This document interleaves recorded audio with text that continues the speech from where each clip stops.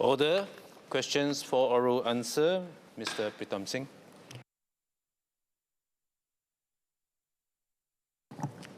Mr. Speaker, the Ministry of Health, MOH, publishes various public health indicators related to the health system and population health outcomes. For example, several capacity-related indicators are available on the MOH website. The annual National Population Health Survey covers lifestyle risk factors and practices such as smoking, screening, and vaccinations. The National Nutritional Survey informs us of the dietary patterns and nutritional status of the population.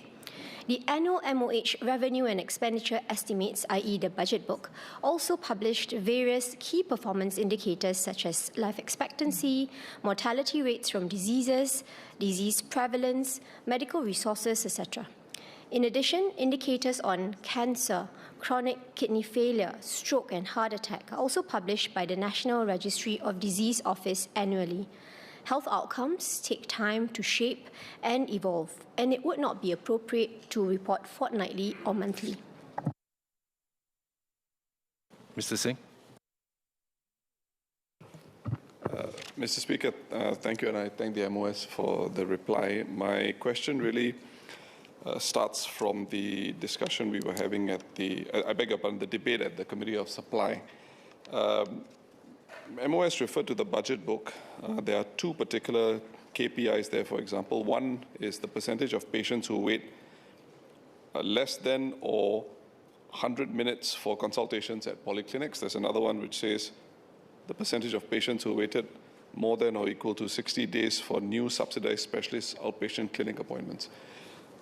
My question was framed with regard to our super-aged society, and the consideration I'm suggesting that the MOH look into is whether there could be a public health dashboard for Singaporeans that gives us a one-stop, identifiable data point on what our public healthcare outcomes are looking like on a bi-weekly or monthly basis. So these two KPIs in the budget book, for example, could potentially be on that dashboard. There are other OECD countries also which have public health dashboards, and my query ultimately is, how is MOH going to look at improving reporting of these public health outcomes in the context of a super-aged society and not prior to this Rubicon that we have now crossed? MOS Rahayu. Mr. Speaker, I appreciate the input and insight that the member has raised. Perhaps I could just give some insight also as to how we have framed this. Actually, when we look at how we are tracking and measuring, we look at an end-to-end and a full suite approach to things. We look at the preventive efforts that we're doing, and that's why we're tracking screening rates, enrollment to Healthy SG. We look at the aspect of the systems and the pressures on that, the access to care, so that's also one dimension. And we also look at the larger health outcomes. So there is actually a full range, and in that sense, many of these are already available. That data point is already available to the public to scrutinize and look at. Secondly, I think in deciding what are some of the KPIs or items for us to track, there needs to be an appreciation as to whether or not that is meaningful. So I take note of some of the items that you have raised. There needs to be a balance in what we are tracking, because just providing the information may not provide any meaningful insight or will necessarily encourage the right behaviors. So, for example, when we look at ED timings, the point of it is really that at the end of the day, for emergency department, if it is an emergency case, it will be attended to immediately. So regardless of the median waiting times or whatever, there is already a protocol that's in place.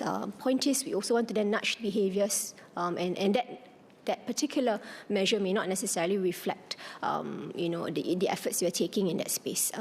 There is also cost to tracking and the measuring. So we want to make sure that whatever we decide on to measure must be meaningful, must then lead to better behaviors and the correct approaches to then respond to some of those indicators.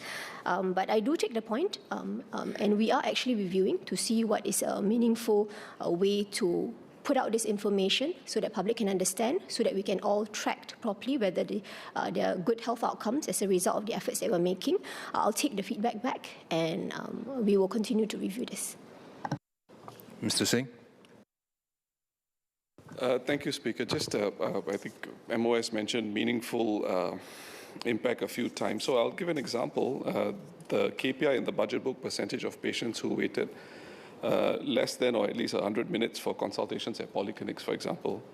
For each fiscal year, 2023, 2024, 2025, the number is 99%. So very high degree of hitting the KPI. But at some point, we have to ask, is that a meaningful representation of what constitutes a good public health outcome? Is 100 minutes too lax or too permissive a KPI? So I think if you have a public health dashboard, for example, with a little bit more granularity, I believe the public would have a better sense of the stresses on the healthcare system and where improvements can be made and where changes also can be advanced in Parliament and out of Parliament to achieve better outcomes for the population at large. M.S. Rahayu. I appreciate the members' feedback, and as I said earlier, this is something that we will continue to consider, but we do also have to appreciate that the information that we get is live in terms of waiting times and all that. So you're right in that we will constantly review as to whether that measure is actually a good reflection of the state of the health systems. But as you know this, we give feedback all the time to MOH, and we do respond quite immediately to some of these issues, especially with, say, waiting time in the polyclinics, how they are utilizing perhaps the online systems. And on the go, our healthcare providers, our public healthcare providers are constantly trying to improve and adapt. So I want to give that assurance that we do take note of these.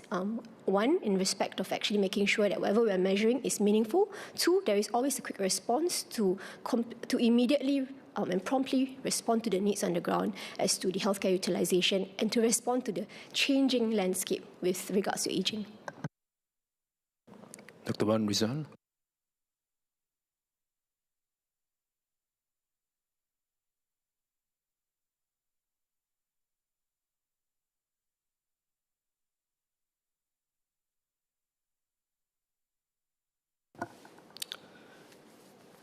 Mr. Speaker, to date, preparations for Hajj 2026 are proceeding as planned. MUIS remains in close contact with Saudi Arabia's Ministry of Hajj and Umrah, MOHU, on the arrangements and will continue to monitor the latest developments in the Middle East. MUIS is working closely with the Association of Muslim Travel Agents Singapore, AMTAS, and the appointed Hajj travel agents and service providers to support our pilgrims for a safe Hajj journey. These include using direct flights to and from Saudi Arabia, choosing ground transport options less susceptible to disruption, and closer coordination of pilgrims' movement in Medina, Makkah, and Jeddah. MUIS is also developing contingency plans with AMTAS and Hajj travel agents to plan for potential travel disruptions and unforeseen incidents during the pilgrimage. Above all, the safety and welfare of our pilgrims remain our utmost priority. MUIS will continue to keep all pilgrims and the wider community informed of the latest Hajj arrangements. Dr. Wan Rizal.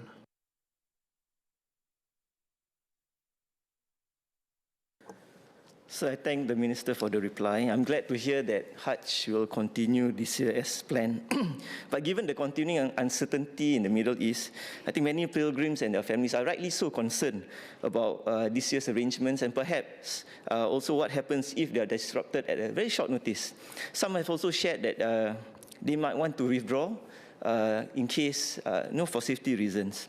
So my first SQ is if Hajj arrangements are cancelled or significantly disrupted this year, or some pilgrims choose to defer due to security concerns, will pilgrims who were due to travel this year be given priority in the following year or subsequent years, and how will this affect others who are already in the queue? My second SQ is that if it happens, can the Minister also clarify, is there some way that they can get a refund or deferment or financial assistance that could be provided and arranged for them so that the affected pilgrims are not unfairly penalized for circumstances that are beyond their control? Thank you. Acting Minister Faisal Ibrahim.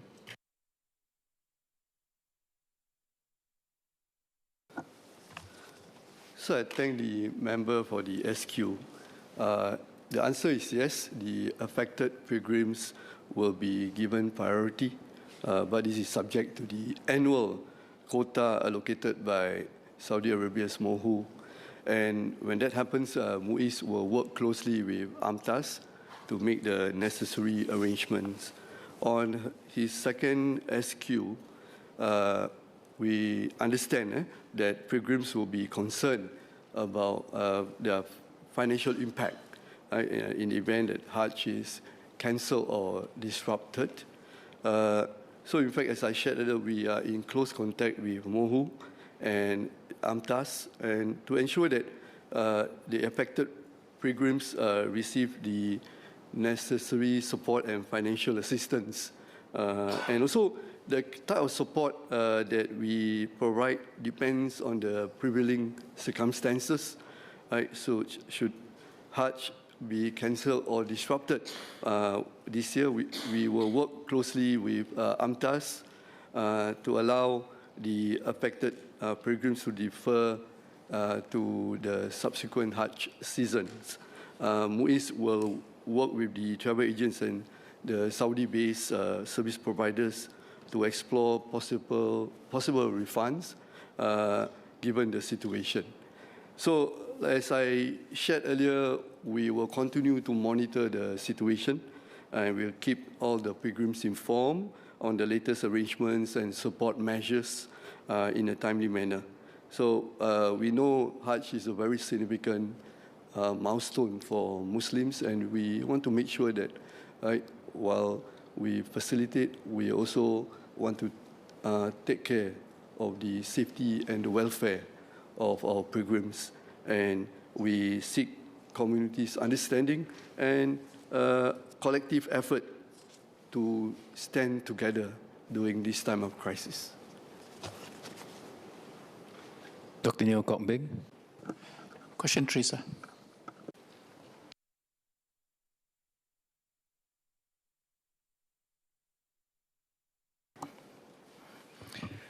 Mr. Speaker, may I have your permission to take questions 3, 4, and 5 filed by NMP Dr. Neo Kok Beng in today's order paper together as they pertain to matters concerning foster parents. Please proceed. My response will also address a related question filed by the member for a subsequent sitting, and if the member is satisfied with the response, he may wish to withdraw the question after this session. MSF will continue to grow our pool of foster parents so that more children in state care can be placed in safe and stable family-based settings, which generally provide better social, emotional, and developmental outcomes than institutional care. MSF has partnered fostering agencies, community organizations, religious groups, and private organizations to raise awareness and recruit more foster families. We have also strengthened support measures, such as increasing the fostering allowance for those caring for teenagers from October last year, and removing the minimum household income and educational requirements for applicants from July 2024. On co-parenting, we are open to considering arrangements between foster and biological parents where appropriate, particularly to facilitate reunification of the child with the biological parents, and where it is in the child's best interest. On attrition, about 6% of foster parents have been deregistered each year on average over the past 3 years. The reasons include new family commitments, health or age-related factors, and relocation. We will continue to strengthen support, training, and engagement with foster families to improve retention and build a strong fostering ecosystem. The member may wish to refer to parliamentary written answers on increasing enrolment of foster parents on sitting date 18 February 2025 to learn more about earlier enhancements to foster care. On Child Life SG credits, they are credited to the Child Development Account CDA trustee of an eligible child to ensure that support is directed to the individual responsible for the child's care and upbringing. While it is possible for the trustee to change the CDA trustee through the bank's portal or mobile application, I would like to point out that in designing the fostering allowances, MSF does not assume reliance on these credits.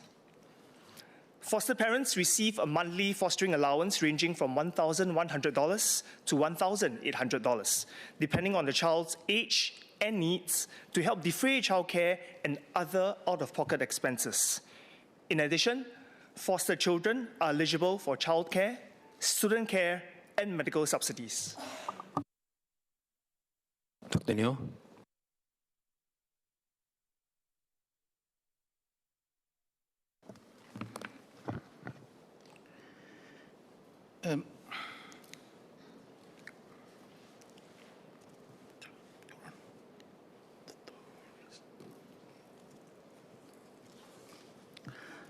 Thank you, Speaker. I have two SQs. Firstly, we acknowledge that the MFS has done a very good job in reintegration. The percentage is very high for the foster children to the birth families. What I would like to ask is, what is the long-term reintegration rate? How long and how do you measure success of the reintegration? And this is to ensure the long-term safety and well-being of the child. The other SQ is on the, again, I want to follow up on the rights of the foster parents. What is the status right now for them to access the information of the foster children, especially in education, where they need to monitor, but now they don't have access to, and also they need to book the medical appointment online for the polyclinics or hospital, and they don't have access. So what is the status of this right now, as the focus is really for these foster children to be in the care of the foster parents for a couple of years? Thank you, sir. Go.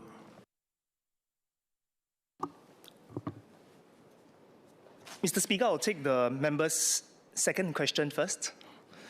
Once a child or young person has been assigned to a set of foster parents through a court order or a voluntary care agreement, foster parents will be issued a letter from MSF that identifies them as the caregivers under the ministry's fostering scheme. And this letter facilitates communications between the foster parents and the healthcare professionals to ensure that the medical needs are addressed. Also allows them to communicate through the schooling system to take care of the schooling educational needs. However, I acknowledge the member's point. Many of the public agencies' services have gone digital, and therefore we do want to provide this digital access as well. This is also the feedback consistent from what we've gotten from many foster parents. And therefore, MSF is currently working to further enhance our foster parents' experience by providing them access to the foster child's education and healthcare information through Health Hub, through Parent Gateway. This is in progress, and we'll hope to update the member at a later date once these are ready. On the second question, in terms of the long-term success rate, there isn't a single percentage or a single metric that we measure by, and what's more important, success is measured by whether the child is able to safely and sustainably stay with the birth family over time. Some other factors we look at when we evaluate whether this is safe and this is sustainable include whether there's further abuse or neglect. So the lack of it, the absence of it is useful. Stable caregiving arrangements within the family to care for the child.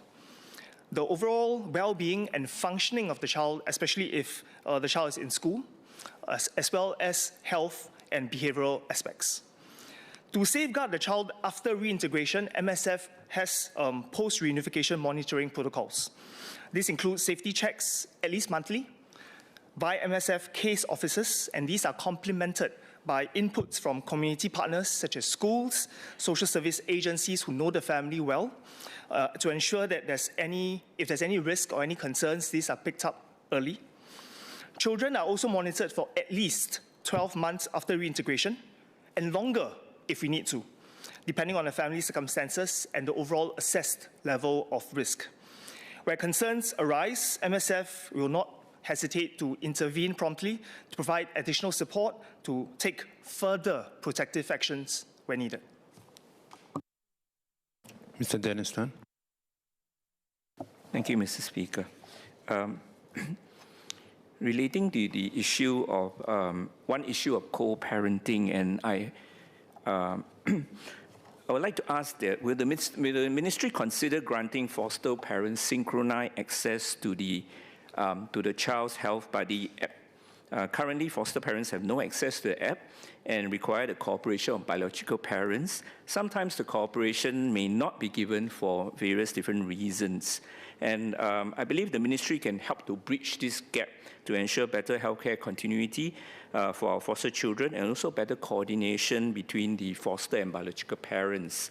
And if it is not possible to grant access across all fostering cases due to the temporary nature of some of the fostering arrangements, then given that many foster placements last for several years, will MSF at least consider enabling health buddy access to at least the longer-term foster parents, for example, those who are at least 2 to 3 years or upwards? Thank you.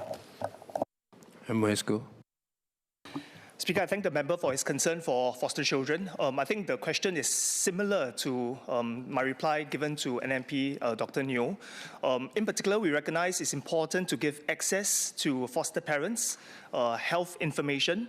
Those may be on Health Buddy. And like what I mentioned earlier, we are working on providing digital access to foster parents. In terms of what data fields, what information is provided to the parents, these are being looked at because, like you said, the context, the situation for every child, the length of foster care differs, and in some cases, depending on the circumstances under which the child is placed under foster care and the relationship with the biological parents, things can be sensitive, and therefore we have to consider all that when we arrange for what data fields are available to the foster parents. But ultimately, the primary consideration is that we want to make sure the foster parents have the information required to provide the necessary care to the child and make sure that the child's best interests are addressed. Mr. Tan, short one, please. Thank you, Speaker. Yes, just a quick clarification. I think, thank you for the answers and the details. Yes, the feedback I received is pertaining especially to making appointments, because there have been instances where foster parents experience appointments being cancelled without their knowledge and then having to arrive at a hospital unnecessarily wasting their time. Thank you. MOSCO. Yes, indeed. So the digital access that we're working on will allow for the appointment booking system and updates to be made available for foster parents to access. Dr. Harish Singaraju.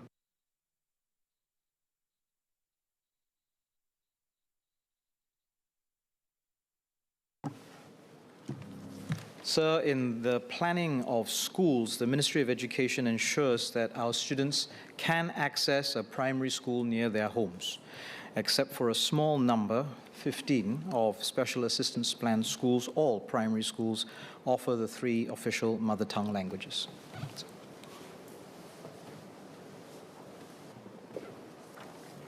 Ms. Kozuki. Question 7, please.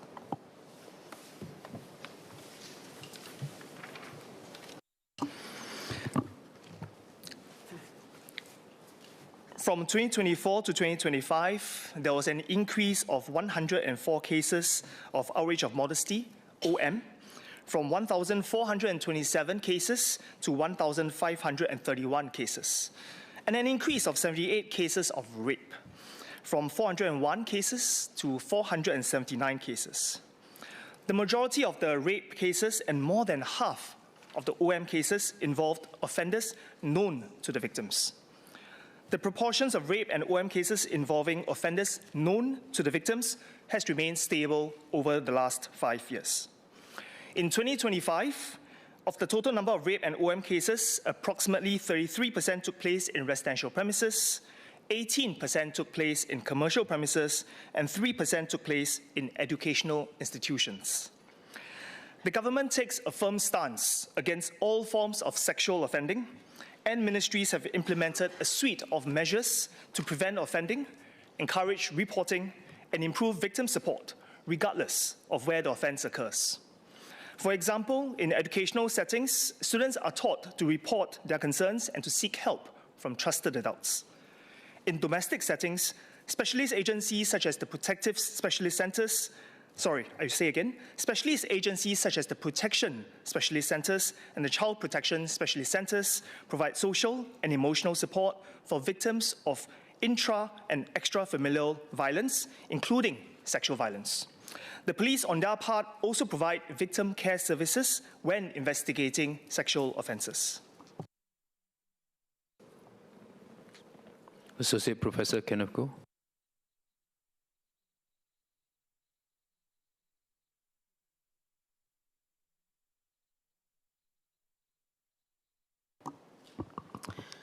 Mr. Speaker, globally, our students from higher socio-economic status backgrounds tend to perform better academically than students from lower income backgrounds. We have not studied, nor do we plan at this time to study, whether secondary school placement based on PSLE results amplifies this skew, as there are many factors that influence the academic performance of our students. Instead, our focus is to help all students achieve their full potential regardless of background. And this includes providing more support to students from more disadvantaged backgrounds, and also providing porosity in our education pathways, such as through full subject-based banding at the secondary school level to strengthen their education outcomes. Associate Professor Kenneth Goh.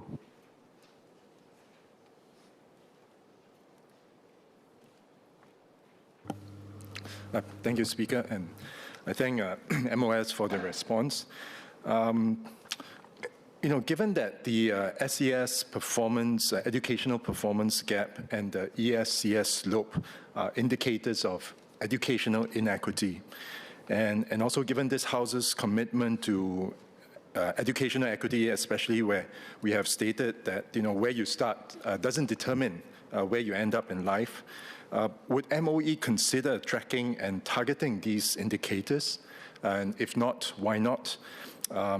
Especially, these indicators can give us a sense of whether the measures that have been undertaken by MOE are working. Thank you. Ms. Law. I thank the member for his question. We will continue to monitor this trend closely as part of our overall efforts to ensure that all of our students are able to maximize their full potential. Mr. David Ho.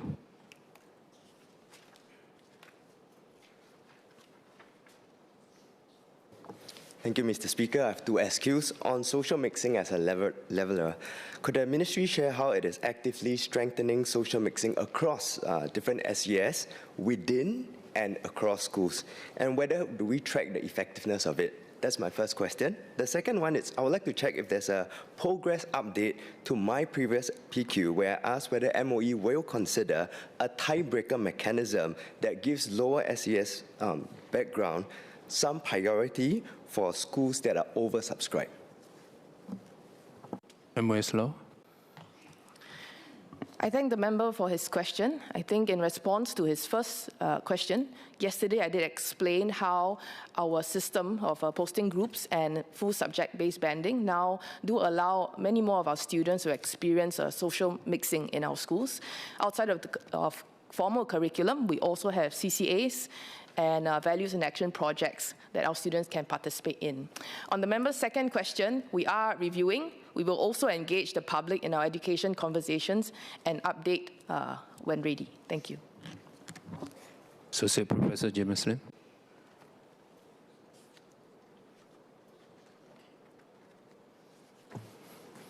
Speaker, thank you for allowing me to join the debate. While I did not file a PQ on this topic today, I had filed related PQs before and spoke on the issue during this year's budget debate. Now, to follow on from Prof. Goh's PQs, I wonder if the ministry has looked into how much the growing relevance of socioeconomic status may be driven by access to tuition. After all, if a student from a poorer household falls behind in class, they are much less likely to be able to make up for this lost ground with private tuition compared to a family with access to more resources. Relatedly, I recall that when we were going to school, when I was going to school, our teachers would conduct remedial classes for weaker students. May I check how widespread such practice is in schools today, or has it become de-emphasized, perhaps because our teachers are already putting in between 47 to 53 hours a week, around 25% more than their OECD counterparts? Associate Professor James Lim, actually, you're not entering a debate. You should be asking SQs. But no, I just wanted to make the point that we are not debating about an issue. MOS Law. Oh, I thank the member for his question. MOE does provide additional support to many students with higher educational needs, and we continue to do so in programs, even though the names may have changed from those that we understood and knew when we were students, and those that students experience today. For instance, primary schools do provide very targeted academic intervention for students who need more support to strengthen their foundational skills in reading and literacy and numeracy. And this includes learning support programs, reading remediation programs, and learning support for mathematics. So we want to do this through our schools to ensure that all of our students do have access to support to improve their academic performances. Thank you. Associate Professor Kenneth Goh, your next question.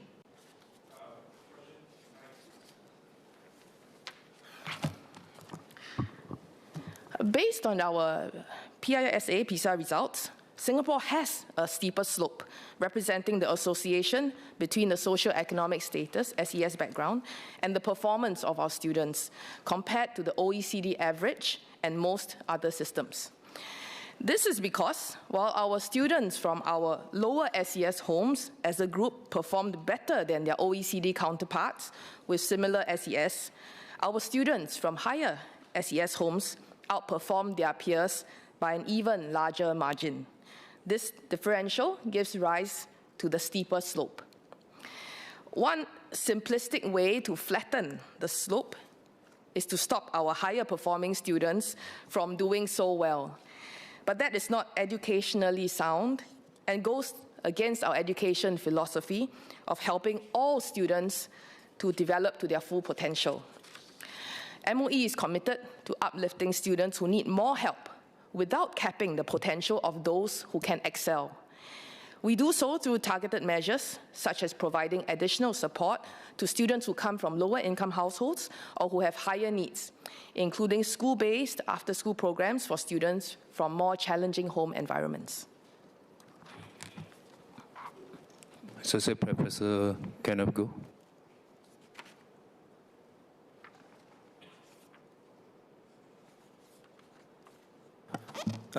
Thank you, Speaker, and I thank MOS again for the response.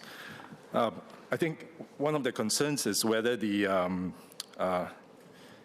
whether performance, what the ESCS slope implies or suggests is whether performance is driven by income or affected, at least affected by income. I'm not saying that it's caused by income, but whether there's a strong correlation between SES and performance. So it's not about capping potential, but whether or not the folks from higher SES have more opportunities, and because of that, that leads to that increase in academic performance.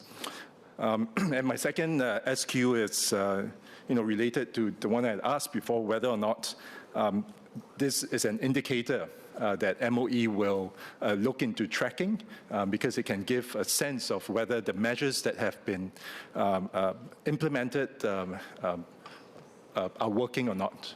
Thanks. MOS Law. I thank the member for his question. I think the first question was more of a comment. I didn't really catch the specific question. the first part of it. Yeah, it's more of a comment about, in response to your point about capping potential of high performance. So by flattening the slope, so you're talking about one way of flattening the slope, which would be lowering the top end. But I don't think that necessarily means depriving people of opportunities. I think what it suggests is that there might be a certain group of people with more opportunities, and because of that, that gives them the chances to do better. And hence, you see that stronger relationship between SES, or in this case, the ESCS and performance. So it's maybe putting forth a different interpretation of the data, and likewise with that different interpretation, there could be different policy implications as well. So specifically, my question is whether MOE would consider that different interpretation and how that might change policy. Absolutely. Thank you for the clarification. So yes, we will continue to watch this trend and this indicator closely as part of a suite of overall indicators that we use when assessing the overall educational outcomes for our students. I think on the first comment, my assurance is that we want to make sure that all Singaporean students have as much access to opportunities as possible, regardless of socio-economic statuses. Thank you. Associate Professor James Lim. Thank you, Speaker. I'll just reiterate that I agree with the MOS that none of us that argue against early tracking do so because we want to suppress the performance of our top students. However, I'm wondering if she's aware of research by Professors Eric Hanushek and Ludiger Wurzmann. This was published in 2006 in the Economic Journal, that argues that the result of early tracking is that it raises socioeconomic it raises the impact of socioeconomic status on educational inequality, not so much because of allowing those that are high achievers to blossom, but rather by lowering the performance of both groups, even the high achievers, and it lowers the ones of the low achievers even more. MOS Law. I don't think I heard a specific question, but if the question is about whether I'm aware of the research, well, after today, I definitely will be. Thank you. Ms. Yeo Wan Ling.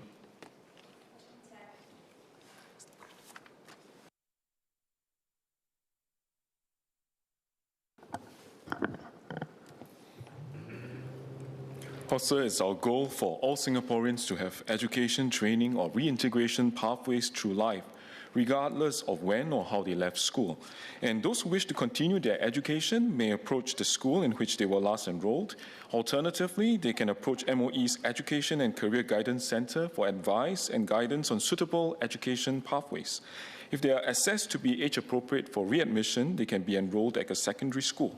The receiving schools may assess these students and provide bridging programs to smoothen their transition back into mainstream education. Well, for students who may prefer other education and training options, there are also alternative pathways. So students with minimal academic qualifications can consider the ITE General Education Program, which allows adult learners to obtain their GCE N or O levels. This in turn then allows them to subsequently enroll in higher NITEC and diploma programs in our institutes of higher learning. Skills Future Singapore also provides subsidies for a wide range of industry-relevant training programs to meet the upskilling needs of Singaporeans throughout their careers, regardless of their education or academic qualifications. Ms. Yeo.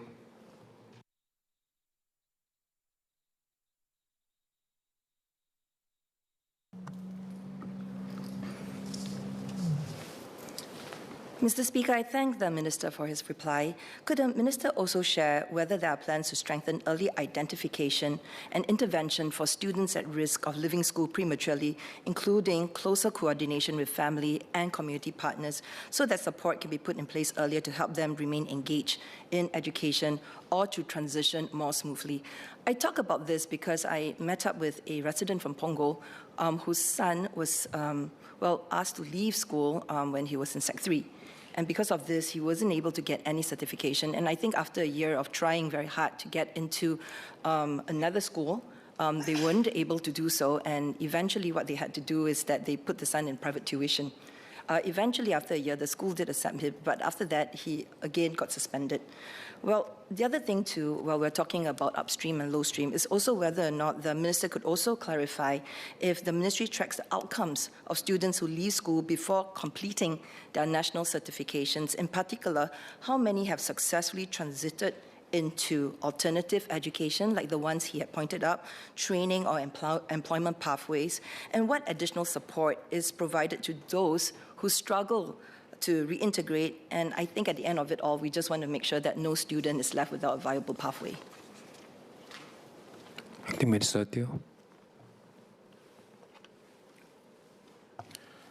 Mr. Speaker, I thank the member for her SQ, and indeed, it is our goal to make sure that all Singaporeans, all students have good pathways through life.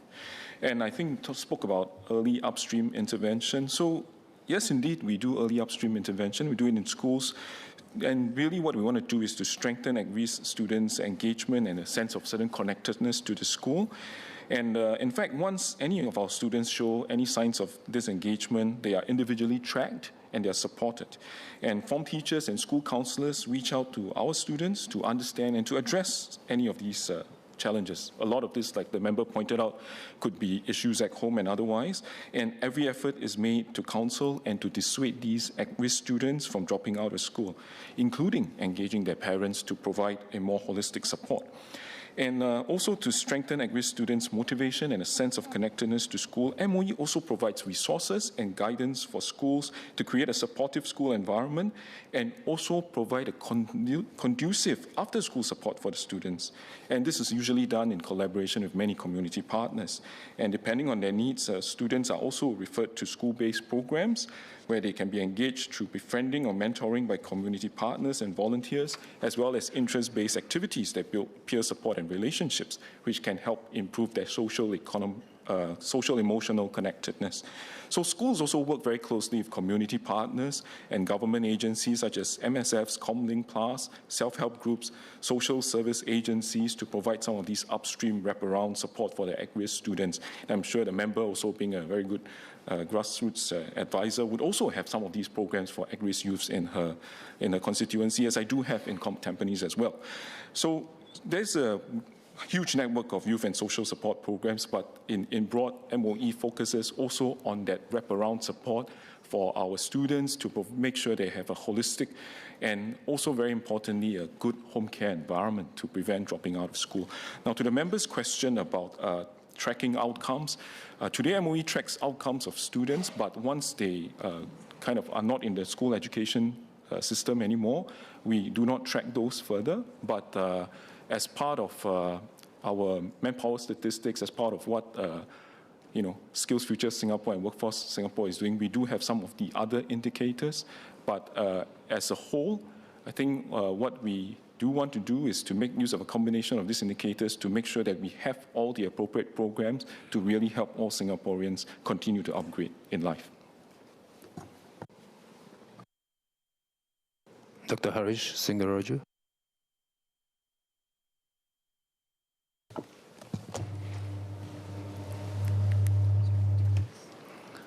Mr. Speaker, I thank the member for acknowledging SCF's established mental health support system in its PQ, in how we support full-time national servicemen with mental health needs. To recap, then Senior Minister of State for Defence, Mr. Heng Chee How, had provided a description of the SCF's mental health support system in his response to parliamentary questions from Mr. Desmond Chu and Dr. Wan Rizal on 7 March 2024. The member can refer to that reply as background info. To the member's question, in addition to the SCF's mental health support systems, the SCF has measures to support NSFs who face psychosocial stressors that may impact their mental health. These NSFs are identified through various touchpoints during their service, such as the basic military training, through surveys and regular commander interviews. When needed, their commanders will provide them with support or refer them to relevant services. So these include the SCF's financial assistance schemes, counselling, as well as rehabilitation services. We recognize that NSFs with psychosocial needs may benefit from the larger social support system, the SAF collaborates with partners on additional avenues of support where appropriate. For example, it works with the Ministry of Social and Family Development social service officers and the Community Network of Family Service Centres to help those with added needs. So doing so ensures the continuity of support for NSFs after they complete national service. So we encourage NSFs who require assistance to reach out to their commanders, the SAF Mental Health Office, or the SAF Counselling Hotline. Thank you, Mr. Speaker. Dr. Harish Singarajo. Thank you for the reply. I have two SQs, one from the perspective of a public healthcare doctor and another from an SAF medical officer or commander. At this juncture, many NS men who do see us in public healthcare do raise concerns in terms of the social strains they face during these times. And we are aware of social partners that can offer such helps. I wonder if we can strengthen the communication between public healthcare and that of the SAF during the NS times, such that we can inform the commanders that these are gaps that the NS men are facing, and therefore the kind of avenues that we can refer these NS men to. And on the other front, as an SAF medical officer, commander, I recognize that there are avenues to support these NS men in terms of the various social issues they present with.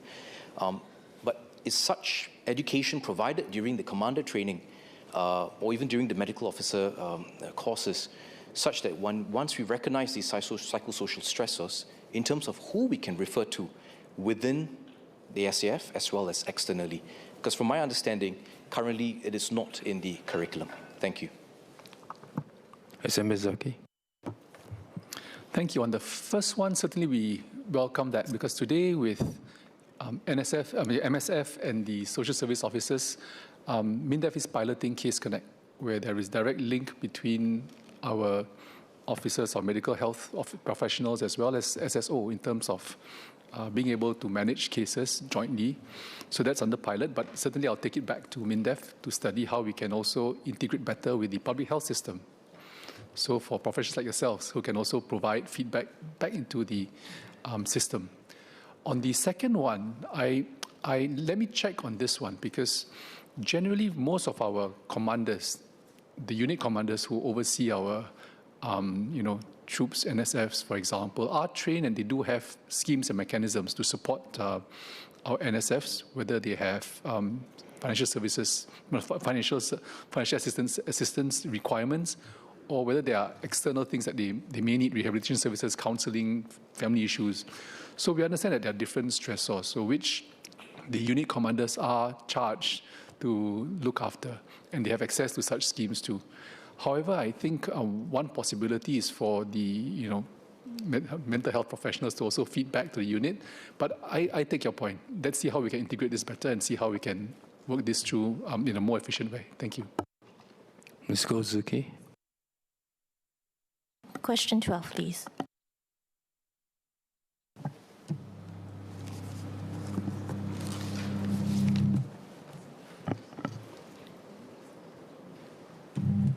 Mr. Speaker, sir, can I have your permission to answer questions 12 to 14 together on today's order paper? Please go ahead. Sir, there are existing safeguards for gyro. Customers can set transaction limits on their gyro payments, and banks also apply due diligence checks on gyro billing organizations. These include checking that they are properly registered businesses and are not linked to any sanctioned or other criminal activities. However, checks by banks may not always be able to prevent errors and potential misuse of gyro. While such cases have been uncommon so far, we agree that the safeguards should be strengthened. MAS is working with the Association of Banks in Singapore and member banks to strengthen these safeguards. The review will consider measures including enabling customers to set monthly limits on the value and number of transactions and enhancing transaction monitoring and due diligence on billing organizations. We will also consider suggestions by Ms. Gosuki, Mr. Melvin Yong, and Mr. Sean Low, and members of the public. We also advise consumers to review their current gyro arrangements and to set appropriate transaction limits with their banks and financial institutions. There are also other non-gyro payment options available to customers, including standing instructions to the bank for recurring monthly payments for an amount set by the customer. Ms. Goh.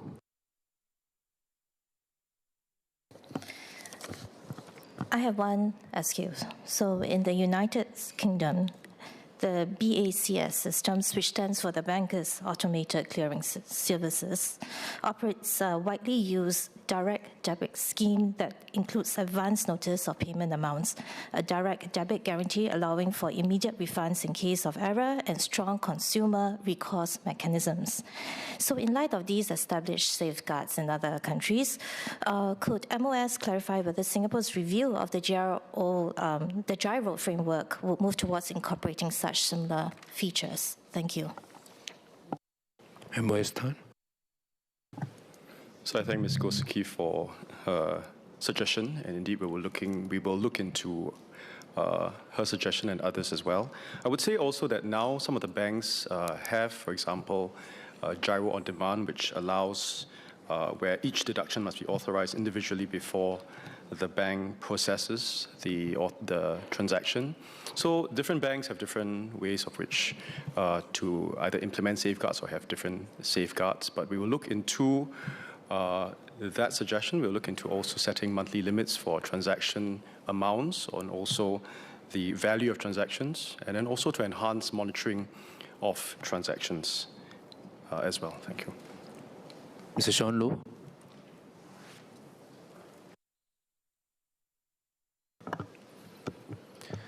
Thank you, Mr. Speaker. I thank the MOS for the update.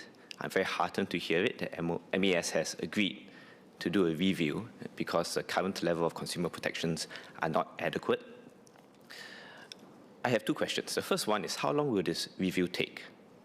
And my second question is, while the review is ongoing, can the MAS also increase public awareness of the protections offered to consumers as well as its limitations? So today, you can only set a limit per transaction, but consumers are not protected because agencies or organizations can have multiple deductions within that transaction limit. So can public awareness be increased prior to the review being completed? Thank you. MOS Tan. So indeed, MAS will work with the banks as well as financial institutions to raise awareness and public awareness of these. And the review, we will start with lower-hanging fruits. Some of these may be affected in the short term, but major enhancements which involve system changes will need some time to be developed, tested, and implemented. But we accept and we will take his views into account. Thank you. Mr. Melvin Yong.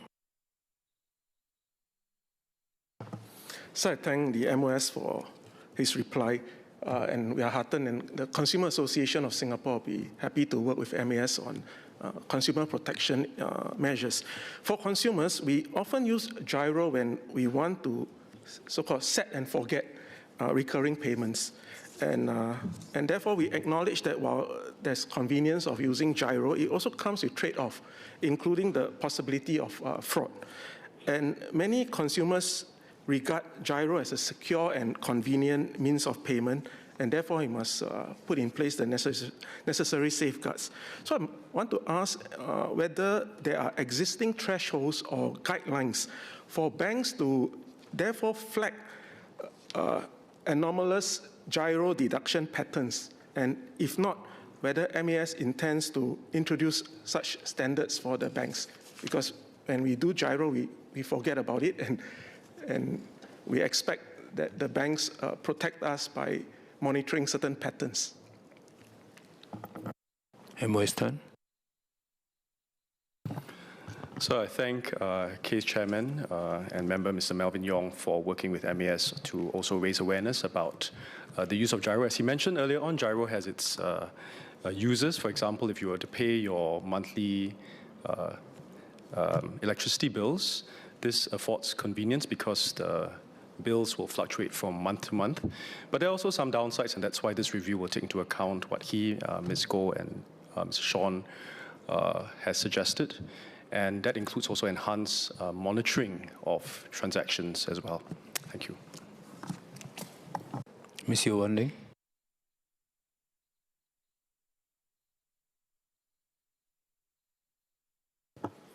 Mr. Speaker, this question for oral answer has been addressed by written reply to question 97 on the order paper for 7 of April 2026.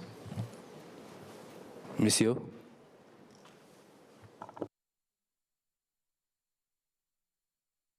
Mr. Speaker, thank you, SPS, for the reply.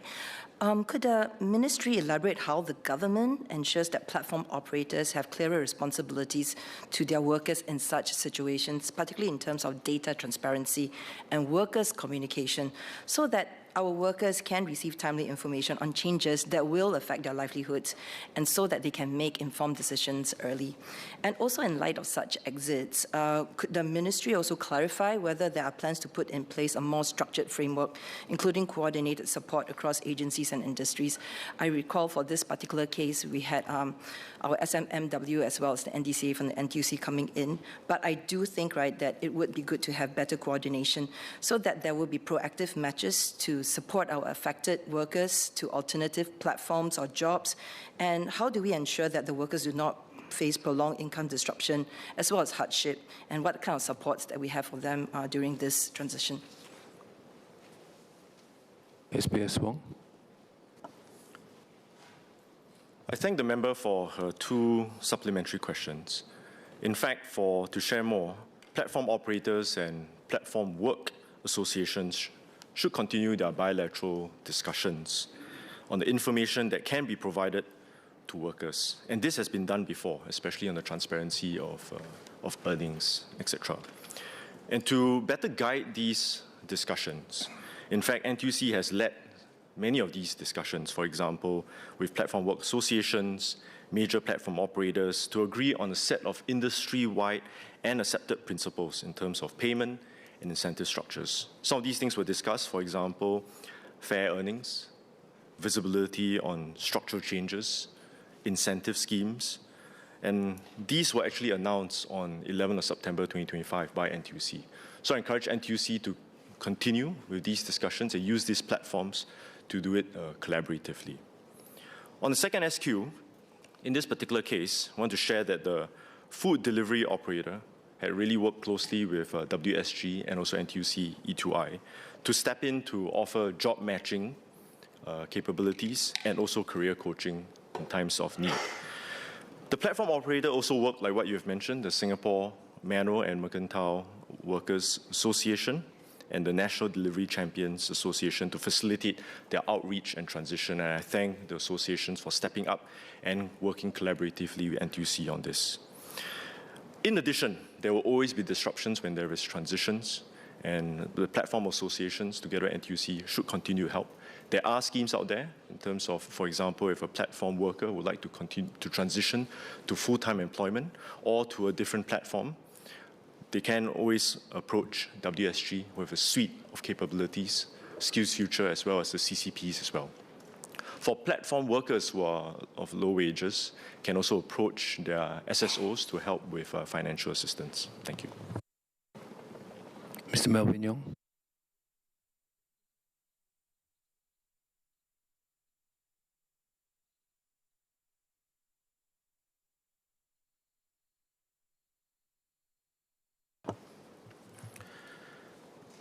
Mismatches in the labor market may be driven by shifts in skill requirements. For example, firms are expanding technology functions, driving sustained demand for jobs, like AI engineers and engineering professionals, while restructuring other PMET roles that have become easier to automate. Retrenched PMETs may lack the specific technical skills and experience to fulfill requirements in-demand engineering and technology specialist jobs. Mr. Yong. So I'd like to ask the SPS, have we done a study on the profile of those who have been retrenched, the PMETs, and also what are the type of jobs that the market is looking for, and whether the ministry has any plans to improve our job matching and reskilling interventions so that we can better align displaced PMETs with available roles in these new areas, engineering and technology? And how does the ministry then assess the effectiveness of such efforts to date, if they already exist? SPS Wong. I thank the member for the two SQs. In fact, to better understand the hiring landscape today, actually the hiring demand for PMETs remains higher than the number of PMET retrenchments. And many of the in-demand PMET jobs are actually in finance and infocom. As of December 2025, two sectors with PMET vacancies of 4,100 and also 5,300 respectively. In fact, comparatively, there are only 960 PMET retrenchments across both sectors for the last quarter of 2025. And in these particular sectors, the PMET retrenchments actually remain low relative to entire workforce size, and there remains ample opportunities available. To that point, the government will always continue to provide support for workers to upskill and reskill into these roles. In fact, for your second point, is that actually for Workforce Singapore, WSG, for the CCPs, which is the career conversion programs, we actually support workers to reskill into growth jobs and into longer-term prospects by provision of salary support to the employees. In fact, over the last 3 years, we have placed over 7,300 workers into tech and engineering-related jobs through these CCPs. So I encourage them to take it up. Thank you. Dr. Neo Kok Beng. Well, thank you, sir. I would like to ask, in the case of the professional conversion program, especially for engineers and technologists who are retrenched, is it possible for WSSG, the proposed WSSG, to actually work with professional institutions to design programs that are directly relevant to the industry rather than take up courses that are designed by maybe the universities or the polytechnics? Thank you, sir. SPS Wong.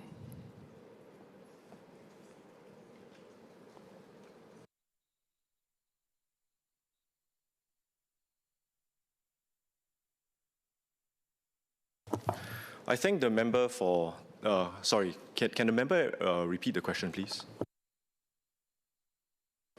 Yeah, my question simply means that whether the ministry or WSSG will consider developing or working with professional institutions for that particular professions or trade to develop programs that are relevant directly to the industries, or rather than actually looking at programs that are developed by the universities or the other academic institutions. Thanks.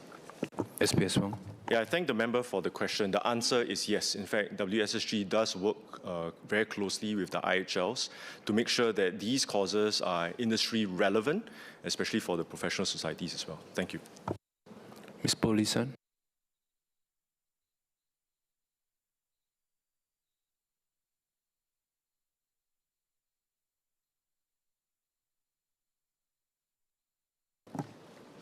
In 2025, about 30% of BTO blocks were completed earlier than their estimated completion dates at the point of flat booking.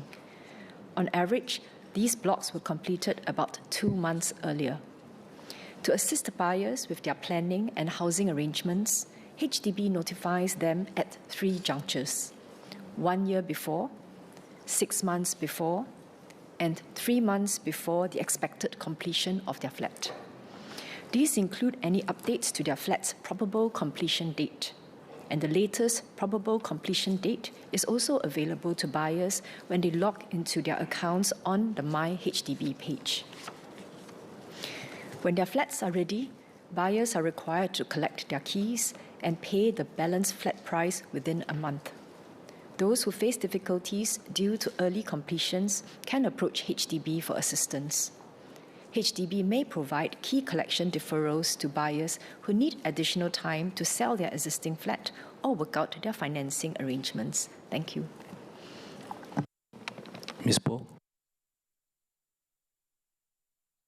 Thank you, Speaker, and thank you, SMS, for your reply.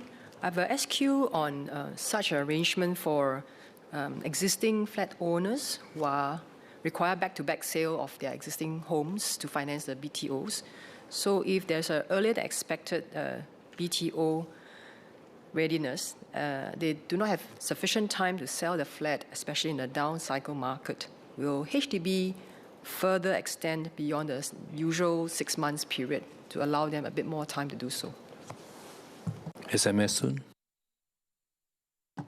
I thank the member for her question. Earlier, I mentioned in my reply that the HDB notifies buyers at 3 junctures. This is to give buyers adequate time to plan. And that's why it's at the 1 year before, 6 months before, and 3 months before. So this is to give them adequate time to plan for what they should do with their previous flat, their existing flat, as you mentioned. But in situations where they are really in financial difficulty and not able to match the back-to-back arrangements, HDB will step in to see how they can facilitate the arrangements so that both the buyers and the sellers in this instance can find an acceptable arrangement that works for the both of them. Thank you. Mr. Gerald Gill. Question 18, please.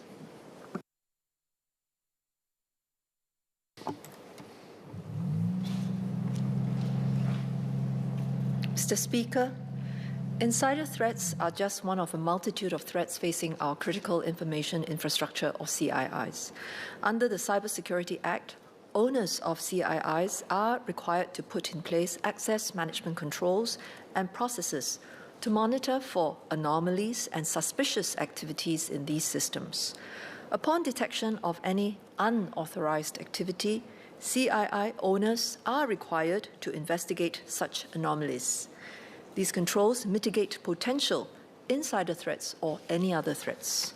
The government takes the cybersecurity of our CIIs very seriously. We will continue to review the standards we require and consider further enhancements that could be effective. Mr. Gill. I thank the Minister for the reply. I'm asking more in terms of dealing with the issue upstream in terms of vetting personnel.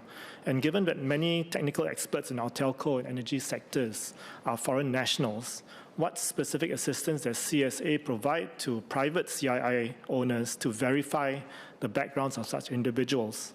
And could the ministry introduce a tiered vetting system where personnel with super user or administrator access rights to our sensitive core areas of our CII must undergo government-led G50 security clearance, just like public servants and vendors who access our government systems?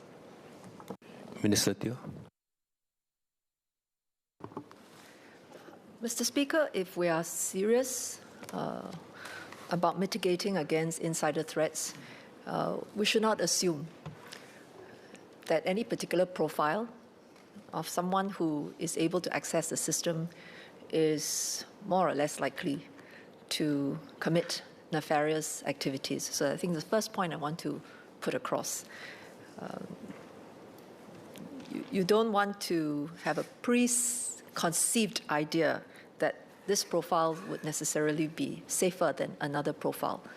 If you want to be able to defend against as many insider threats as possible, you have to assume that every single one that has access to the system, every single person that has access to the system could pose an insider threat. So that's the first thing. Second, we also don't assume that security vetting is a silver bullet. If a nefarious actor is determined to infiltrate the system, and they know that there is a vetting process of some sort, then clearly it would be an effort on their part to overcome whatever it is that would stand in the way of them clearing a vetting system. So a vetting system is also not a silver bullet. Thirdly, I should just say that in cybersecurity, today we operate with the concept of zero trust, meaning that you decide in terms of how you architect the access controls, and you provide what is known as least privileged access, meaning for every single one who has access to the system, you design the access controls in such a way that they only access what they're supposed to access in order to get the job done. And then you need to put in place a robust system so that you never trust, you always verify whether a user is accessing the part of the system that they should access. Then you need a system to monitor. You need to look at suspicious behavior, whether there was a user that attempted to go beyond the access privileges that were granted. And you're very careful about who you provide more access control to. So I think that is the approach that we take, rather than to over-rely and to think that just because upfront, upstream, we have done security vetting, these other controls are not as important, or since they have cleared vetting, then it is safe. We don't make that sort of an assumption. And security by design means that you have all these multiple layers of defenses in order to be able to guard against the cyber risk. Mr. Giam. I thank the Minister for her reply. I agree that we should not assume any of these things, and we should not assume that just because someone is security cleared, therefore they are safe to continue using the systems. But in this age of cybersecurity threats and APTs, should we not consider that aligning the security clearance of our CII personnel, especially those with access to sensitive systems, with public servants, because all public servants have to go through this standard security vetting? Why not extend that to CII personnel as well? Minister Teo. Mr. Speaker, I think I addressed the member's question, which is that where it is useful and relevant to do so for certain types of cybersecurity accesses, yes, we do have,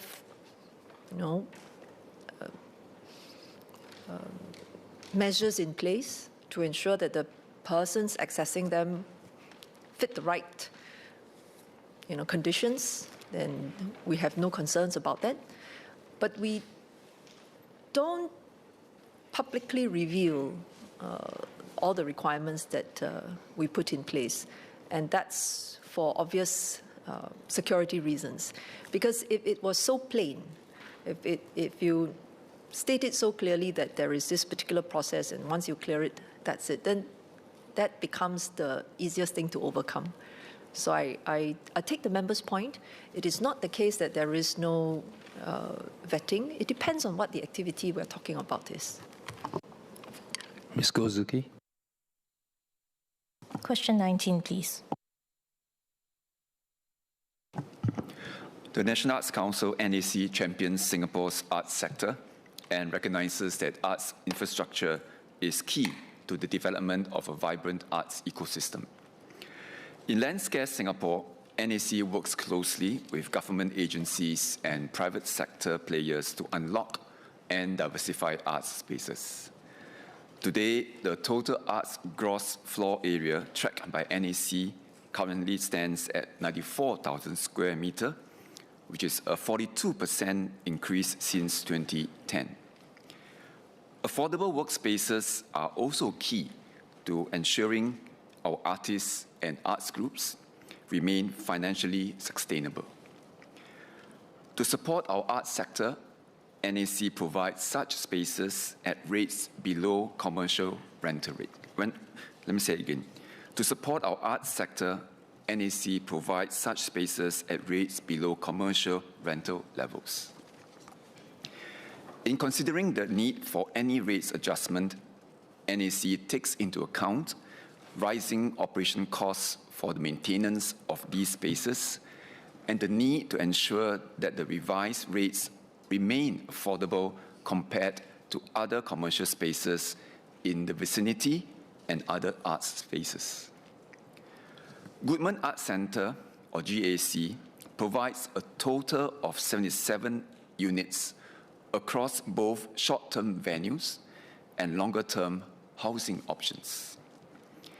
These include 26 project studios for flexible short-term tenancies of up to 12 months for artists who have project-specific needs, and 51 units under the framework for Arts Spaces scheme, which supports arts groups up to 9 years and is subvented by NAC at up to 80%. The rental rates for project studios were last reviewed in 2012, and Arts House Group, or AHG, the appointed operator for GAC, has absorbed rising operational costs since then. Although AHG had begun to engage arts tenants on the rate increase for greater sustainability, it will defer rate increases in 2026 to support arts tenants during this period of heightened economic uncertainty arising from the conflict in the Middle East. NAC and AHG will review the rates at the end of this year for 2027. In parallel, NAC is studying the sector's longer-term needs and has been engaging and consulting the arts sector on their spatial needs and affordability of art spaces. In planning for the future, NAC will take steps to ensure that art spaces remain accessible and affordable for artists and arts groups. NAC also supports artists and arts groups through existing grants such as the Creation Grant, Presentation and Participation Grant, which funds the creation, production and presentation costs of our artists and arts groups. Thank you. Ms. Goh.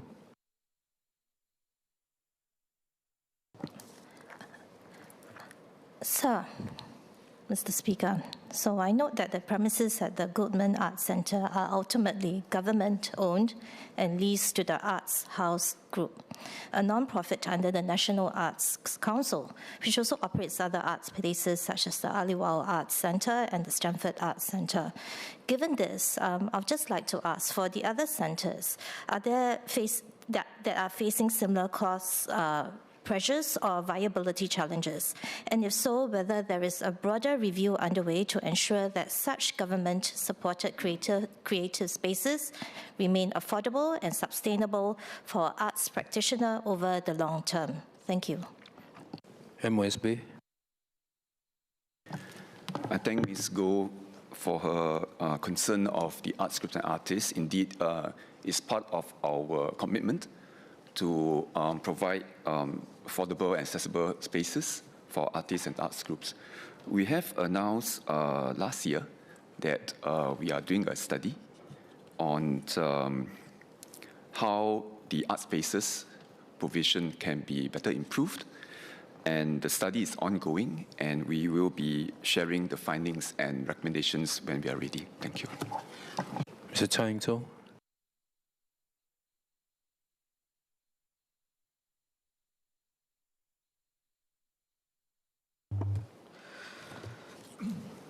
Mr. Speaker, MSF reviews the ComCare per capita household income benchmark regularly.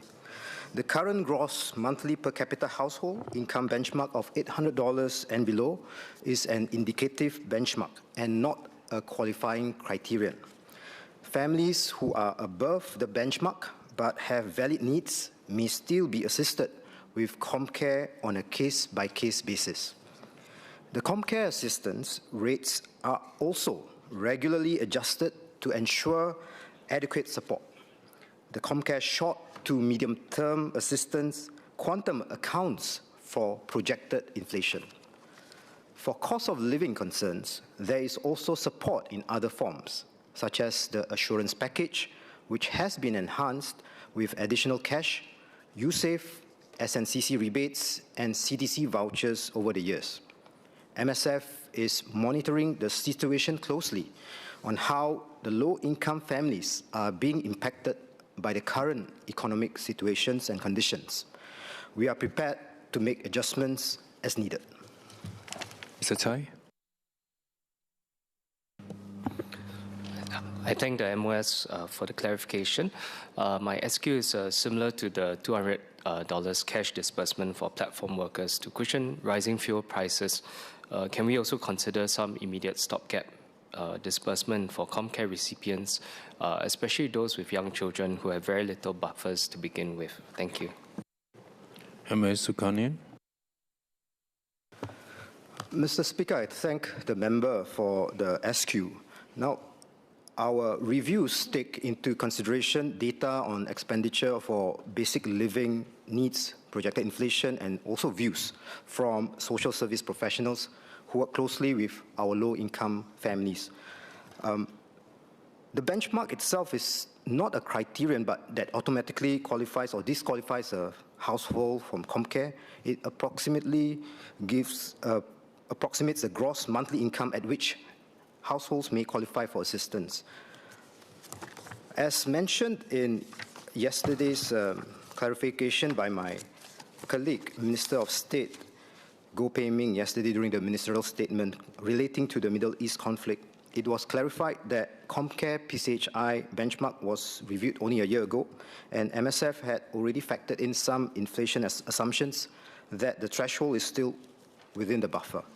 Now, besides this, there are also other general support for and measures announced yesterday as well to provide enhanced support for Singaporean families, not just the lower income households. For example, CDC vouchers of $500 will be brought forward to June 2026. The cost of living special payment has also been enhanced, and eligible Singaporeans can receive up to $400 to $600 in September 2026. And for families who are on ComLink Plus, they are also eligible for the enhanced payout measures that have already been announced in this year's budget and COS as well. Ms. Mariam Jaffa.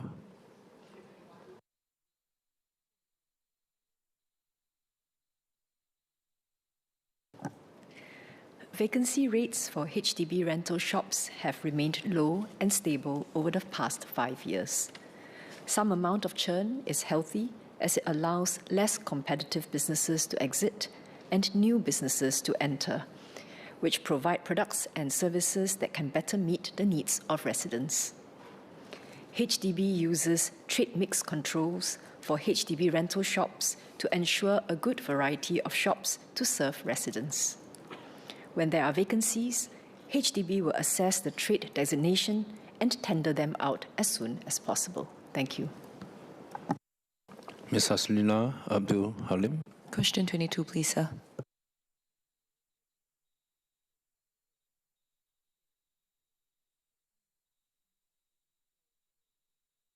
Speaker, may I have your permission to answer questions 22, 23, and 24? Please proceed. Today, the government publishes lists of individuals and entities for specific purposes related to national security. For example, certain foreign organizations designated as terrorist entities are listed in the first schedule to the Terrorism Suppression of Financing Act, or TSOFA. There are no plans to make public a broader list of foreign organizations that may pose concerns to Singapore's national security. Such a list may give rise to operational and security risks. Regular publicity and outreach efforts are conducted to raise public awareness of security threats, including from foreign organizations of concern such as foreign terrorist groups. We have also publicly stated that Singaporeans should not participate in foreign armed conflicts and should exercise particular care in dealing with organizations with links to foreign militaries or foreign security and intelligence agencies. There are also restrictions and responsibilities under various statutes, such as the Foreign Interference Countermeasures Act, in relation to membership in a foreign legislature or foreign political organization, or the United Nations Act, which includes prohibitions against providing technical advice, assistance, or training to designated foreign persons, entities, and organizations. Where necessary, the government will issue travel advisories on overseas developments that may have security implications. Singaporeans should exercise due diligence and err on the side of caution when in doubt. It is ultimately every individual's responsibility to ensure that they comply with our laws and not act in a manner prejudicial to Singapore's national interest. Ms. Haslina.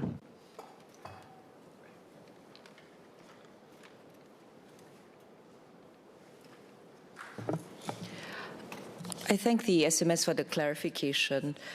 There were a lot of interest with regards to the two individuals who were found to be volunteering with an Israeli-linked military, or rather Israeli military-linked organization. That points to the interest and the requirement for increased awareness. SMS earlier talked about awareness campaigns. Could we have a bit more color and a bit more sharing on the partnerships, whether it's an interagency approach, whether it's an approach with community organizations or going upstream to schools, so that this awareness can go upstream, and it is with clarity that we understand, while we are looking for international experiences, that national security is always a key concern. Thank you. SMSA.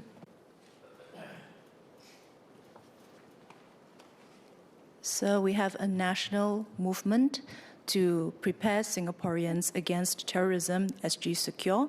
And this is one way through which we disseminate important information so that Singaporeans are aware of security risks. Also, when there are cases that the member, Ms. Haslina, has raised, we have also amplified existing messages through the media. And ultimately, it is very important for Singaporeans to have a good grasp of what our national interests are. And this is something that we have discussed repeatedly in this House. Mr. Dennis Tan. Question 25, sir.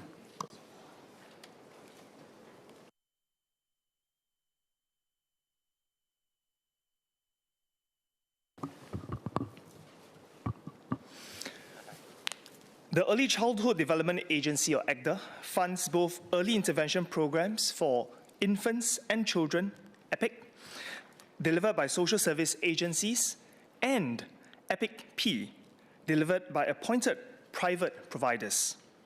Means-tested fee caps are established to ensure that operators provide quality services at an affordable fee. A median income family pays up to $210 a month for EPIC and $360 a month for EPIC-P. Both EPIC and EPIC-P programs are delivered by a transdisciplinary team of professionals, including EI educators, speech and language therapists, occupational therapists, psychologists, and social workers.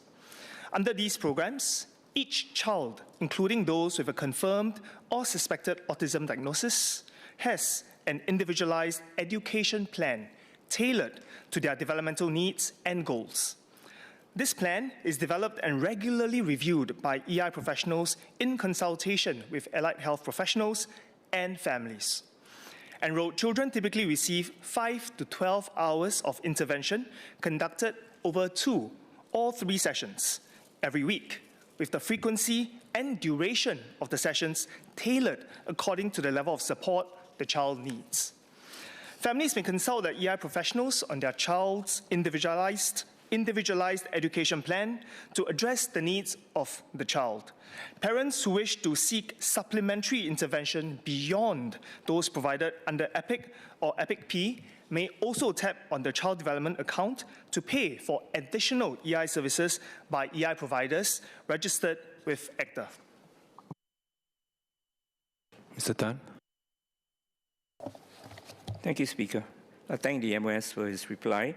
Would the Ministry consider a tiered co-payment model for private providers, similar to the EPIC-P scheme, where middle-income families can pay a regulated rate for a fixed number of additional private therapy hours to supplement their child's public intervention? 2, given that EPIC typically offers only 2 to 4 hours intervention weekly, many children may require additional private sessions. Will the Ministry consider allowing the use of the Child Development Account funds for a wider range of accredited private therapies without depleting the basic EPIC subsidy? Thank you. MS, go.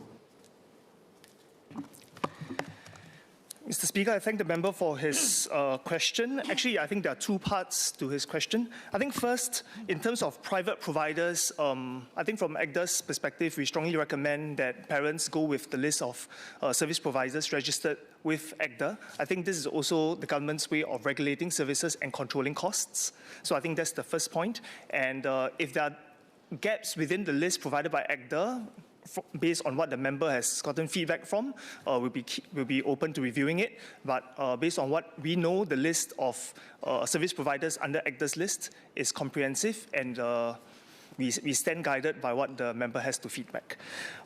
Based on the number of hours that each child receives in terms of early intervention, it is based on what, like I mentioned earlier, the EI professionals meeting together with the families, taking into account all the professionals' inputs to deliver an individualized plan. And based on that plan, there's a certain guideline in terms of how many hours and what's the frequency of the dosage of treatment. And I think that is what the professionals deem as required. Of course, sometimes parents may choose to do even more, but that is not what the professionals will say are cardinal, and therefore, if parents choose to use additional sessions, they can use the CDA accounts to pay for those. But what the individualized plan recommends is the required dosage based on the professionals' input, and based on the list of providers that ACDA has engaged, all services, all specialized services that are required will be fulfilled through that list and will be catered under the individualized plan. SPS Wong, you have a clarification to make? Thank you, Mr. Speaker. Regards to my PQ16, I'd just like to clarify that career conversion programs provide salary support to employers. Thank you. Order. End of question time. Clarification by Coordinating Minister for National Security and Minister for Home Affairs.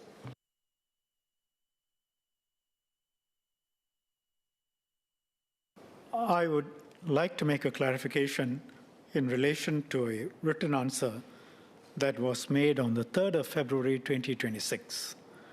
In response to a parliamentary question filed by Ms. Valerie Lee on the number of traffic accidents linked to vape or drug abuse, I said in our response that between 2023 and 2025, 77 accidents were suspected drug and or etomidate use, and that 25 of these were suspected of drug use. The remainder were suspected of etomidate use, and 2 of these cases included suspected drug use. So I would like to clarify for the record that 38 traffic accidents were linked to drug and or etomidate use, 19 were drug cases, 12 were etomidate cases, and 7 involved both drugs and etomidate. Thank you, sir. Order. Introduction of government bills. Minister for Manpower.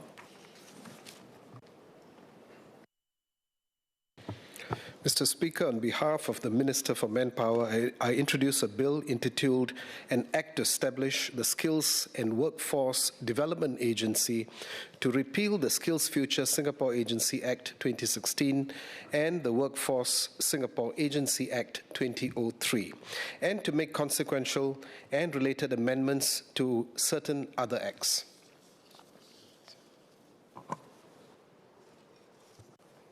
Skills and Workforce Development Agency Bill. Second reading, what day? At the next available sitting. So be it. Order. The clerk will now proceed to read the orders of the day. Item 1. Resumption of debate on the second reading of the Energy Conservation Bill. The question is that the bill be now read a second time. Mr. Yip Hong Wing.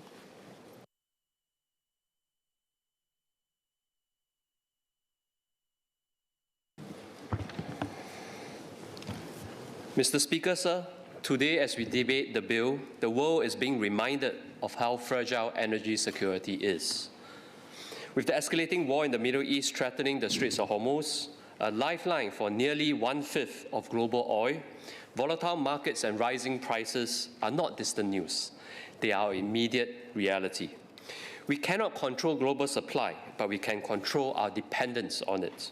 As Chair of the Defence and Foreign Affairs GPC, I see energy security as inseparable from national security. Conservation is no longer just climate policy. It is essential cost of living and economic policy. Every watt we save is a watt we do not have to import for. I support this bill because it closes a critical gap. Today, our minimum energy performance standards and mandatory energy labelling scheme apply only to local suppliers, leaving goods imported directly for one's own use unregulated. A gap in policy becomes a liability in crisis. It allows inefficient equipment to be locked into our system and lets those who bypass the rules undercut compliant businesses. Even if direct imports are less than 10% today, we must close this gap before it grows. What we allow into our system today determines the bills we pay tomorrow. The principles of this bill is sound, but its success depends on implementation. To ensure it works fairly and affordably on the ground, I have 4 areas of clarification. First, Mr. Speaker, sir, affordability. We know that energy-efficient products are cheaper over time. A commercial refrigerator can have life cycle costs about 30% lower than a non-compliant one. However, most energy-efficient products come with a premium. Households and SMEs do not live in life cycle calculations. They live with immediate budgets and cash flow constraints. Are we doing enough to help households and businesses bridge the gap between higher upfront costs and lower long-term savings? Are existing schemes such as the Climate-Friendly Household Program, the Energy Efficiency Grant, the Resource Efficiency Grant sufficient for those most affected? If direct imports are currently less than 10%, what is the projected cost impact on households and SMEs when these amendments take effect?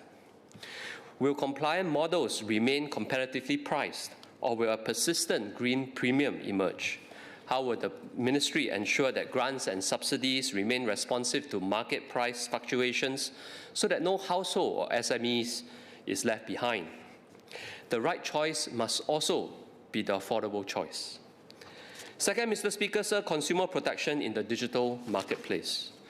The bill empowers the government to regulate online advertisements, require energy efficiency information, and take down non-compliant listings. Will enforcement be proactive rather than reactive? Will platforms be required to screen listings before they appear, rather than only remove them after a breach is reported? Will consumers have a simple and accessible way to verify whether a product is compliant before making a purchase? If a non-compliant listing is removed after payment has been made, what protections will consumers have? Will marketplace operators be required to facilitate refunds or stop deliveries?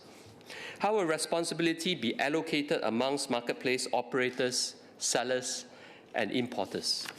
Consumer protection must begin before checkout, not after complaints. Third, Mr. Speaker, sir, implementation and transition. The transition timeline is short. 3 months may not be sufficient for households amidst renovation, SMEs amidst procurement, or businesses with goods already in transit. With the new requirements, importers must register goods, maintain records, and potentially provide samples for testing. How onerous will these compliance requirements be, particularly for individuals and SMEs importing for their own use? If compliance is too complex, compliance will fail. Fourth, Mr. Speaker, sir, transparency and proportionality. The bill grants the Director General the power to impose, modify, or revoke conditions even after registration. What principles will guide the exercise of these powers, and will they be clearly communicated to businesses? Why do such decisions take effect immediately even when an appeal is filed? As new offences are introduced, including cases where goods are later used in ways that would have made the original import non-compliant, how will the government distinguish between deliberate circumvention and genuine misunderstanding? Will the Ministry provide regular reporting to Parliament on waivers granted, appeals outcomes, and enforcement trends? Strong powers must come with strong accountability. In conclusion, Mr. Speaker, sir, this bill is necessary but insufficient because energy conservation does not begin and end with regulation. The International Energy Agency has outlined practical measures to reduce demand quickly, including working from home, reducing unnecessary travel, improving driving efficiency, and encouraging public transport use. The cheapest energy is the energy that we do not use. So we must go further. Will the public sector lead the way by institutionalizing air conditioning temperature standards across government buildings? Are we promoting operational efficiency across our fleets and industries, such as incentivizing eco-driving certifications for commercial fleets? Does the ministry have a playbook for temporary targeted conservation measures, such as remote work arrangements or speed limit adjustments should supply disruptions worsen? Because energy security is built not just by policy, but by behavior, incentives, and collective discipline. We began this speech with a world in crisis where conflict far beyond our shores can disrupt something as fundamental as energy. We cannot control that conflict. We cannot control global prices. We cannot control supply shocks, but we can control how we respond. Today, I asked 4 things: whether this bill will remain affordable, whether consumers will be protected in the digital marketplace, whether implementation will be fair during transition, and whether enforcement powers will be exercised transparently. I've also suggested that beyond regulation, we must act decisively to reduce demand and strengthen efficiency. Because if we get this right, energy conservation will not feel like a burden. It will feel like relief. Relief from rising costs, uncertainty, and vulnerability. And let us be reminded that this is not just an energy policy. It's a test of how we prepare Singapore for an uncertain world. Because in a world that we cannot control, the strength of Singapore will depend on what we choose to control, what we choose to conserve, and what we choose to secure. Mr. Speaker, sir, I support the bill. Thank you. Mr. Pu Zhexiang.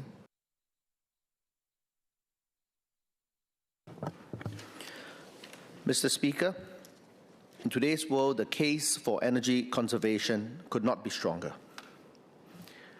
Many of us are familiar with the minimum energy performance standards as well as the mandatory energy labeling schemes. They facilitate choices towards more energy efficient appliances such as refrigerators, televisions, and air conditioners. This bill seeks to extend the MEPS and MELS requirements to importers of regulated goods such as the appliances I mentioned earlier, including for those for own usage. This will ensure consistent application of the requirements while also not overly restricting consumer choices. I would like to raise a few points and seek clarifications from the SMS. First, I would like to highlight 2 clauses in the bill. Clause 7 amends the Energy Conservation Act to require an importer of regulated goods for their own use to register the regulated good, even if another importer has already so registered the regulated good. Can the Minister clarify why this is required? Is the intent to keep track of the identity and the number of importers of these specific regulated goods, even if it has already been registered by another importer? Regardless, would the agency consider a more streamlined approach for subsequent importers of already registered regulated goods? For example, can the agency update the specific model or type of regulated good in its database of registered goods for general awareness that it has been registered and waive certain requirements for subsequent importers, such as the requirement to provide test reports, ISO certifications, and etc., which would already have been provided by the original importer? This will reduce the regulatory burden for subsequent importers. Next, Clause 12 of the bill amends the ECA such that the Director General may require an individual importer of regulated goods for their own use to provide free of charge samples to the Director General for the purpose of testing or analysis and any other document that the DG requires. Now, it is quite likely that for importers who are importing for their own use to only import one piece of the good. So it could perhaps be challenging for them to provide free of charge samples to the DG for the purposes of testing and analysis. So I seek a clarification again on the need for this. Next, I would like to highlight 2 points in relation to the implementation of the amendments in the bill. First, the extension of the METS and MELS requirements to importers will likely rely on existing processes for the registration of the regulated goods. However, the existing processes, as I understand, are designed for suppliers, retailers, importers, and manufacturers that supply or sell regulated goods. These are typically companies or businesses. It is important, therefore, that the registration processes be modified or streamlined to be relevant for individual importers, including individuals or households that do the same. For example, the current ELS portal for registration relies on COPPAS, which are for businesses and companies. It may also need to be adapted to allow for the use of SingPass for individual importers. Second, the application for the registration of regulated goods involves fees that are chargeable between $70 to $85 depending on the type of regulated good. I urge the agency to consider whether these charges for individual importers can be waived or whether there can be a tiered registration system. Mr. Speaker, notwithstanding my clarifications, I support the bill. Thank you. SMS Channel.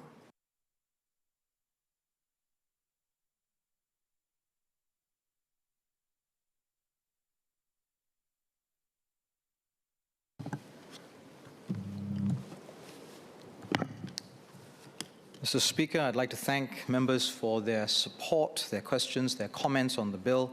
All the members who had spoken had indicated their support for the bill and its intent to extend the minimum energy performance standards, MEPS, and the mandatory energy labeling scheme, MELS, to regulated goods imported by end users for own use. In answering their questions and comments, I'd like to begin by clarifying that only certain common appliances, such as air conditioners and refrigerators, are covered under the ECA and this bill. As mentioned in my opening speech, equipment such as EV chargers are not currently covered under the ECA. NEA's website has a list of regulated goods. The volume of regulated goods imported for own use is small for now. And especially if you consider appliances such as air conditioners and refrigerators. The concern is that this could increase over time, given the proliferation of online marketplaces, making it easier for consumers to import such regulated goods for their own use. We've also noticed that some businesses are also directly importing regulated goods, such as commercial storage refrigerators for their own use. And so that is part of the need to introduce the Energy Conservation Amendment Bill, to ensure a level playing field for both users and suppliers of regulated goods in Singapore, many of which are small and medium enterprises and which are already complying with the ECA, and for us to also improve our overall energy efficiency in Singapore. Several members have asked about the government's plans to reduce the compliance burden for end users arising from the proposed amendments, and have made suggestions to streamline the registration process and user journey, such as waiving test report requirements for regulated goods if these goods have been demonstrated to be MEPS compliant by prior importers.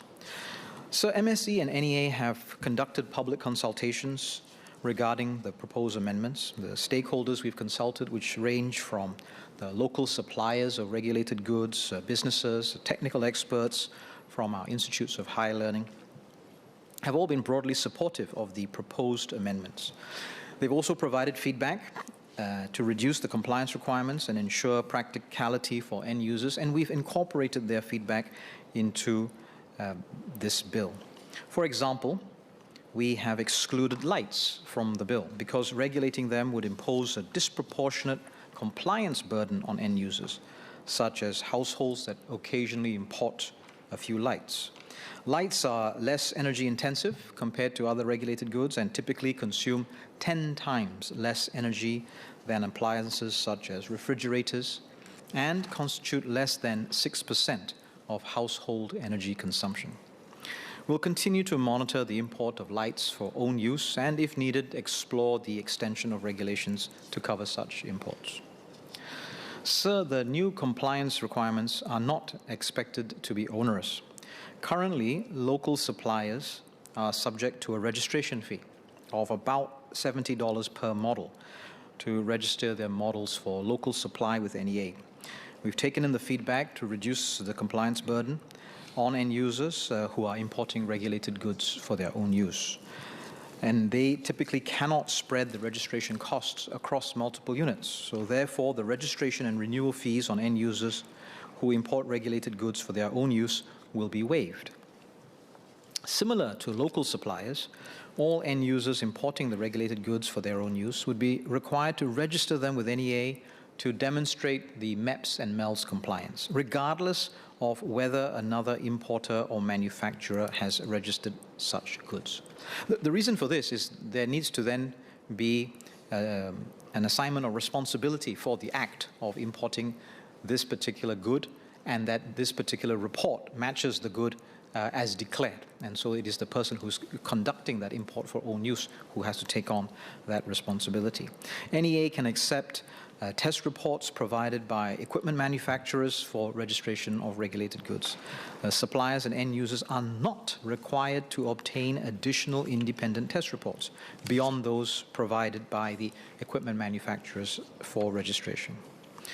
To avoid incurring unnecessary import costs, end users are also encouraged to register their regulated good prior to import to ensure that the good is MEPS and MELS compliant.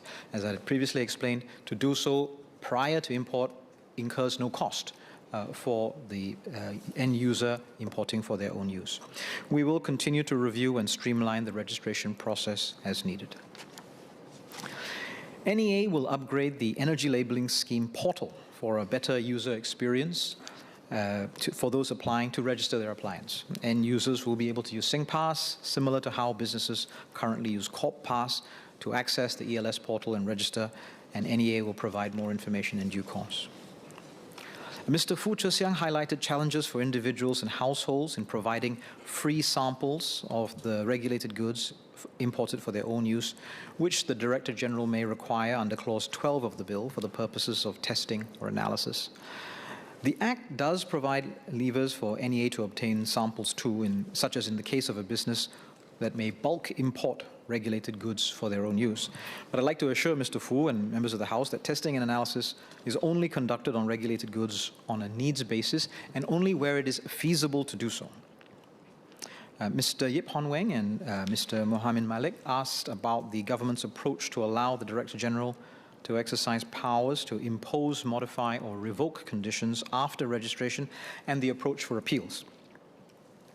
I'd like to assure members that the government would only invoke these powers on a needs basis, and a reasonable time period will be accorded for the review, allow for rectifications, and to process the appeals. There will be instances where the government would require swift rectifications to prevent the further circulation or further sale of non-compliant regulated goods. As set out in Clause 7 of the bill, the Director General must, before imposing or modifying any condition for registration, give written notice to the holder of the registration, stating the proposed condition or modification, and provide time for the holder of the registration to make written representations with regards to the proposed modifications.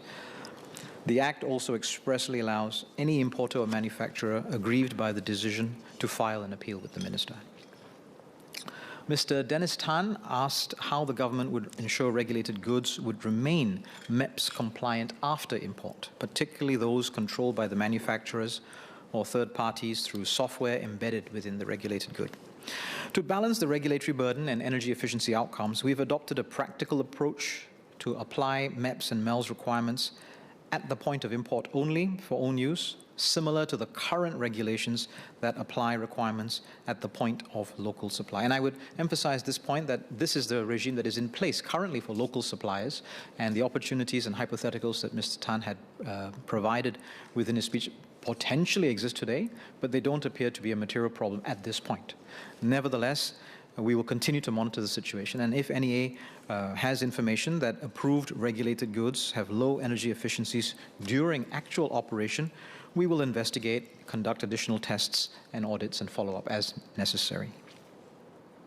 SMEs may import regulated goods for own use through intermediaries, such as contractors or interior designers.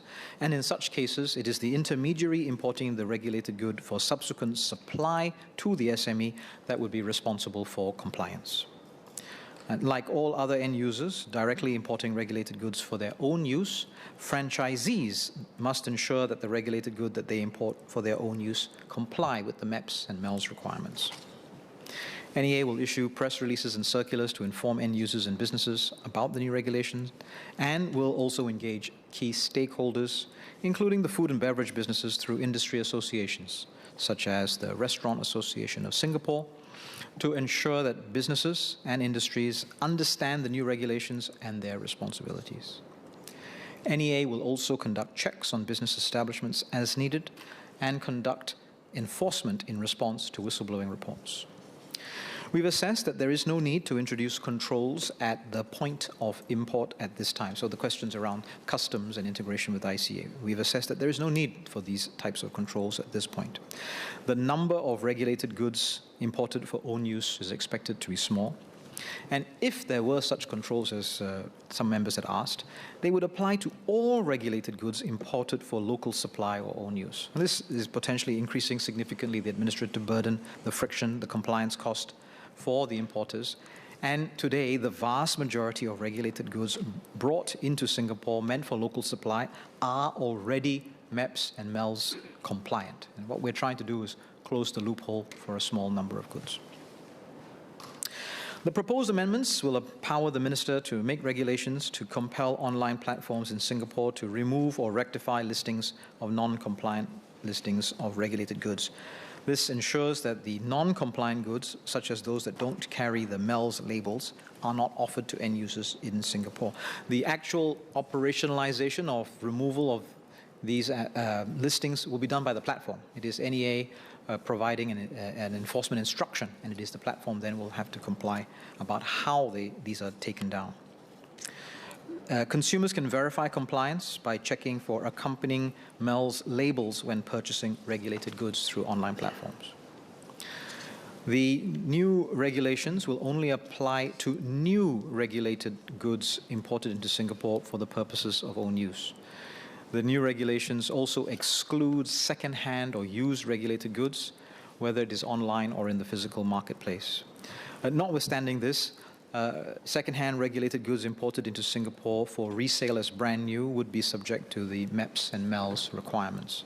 NEA will conduct surveillance and investigations to enforce compliance as required. We intend to effect the new regulations from the 1st of July 2026 to give platform operators time to adjust to the new regulations. Since 2023, NEA has also been engaging online platforms such as Shopee and Lazada to remove adverts of non-compliant goods. The online platforms engaged have also cooperated with NEA's instructions and have taken down the non-compliant listings accordingly. Moving forward, we will continue to work closely with online platforms to enhance surveillance of the online space and to encourage the proactive removal of listings of non-compliant regulated goods.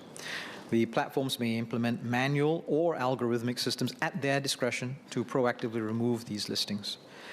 If NEA discovers online listings that are non-compliant, we will work with the platforms to manually remove such listings.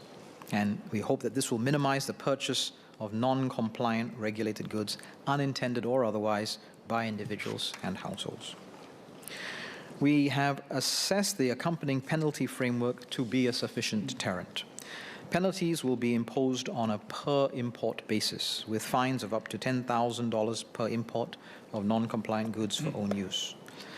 The MEPS-compliant equipment delivers life cycle energy savings compared to energy-inefficient equipment, and this actually already intrinsically incentivizes end users to import compliant equipment. So the risk of reputational damage from the legal proceedings also discourages businesses from importing non-compliant goods. So put all of that together, we think this is likely to be quite effective. A penalty framework on a per-import basis is also consistent with penalty regimes in similar legislation, including the Environmental Protection and Management Act 1999, which imposes a fine not exceeding $10,000 for each contravening supply or import of non-compliant GHG goods such as commercial chillers. Members had asked how the government would provide support to businesses and households to adopt more energy-efficient equipment and to build energy management capabilities. We have a suite of measures that businesses and households can tap on to strengthen their energy resilience. Companies can tap on the Energy Efficiency Grant, the EEG, to co-fund investments in energy-efficient equipment. The EEG already covers a wide range of regulated goods, including air conditioners, refrigerators, clothes dryers, motors, and water heaters today. As announced by SMS Finance, the EEG base tier will be expanded to all sectors, and support will be extended for another year to the 31st of March 2028. This is a part of the measures to support more businesses in purchasing energy-efficient equipment through the increasingly uncertain global climate. I encourage businesses to use the EEG to adopt more energy-efficient equipment. For households, the government has provided eligible households with $400 of climate vouchers in total over the last 2 budgets under the Enhanced Climate-Friendly Households Program, the CFHP. This helps to offset the initial cost of purchase of more resource-efficient household appliances and fittings, which are expected to yield recurring energy and water savings over their lifespan. Households that have yet to use their $400 climate vouchers can do so up to the 31st of December 2027. More recently, we expanded the list of products under the Enhanced CFHP to include induction stoves and 5-tick clothes dryers. From the 15th of April 2026, households can tap on climate vouchers to access a wider range of resource-efficient products and achieve greater resource efficiency.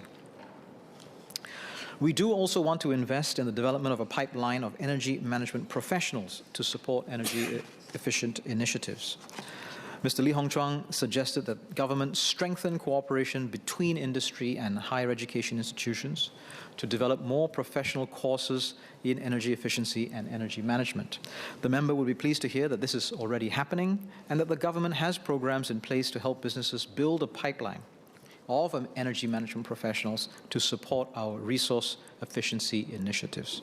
For example, in February 2026, NEA, the Singapore Institute of Technology, and the Energy Efficiency Training Center launched the new Energy Efficiency Training Facility. This supports the delivery of programs such as the Energy Efficiency Upskilling Program and the Singapore Certified Energy Manager Program to develop a pipeline of local energy management talent and to build local energy efficiency capabilities. Members made several suggestions to strengthen public education and incentivize the adoption of compliant goods, and were concerned about the cost impact to end users when the amendments take effect. NEA maintains an online database of compliant regulated goods with product information, including estimated annual energy consumption and energy costs. Energy-efficient appliances typically offer lower life cycle costs through energy savings, even if they may have higher upfront capital costs. For example, life cycle costs of MEPS-compliant commercial storage refrigerators are on average 30% lower than non-compliant models. Mr. Speaker, sir, energy efficiency is an economic imperative that strengthens our energy resilience, that delivers cost savings for consumers and businesses, and contributes to our national climate targets. The Energy Conservation Amendment Bill is a necessary step to ensure that all regulated goods in Singapore are held to the same MEPS and MELS requirements and deliver greater energy efficiency outcomes for end users. I thank all members who have spoken for their support on the bill, and with this, Mr. Speaker, I beg to move. Clarifications for SMS General. Ms. Poh. Thank you, Speaker, and thank you, SMS Janil. I believe my questions in my speech were not addressed in your reply. I asked at the end of my speech regarding in the F&B sector alone, with the large numbers of restaurants and F&B establishments and the high churn, there must be a lot of freezers, chillers, refrigerators, and what would be the estimated annual consumption And with this transition to all MAPS compliant equipment, what will be the reduction like in terms of the energy savings? And secondly, with these large numbers of end users and end equipments, what is the process that's needed to actually enforce this new requirement? And I hope that this process and the requirements will not be too onerous. Otherwise, it will just end up conserving energy on one part and expending more energy in terms of human resources to carry out all the enforcement. Thank you. SMS Janelle. So I thank Ms. Poh for her question. The answer to the first part is we don't yet know, because the extension of the ECA is to now goods that are currently not regulated. So we have engagements with the sector, with the Restaurant Association. We have information that the behavior is happening. But until we regulate the sector, these goods, I beg your pardon, we will not have a handle on exactly how many there are coming into the space. So at a future time, we should be in a better position then to think about what is the total estimated annual consumption to include what today would have regulated and unregulated goods. And so the reduction in energy savings, we can make an estimate, and we've estimated that there is about a 30% reduction in costs and, over a life cycle of the regulated good compared to the compliant good compared to a non-compliant good. So is that overall energy reduction in the sector? I think you can't draw a straight line because it's not the only consumption of energy within the sector. But the short answer is the current issue is that we don't regulate the goods that we are going to regulate, and so we don't know exactly how many there are on the market. The second part of a question, that this involves a large number of, actually this is not the case.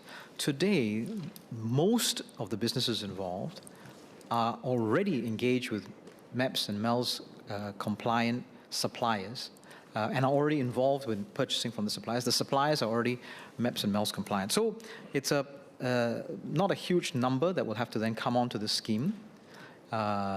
We've engaged with those that we can find, and we have worked with them to then shape the operations of this scheme to ensure that it's not too onerous, as I described in my speech. Mr. Dennis Tan. Thank you, Mr. Speaker. Just one clarification for the SMS. I thank the government for acknowledging the gap regarding the software-driven energy degradation and for the commitment to monitor and test when necessary. However, if a software update is found to significantly degrade the energy performance of hardware already in use, what specific enforcement action will the NEA actually take? Specifically, would the registration of those regulated goods be retrospectively revoked, and would this result in a mandate for the user to cease usage or for the manufacturer to force a software rollback? SMS Journal. So this is a hypothetical situation that we've not encountered yet. The Act provides for the Director General and NEA to exercise a range of measures should they come across a good which is non-compliant or which was declared to be compliant and is now subsequently non-compliant. And that can arise for a number of reasons. Software modification is one, but physical hardware modification is also another. The assessment would have to be made as to whether the problem was rectifiable. This goes to an earlier question about the time that was given and the actions that are taken. And if the problem was rectifiable, then a reasonable period of notice together with instructions to rectify. Failing which, warnings, fines, all are possible. Whether the action would be taken against the person who imported or the manufacturer, the answer is potentially both, because now that you know that this business or this person may have deliberately done it, we would have a higher level of scrutiny. If we're aware that a particular model or a particular manufacturer may engage in such practices, when further models from that manufacturer are submitted for review and registration, certainly we would have to take this into account.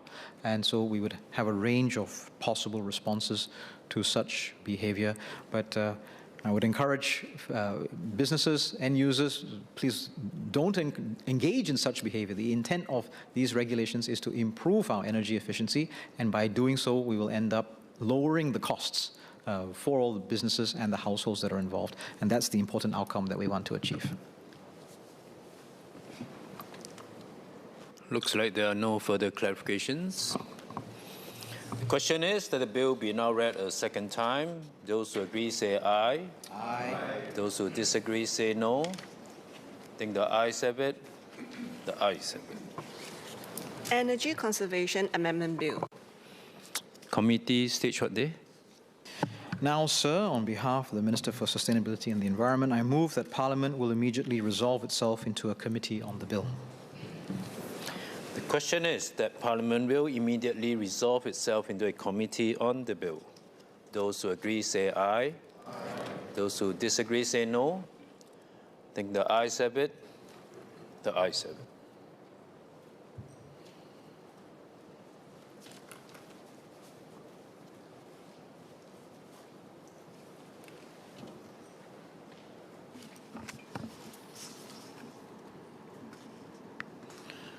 Question is that clauses 1 to 17 stand part of the bill.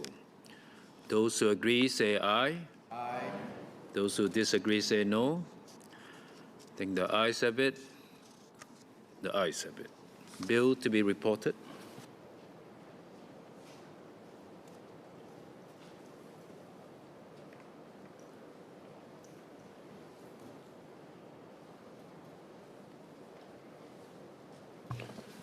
Minister for Sustainability and the Environment. Mr. Speaker, sir, on behalf of the Minister, I report that the bill has been considered in committee and agreed to without amendment. The question is that the bill be now read. Sorry, third reading what day? Now, sir, on behalf of the Minister, I move that the bill be now read a third time. I wasn't trying to conserve my energy. The question is that the bill be now read a third time. Those who agree say aye. Aye. Those who disagree say no. I think the ayes have it. The ayes have it. Energy Conservation Amendment Bill. Item 2, Veterinary Practice Bill, second reading. Minister for National Development.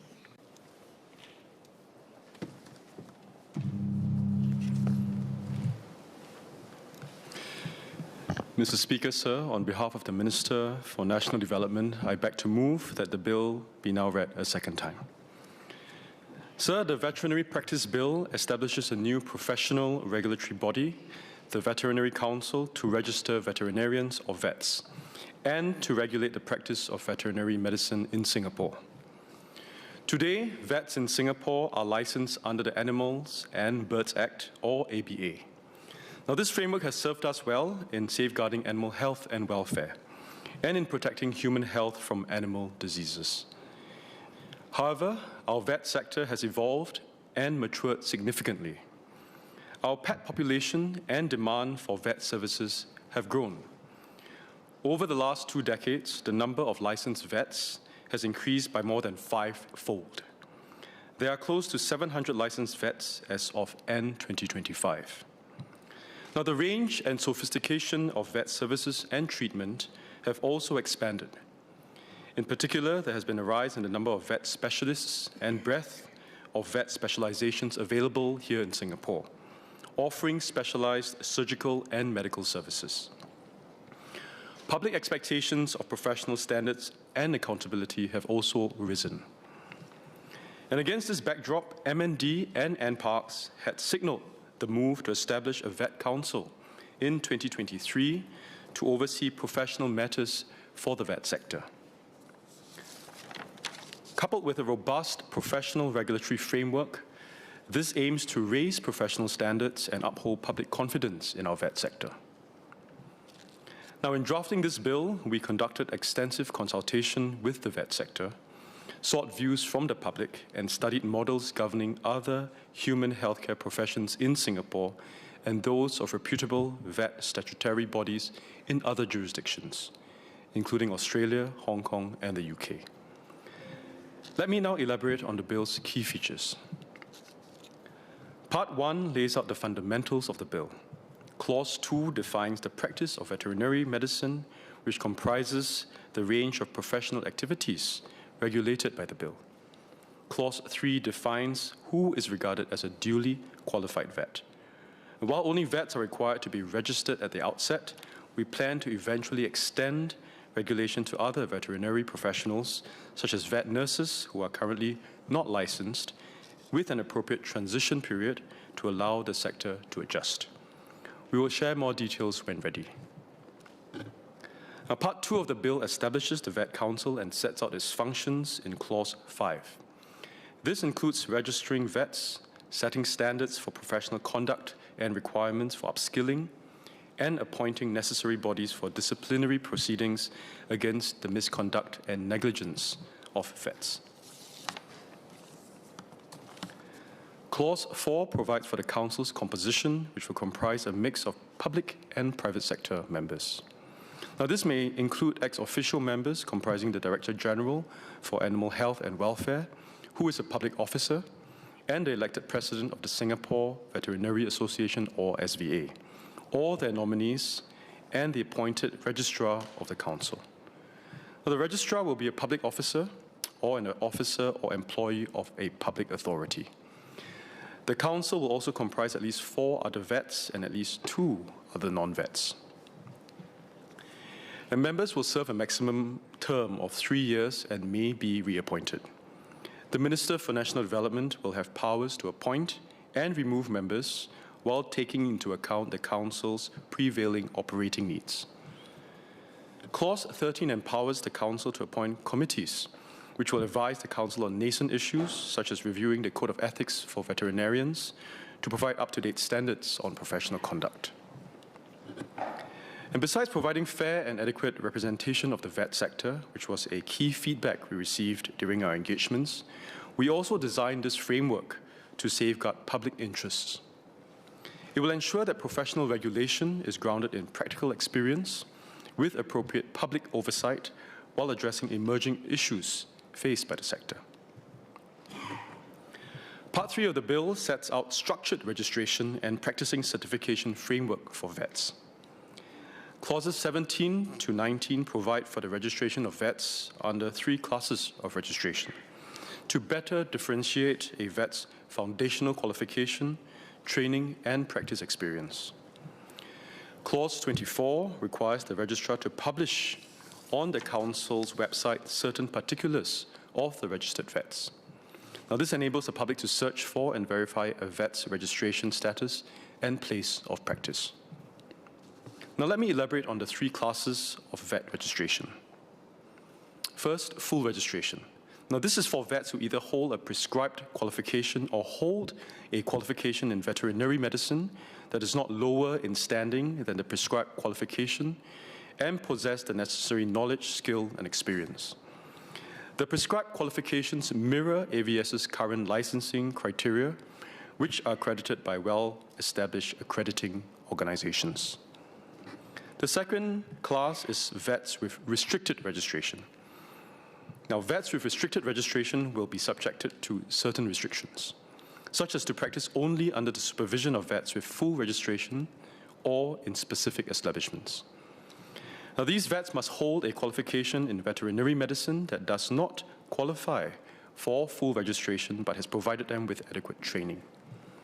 They must also possess the necessary knowledge, skill, and experience and must be selected for employment in establishments recognized by the Council, such as the zoo or research institutes. This allows the Council to address manpower gaps in niche domains of practice without compromising animal health and welfare or public confidence in the sector. The third class of registration is specialist registration. Now, this is for vets with full registration who additionally hold an approved postgraduate qualification or have acquired special knowledge, skill, and experience in a particular branch of vet medicine. Such vets will be allowed to use specialist titles, such as vet ophthalmologist or vet pathologist. Now, a full or restricted registration has no expiry but may be cancelled by the registrar or council on any relevant ground set up in Clause 26, 38, or Part 5 of the bill. A specialist registration is subject to renewals by the Council. Now, to ensure vets continually improve and update their knowledge and skills, registered vets must also obtain a practicing certificate, or PC, from the Council to practice veterinary medicine. Vets must regularly renew their PCs and fulfill mandatory continuing professional education requirements. These requirements ensure ongoing competency and are already in place today for AVS licensed vets. The Council will provide more clarity on these requirements when ready. With these new frameworks, the public can be better informed of the vet's professional standing and competency. Now, to minimize disruption to the sector and to ensure continuity of vet services, Clause 90 will provide an arrangement for all AVS licensed vets to transit to the new framework seamlessly. Existing vets holding a license under the ABA will be temporarily deemed to be duly qualified vets. For instance, the majority of existing vets will be placed on full registration as they currently hold a full license. Existing vets will then need to obtain registration and a practicing certificate within a stipulated grace period to continue practicing veterinary medicine. The bill also ensures that services provided by certain non-vets will not be disrupted. For instance, Clause 29 does not prohibit vet nurses from practicing veterinary medicine so long as they act under the supervision of a duly qualified vet and in accordance with prescribed conditions as they do today. As we have observed a growth in the range of animal-related services offered by non-vets that may pose a risk to animal health and welfare, Part 4 of the bill will introduce various offences and penalties to safeguard against unlawful practice and misrepresentation by or about authorised persons. Sorry, I say that again, or about unauthorised persons. The bill will raise the maximum financial penalty to $50,000, a $4,000 increase compared to the current level of $10,000 provided under the ABA. Now, this strengthens deterrence against profit-driven motives and was benchmarked with penalties applicable in human healthcare professions.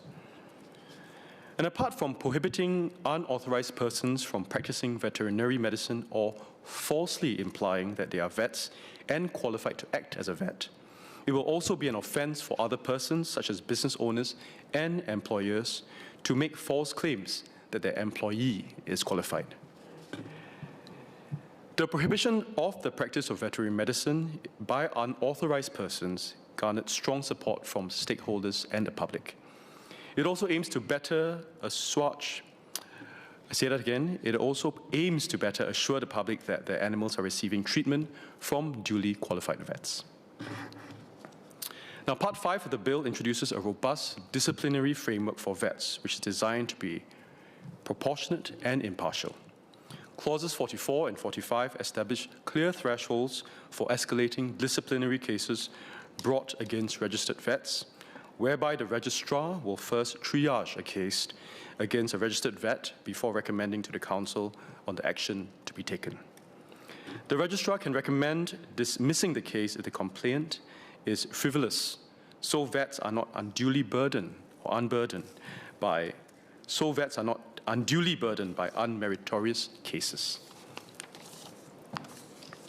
Now, if there's evidence of physical or mental health issues which impair the vet's fitness to practice, the registrar can recommend the council to cancel, suspend, or impose conditions or restrictions on the vet's registration with the vet's agreement.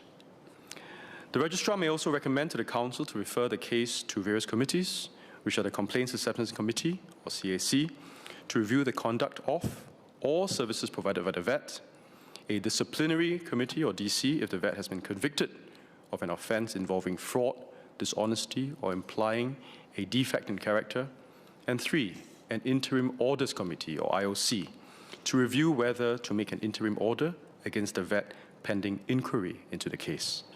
Now, this approach ensures proportionality to the issue at hand. Committee members will be drawn from either a complaints panel appointed by the council or from both the complaints panel and the council. The intent is for a wider pool of experienced vets to be part of the committee to contribute their clinical perspective. The CAC must include a layperson, and a DC must include 2 laypersons, namely a legal professional and an observer to represent public interests and ensure accountability. Members involved at earlier stages of a disciplinary case must not sit on a subsequent committee for the same case. And these safeguards mitigate potential conflicts of interest and ensure impartiality in reviewing disciplinary proceedings. Now, I'll highlight next key actions or orders that may be taken by the different committees. For minor complaints, Clause 50 allows the CAC to recommend referring a case for mediation by an appointed mediator. This is one of the key features which promotes conciliatory mediation and conciliatory resolution. This may be applied to cases involving miscommunication between vets and their clients and allow for both parties to reach a resolution through facilitated dialogue.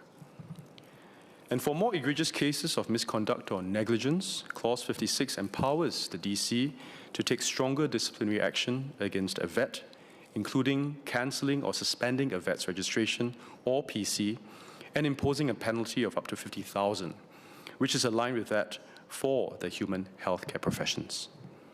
Now, as these inquiries may take time, Clause 66 empowers the Interim Orders Committee, or IOC, to either suspend or impose conditions or restrictions on a vet's registration for a period not exceeding 18 months while disciplinary proceedings are ongoing.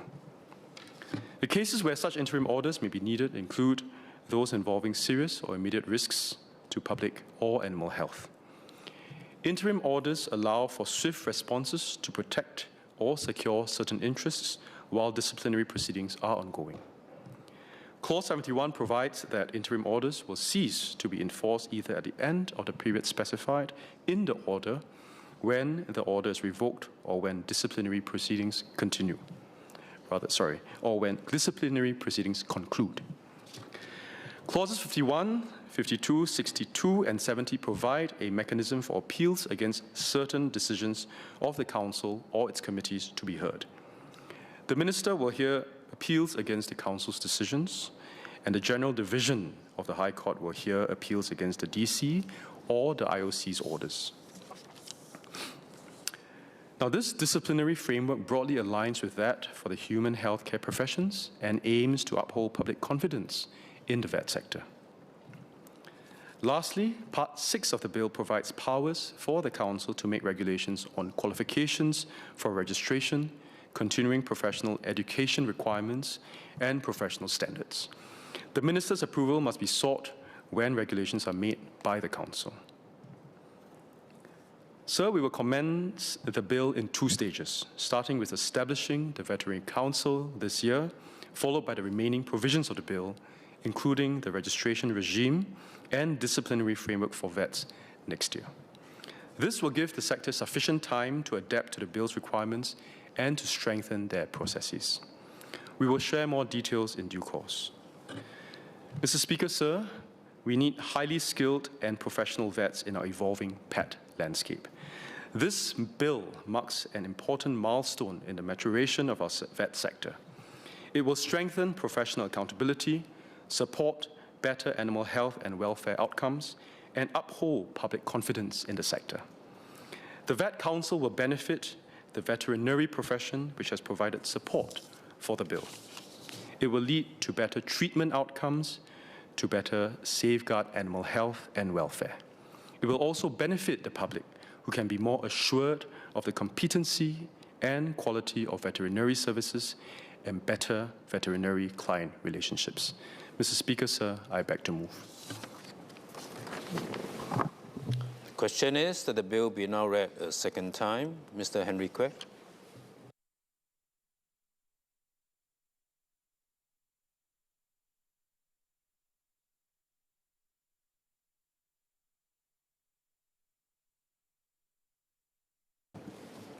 Mr. Speaker, sir, I rise in support of this bill. This is a timely and necessary move. As the pet population in Singapore grows, and as the vet care becomes more complex, it is right that we strengthen professional standards, clarify the scope of regulatory services, or regulated vet services, and put in place a robust disciplinary framework. I support the direction of the bill. At the same time, I'd like to raise one central concern on behalf of many pet owners, which is how do we strengthen professionalism in the sector while ensuring that vet care remains affordable and accessible? For many Singaporeans, pets are not incidental. They are part of the family. This is especially so in an aging society where pets can be an important source of companionship, comfort, and emotional support. To many people, their pet is a source of joy, comfort, and sometimes their daily closest companion. So as we improve standards and professionalize the sector, we must exercise care that the new rules, guidelines, and expectations do not unintentionally drive up the cost of care. Put simply, caring for a cat, or dog, or any pet must not be the preserve of the wealthy. So I do not say this to prejudge the work of AVS or the future Vet Council. I support the direction of this bill. But because affordability matters so much for the ordinary pet owners, it is important we state this concern early and watch implementation carefully. With that in mind, I'd like to make a few suggestions and seek several clarifications. First, while the Vet Council is a useful and necessary institute, its role under the bill is primarily to regulate professional standards, registration, conduct, and discipline. My suggestion, therefore, is that MND and AVS make clear and affordable and accessible animal care be an important part of the policy objective in how this framework is implemented, including the development of standards, code, and requirement over time. In other words, as standards are raised, affordability should not be treated as an afterthought. Second, I suggest that the Council or one of its committees should have a stronger channel for the voice of the animal welfare and pet owners' interests. This could be done either through including 1 or 2 individuals with strong standing in the animal welfare community or through a dedicated advisory committee on affordable and accessible animal care. This would help ensure that the system does not only hear from providers but also remain attentive to the life reality of pet owners. Third, I will encourage AVS to begin tracking broad trends in the cost of vet care and share this regularly with the committee and the council.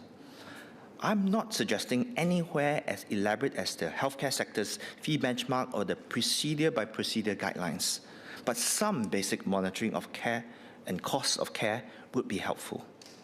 Without data, we will not know whether the improvement in standards are being achieved in a way that remain sustainable for ordinary Singaporeans. And if care rise in the years ahead, we should at least be able to distinguish between whether it's driven by inflation, manpower costs, or more advanced treatment norms or regulatory and professional requirements. Fourth, I'd like to seek clarification on the disciplinary and appeals framework. I agree that vets must be held accountable for misconduct and negligence, and I support having meaningful powers to act against serious wrongdoing. But we should also ensure that the process do not inadvertently encourage frivolous complaints because that can have real consequences. If professionals feel constantly exposed to weak but career-threatening complaints, they may respond by practicing defensive medication, over-ordering procedures, or face higher professional indemnity costs. And in the end, those costs may be passed to pet owners. So I appreciate clarifications from the MND on how the framework will guard against misuse while preserving confidence and fairness for complainants. I note that the bill allows frivolous or misconstrued complaints to be dismissed, and I welcome that. I also welcome the inclusion of mediation, and these are sensible features. But it would be helpful to understand whether AVS expect to publish workflows, aggregated data, or guidance over time, so that both the public and the professionals can have confidence that the process is balanced, transparent, and not easily abused. Fifth, as the Council develops codes, standards, and professional expectations, I hope there can be a deliberate attempt and attention on practical and tiered care options. In concrete terms, financially stretched pet owners should still be able to receive clear advice upfront on what constitutes a basic, safe, and affordable cost of treatment as distinct from more comprehensive or more advanced options. Likewise, when an animal is gravely ill and recovery is unlikely, owners should not be left without an affordable and dignified path, including euthanasia, where appropriate for the animals. Different owners will make different choices, and many will want the best and most extensive treatment possible for their animals. That is entirely understandable. But a well-functional system should always and be able to make room for realistic, humane, and affordable options. 6, I urge some caution before we expand on the regulatory framework to other vet professionals and allied animal care providers. The intent is clearly well-meaning, and I understand that this may eventually be necessary, but I hope we at least first observe how the establishment of the Vet Council affects the sector, especially in terms of manpower, service delivery, and cost, before extending this regulation more widely. And finally, I hope that MND and AVS initiate a serious effort to examine the broader costs of caring for animals in Singapore to ensure that care remain affordable and accessible. These issues may sit outside the four corners of this bill, but it sits very much within the concerns of pet owners. Many residents, volunteers, and animal lovers active within my constituency of Kebun Baru, including myself, would be happy to contribute to such engagement on affordable and accessible pet care. So, in conclusion, the formation of this Vet Council and this bill is a natural next step in the evolution of vet care in Singapore, and I certainly support it. But as we professionalize this sector, let's keep faith with the ordinary pet owners. Let's make sure that the better standards do not come at the cost of accessibility, and affordability remain a central and real consideration in how this new framework is implemented. Thank you. Mr. Louis Chua.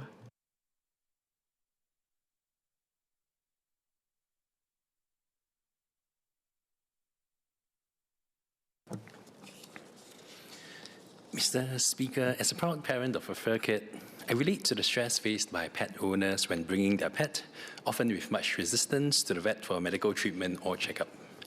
I'm sure many pet owners can relate to how they can somehow figure out whether they are being taken to the dog run or being taken to the vet for a medical appointment.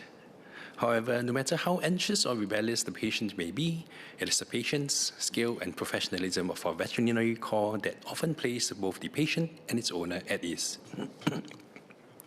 In Singapore, demand for veterinary services is booming, owing to the rise in pet ownership and how pets are now often regarded as a member of the family and not just a pet per se. The bill introduces a new three-tiered registration framework for veterinarians based on one's qualifications, namely full, restricted, and specialist. Establishing the Veterinary Council as the industry's professional body is therefore instrumental towards upholding the high standards expected of the profession, and a move I strongly support.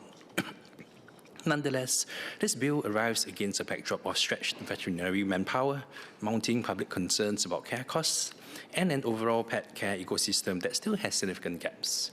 Allow me to touch on these topics in turn in my speech. In addition to regulating the veterinary industry, I hope that the Council would strengthen the pipeline of registered veterinarians to ease Singapore's shortage of veterinary professionals. According to the Singapore Veterinary Association, there are approximately 898 pets per vet as of 2022. Currently, there is no university course in veterinary science available locally. While Ngee Ann and Temasek Polytechnic offer vet-related diplomas, they do not provide students with the prerequisite qualifications to become a full-fledged licensed veterinarian.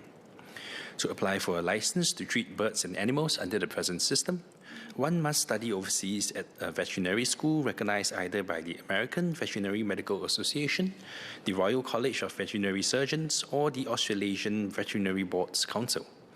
If they hold a veterinary degree from a non-recognized university, they could also sit for and pass either the RCVS statutory examination, the North American Veterinary Licensing Examination, or the Australasian Veterinary Examination. This is a costly pathway only open to those who have the means to do so or are awarded a scholarship, discriminating against many potential veterinarians with the love and passion for helping animals from pursuing such a noble profession. In February 2026, a PQ was posed to the Minister for Education on whether the Ministry will work with autonomous universities to introduce a locally offered veterinary degree in view of growing demand and reliance on overseas trained vets. The reply was that MOE will continue to work with the AUs and sector agencies such as MND and NPARKS to monitor and assess how best to meet Singapore's long-term veterinary manpower needs. I find the answer to be quite inadequate. I understand the arguments that Singapore's small land area means limited farm animal populations and that there may not be sufficient scale to justify the opening up of a new program. But the question is not whether the current supply is sufficient, which increasingly appears to be insufficient, but whether the pipeline is resilient. A profession whose entire intake depends on Singaporeans willing to bear the cost and disruption of overseas education with no guarantee of returning is a profession with a structurally fragile supply chain. Moreover, we can always start with a partnership model for starters. I'm reminded of the double degree program offered by NTU in biomedical sciences and Chinese medicine with Beijing University of Chinese Medicine, which began in 2005. Today, NTU is launching its own 4-year Bachelor of Chinese Medicine degree, which enrolled its first class of 25 students in August 2024, with plans to go up to 40 eventually. I believe this is a model which we can replicate for our own veterinary degree. Will the government be keen to introduce a locally offered veterinary degree? In addition to strengthening the supplies of veterinarians, which is crucial in addressing the manpower gap, I hope that the Council can look into plugging the brain drain faced by the industry. As of September 2025, Singapore had approximately 674 licensed veterinarians, rising to around 700 by end 2025. This is up nearly sixfold from just 122 in 2006. Demand for vet services have been rising alongside the rising incidence of pet ownership, yet every single vet in Singapore has been trained entirely abroad.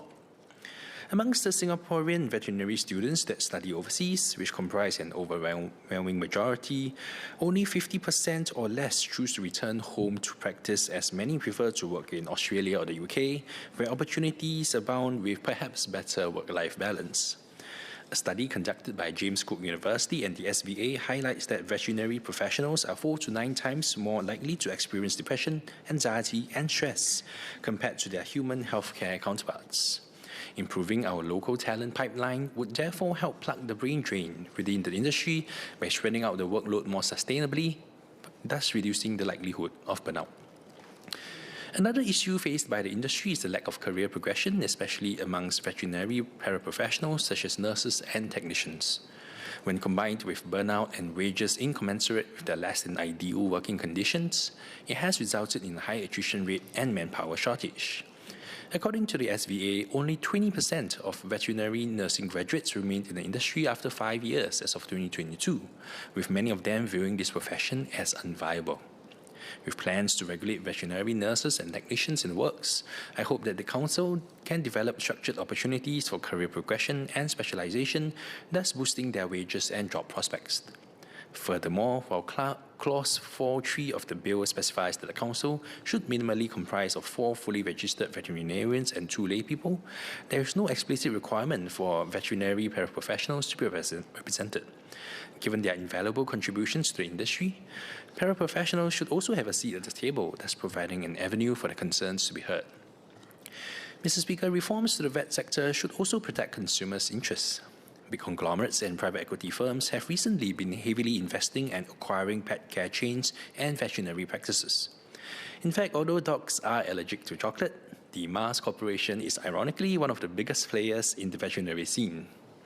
While such clinics benefit from a flush of capital, veterinarians might have to keep a closer eye on their bottom lines and the demands of upper management instead of their patients. Some years ago, our family adopted a dog from the SPCA. We named him Yellow. It was uncommon to find what appeared to be a purebred dog put up for adoption, but Yellow had physical deformities that required consistent and ongoing medical attention. Towards the end of his life, the costs of managing his condition was not far from what one might expect to pay for a human specialist. He was family, and we wanted to do everything we could to ease his suffering. But I'm acutely aware that not every family is in the same position. For some, the cost of treatment is simply prohibitive. And the cruelest irony of all is that euthanasia, the most unbearable option, may also be the cheapest one. During the consultation process of the bill, some respondents have also raised the issue of high veterinary fees and a lack of transparency. Although regulating clinic fees is beyond the remit of the Council, I believe that there is space for the Council to act in the interests of consumer protection and to prevent runaway healthcare costs in the veterinary scene. It will be instructive of us to study the approach taken by other jurisdictions. For instance, the UK recently started mandating veterinary clinics to publicly disclose their practice ownership structure and introduce price lists for common procedures to boost transparency for consumers. I do hope the Ministry and the Council can consider regularly publishing hospital bills and fee benchmarks, similar to how the Ministry of Health has done so, or even fee guidelines for starters. Finally, I return to the concern I've raised previously about pet groomers. Beyond veterinary professionals, there are others within the wider animal care ecosystem that play a key role in ensuring the health and well-being of animals, such as pet groomers and trainers. This bill creates full professional registration, practicing certificates, continuing education requirements, and a multi-tiered disciplinary framework for veterinarians, like pet groomers who handle animals daily, and a number of whom have been linked to dozens of investigated welfare incidents, and who in some cases have been responsible for animal deaths, remain largely unregulated. A parliamentary reply this year revealed that NParks investigated 54 cases of harm to animals involving pet groomers over the past 3 years. Following questions raised in this House, MND indicated in January 2026 that the Animals and Birds Act review would consider whether to include requirements for CCTV recordings. There's also been cases of mishandling involving dog trainers. For instance, 2 employees of a dog training firm were suspended in 2024 for physically harming 2 dogs under their care in preparation for a photo op. Currently, pet groomers and trainers are simply required to adhere to the Code of Animal Welfare, a set of minimum standards and best practices regarding certain aspects of animal care, such as housing, feeding, and transport. Back in September 2024, I asked the PQ about whether there are plans to implement licensing requirements for pet groomers in a manner similar to pet breeders and boarders. I understand the government is currently reviewing the Code of Animal Welfare with a focus on groomers, as well as introducing a new chapter for dog trainers. However, the aforementioned instances of negligence by pet groomers and trainers highlight the need for a tighter enforcement regime for this group of professionals, in addition to revising the penalties for animal cruelty and failure to fulfill duty of care to ensure that practitioners actually adhere to professional standards. Mr. Speaker, to care for animals is a labour of love. I support the passage of this bill, but there's more we can do to develop a fully functional animal health and welfare ecosystem. I hope we can do more by strengthening the pipeline of veterinary professionals, plugging the brain drain faced by the industry, recognizing the contributions of our veterinary professionals, enhancing consumer protection measures within the industry, and tightening the enforcement regime for pet groomers and trainers. This will nurture a thriving animal care ecosystem that is centered around the health and welfare of its patients, whether it's domesticated pets, community animals, or the wildlife in our garden city. Thank you. Ms. Lee Hui-Ying.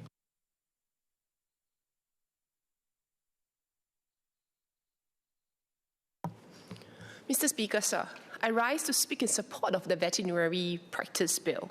This is a milestone for our vet community, a profession that has grown from just about 100 practitioners 2 decades ago to about 700 today.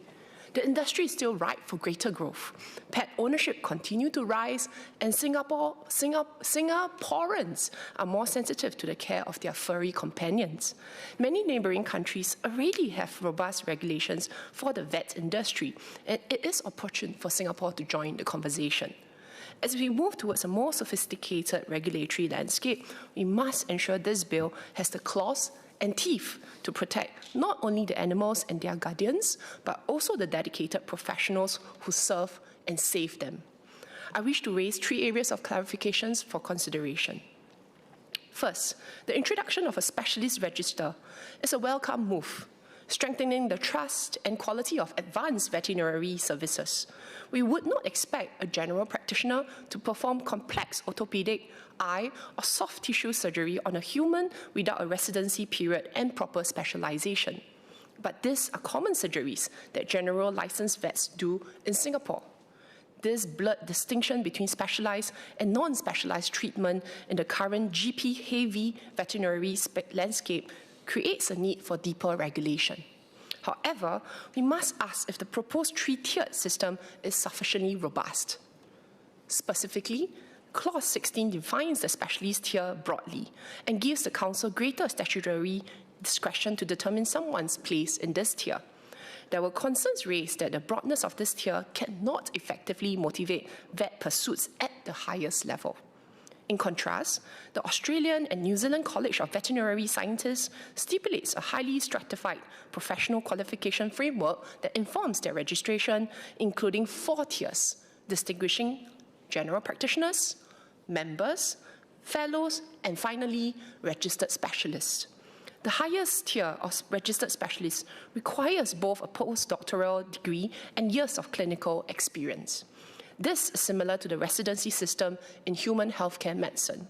Moreover, there is a wide variety of postdoctoral degrees offered to prospective students, allowing them to upskill at the correct level of expertise and knowledge. Similarly, the UK distinguishes between GPs, between general practitioners, advanced practitioners, and board-certified specialists. Advanced practitioners have postdoctoral degrees and practical experience, but still might not meet the threshold to be considered board-certified specialists, who receive residency training similar to human medicine, contribute to published research, and are active in the specialty. Contrast this with our 3-tier system, which groups all levels of postgraduate expertise under a single specialist banner. This may risk the specialist tier being too blunt and not useful to consumers as a mark of trust and quality. Many vets in Singapore studied in Australia and the UK. They are already familiar with more detailed tiered systems. So it's not surprising that we have received feedback that proposed tiers could be more robust, especially in the specialist class. First, will the Minister substantiate the specific requirements for the specialist tier in the subsidiary legislation? Second, if we are to stick with these 3 tiers, how does this safeguard the public interest as effectively as more granular international models? Third, to complement the bill and encourage more stringent and continuous education requirements, will the Minister consider providing support and grants to vet professionals for continuing education? Second, another clarification desired on the ground is how will we protect our vets against death by process in possibly dealing with a double penalty of having to simultaneously defend a claim in the civil courts and a vet council inquiry for the same set of facts. I understand that both processes serve a different purpose. The civil courts serve to compensate for damages, and the vet council serves to discipline malpractice. However, vets who are likely to operate in smaller clinics will not have the resources to address 2 parallel processes. A single case could be a death sentence for the business, even if they are eventually cleared. For example, under Clause 56 of the bill, an interim order can suspend a vet for up to 18 months while investigations proceed. This is a staggering time frame to disrupt a person's livelihood. Accountability is important, but it must be balanced with trust in our professionals. However, otherwise, we risk increasing consumer costs from defensive medicine or deterring passionate people from taking up this specialized career. To avoid disproportionate punishment by process, can the Minister elaborate first, how does the government balance the potential proceedings vets may face? Would there be guidelines to limit the amount of investigation time? If there are concurrent proceedings, can civil cases be put on hold until findings from the Vet Council have been released? Lastly, we must talk about the abuse gap. In the UK and Australia, the British and the Australian Veterinary Associations have reported a surge in cyberbullying and physical intimidation by pet owners. In Singapore, vets often face de minimis claims, small, repetitive, legal threats that constitute a form of harassment. The government has done a great job since COVID to prevent and protect our healthcare workers from harassment and abuse. We can do the same for our vets. In the UK, this protection is extended to vets under the Respect Your Vet Team initiative. Furthermore, the Royal College of the Veterinary Surgeons, which is the UK's equivalent of a vet council, provides additional support to vets that makes them more than just a regulatory and disciplinary body. RCVS provides a hotline for vets to discuss grey area issues support vets through difficult disputes, and in recent years, launched numerous initiatives to champion the mental well-being for vets. One such initiative is the ProfCon Investigation Support, PCIS, that provides confidential peer support for those under investigation, and their flagship Mind Matters initiative that provides workshops to promote mental well-being and mental health in the industry. This is a small industry with high attrition rates. Vets tend to have lower comparative pay despite years of specialized study, while managing compassion fatigue and abuse. This is slated to worsen if individuals spend more time and money to upskill as specialists, but continue to receive similar pay and working conditions. This shortage, in turn, transfers to the consumers as a fall in the supply of vet services results in higher costs and fewer choices. Will the Minister consider extending the industry abuse protections to veterinarians under the Vet Council, similar to the RCVS in the UK, to provide them with better occupational support? Mr. Speaker, in Mandarin, please. Mr. Speaker, this bill represents an important milestone for our veterinary industry as more Singaporeans keep pets and pay greater attention to pet care. The veterinary industry is expected to continue flourishing. Establishing a new registration system for veterinary specialists will help enhance public trust and quality in advanced veterinary services. We would not expect a GP to perform complex specialist surgery on humans. Similarly, in the veterinary system, the blurred boundaries between specialist and non-specialist treatment make more comprehensive regulatory mechanisms necessary. The Australian and New Zealand College of Veterinary Scientists have established a 4-tiered professional qualification framework. Many of our vets have trained in Australia and UK and are familiar with such tiered systems.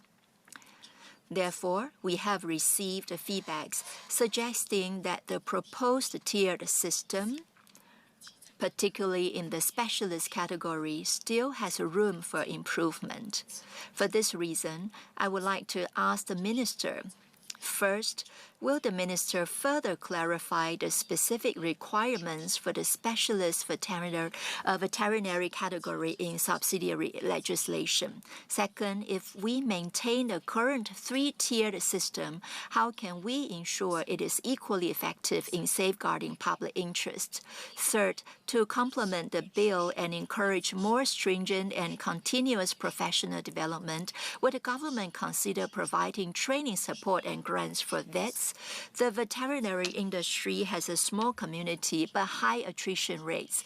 Practitioners typically require years of specialized study, yet face relatively low remuneration, while also dealing with fatigue and harassment. If practitioners need to invest more time and money to advance as specialist veterinarians, but remuneration and working conditions remain unchanged, this situation may further deteriorate. The cause of manpower shortage will ultimately be passed on to consumers, as fewer vets means not only higher costs but also reduced choices. Therefore, I would also like to ask the Minister whether considerations will be given to providing vets with industry abuse protections similar to those established by the Royal College of Veterinary Surgeons in the UK to strengthen occupational safeguards for these practitioners. In Eastern South, I know some residents who work as a vet. They not only care for pets but also help pet owners with compassion. They tell me that when they encounter situations where owners cannot afford medical bills and are forced to surrender their pets, they continue treating these animals and find new homes for them. The Vet Council has the potential to elevate this industry to the next level, but without clear definition of the specialist system or support for practitioners, it will be futile. Therefore, I look forward to seeing a council that can raise industry standards without dampening their enthusiasm. Thank you. First line of defense for zoonotic diseases and public health. In Eastern South, I have residents who are also vets, and they go the extra mile. They share with me, they help pet owners who cannot afford vet healthcare bills and end up surrendering their pets. The vets continue to treat the animals and even rehome them to another family.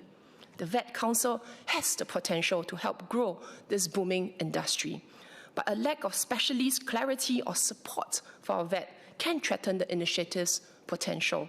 We want a council that elevates standards without crushing the spirits of those who practice. These clarifications aside, I stand in support of the bill.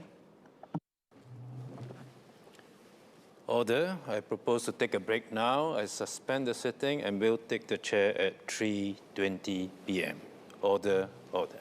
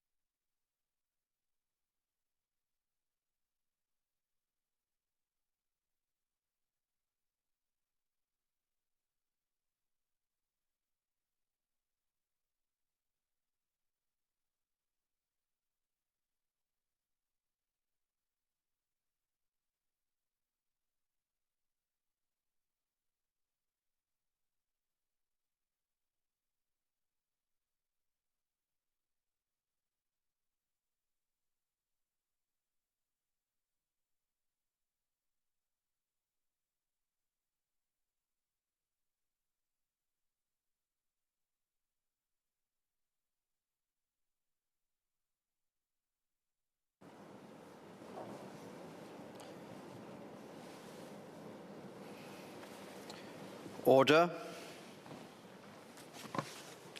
Item 2, resumption of debate on the Veterinary Practice Bill, second reading. Mr. Mohaimin Malik.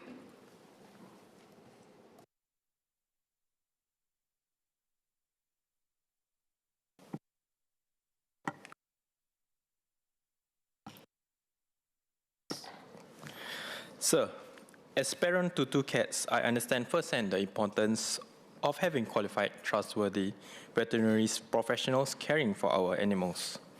The establishment of the Veterinary Council, the creation of proper registration framework, and the introduction of disciplinary proceedings are long overdue.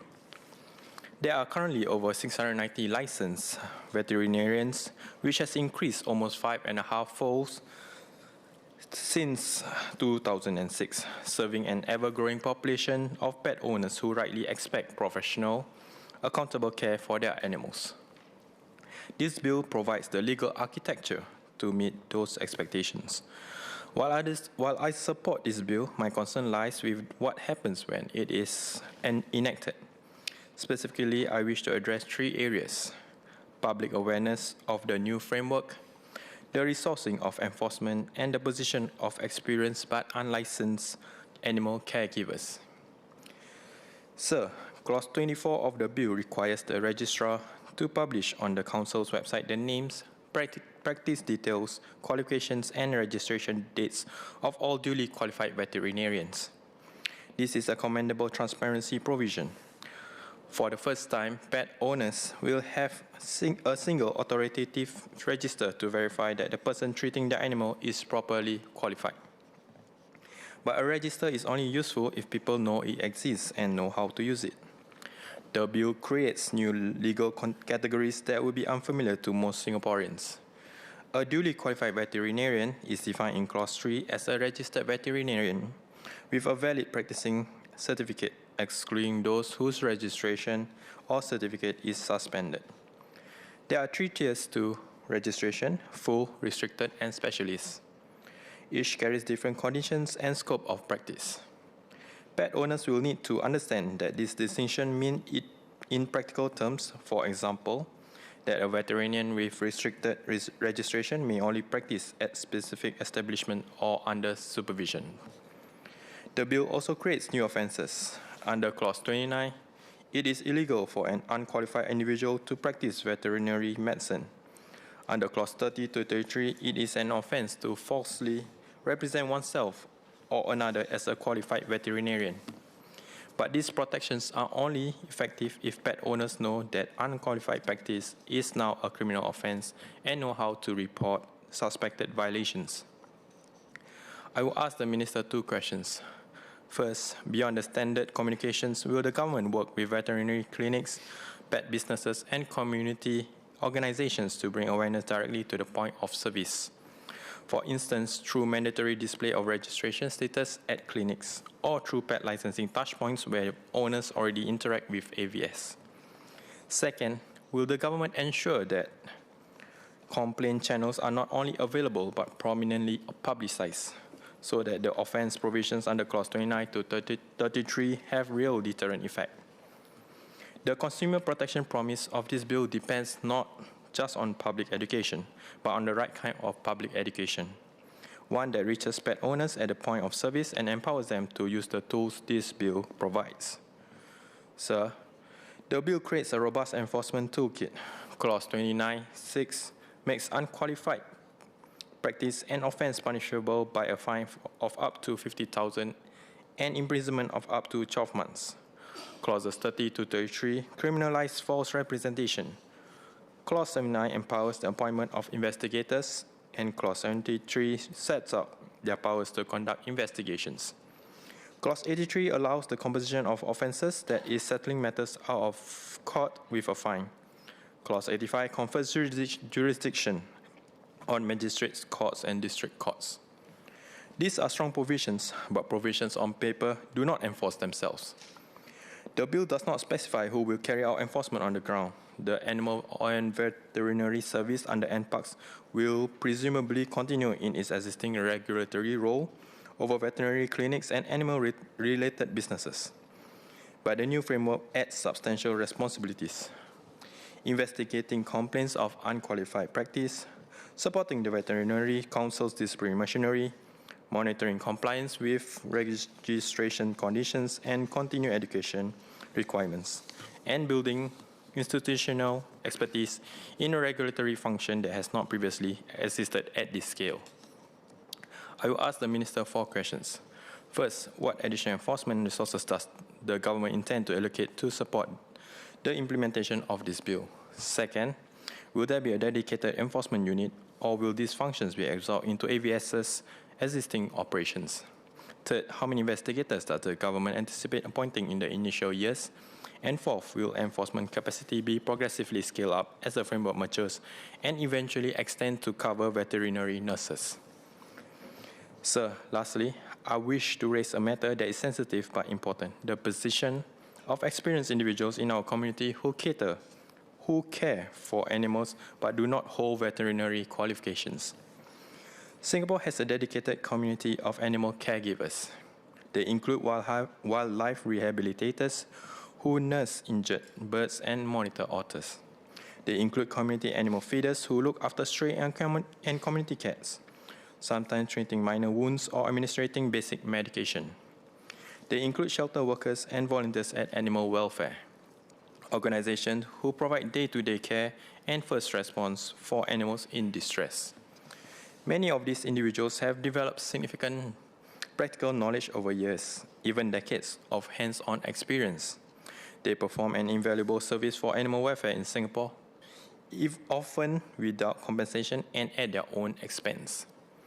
The bill's definition of the practice of veterinary medicine in Clause 2 is broad.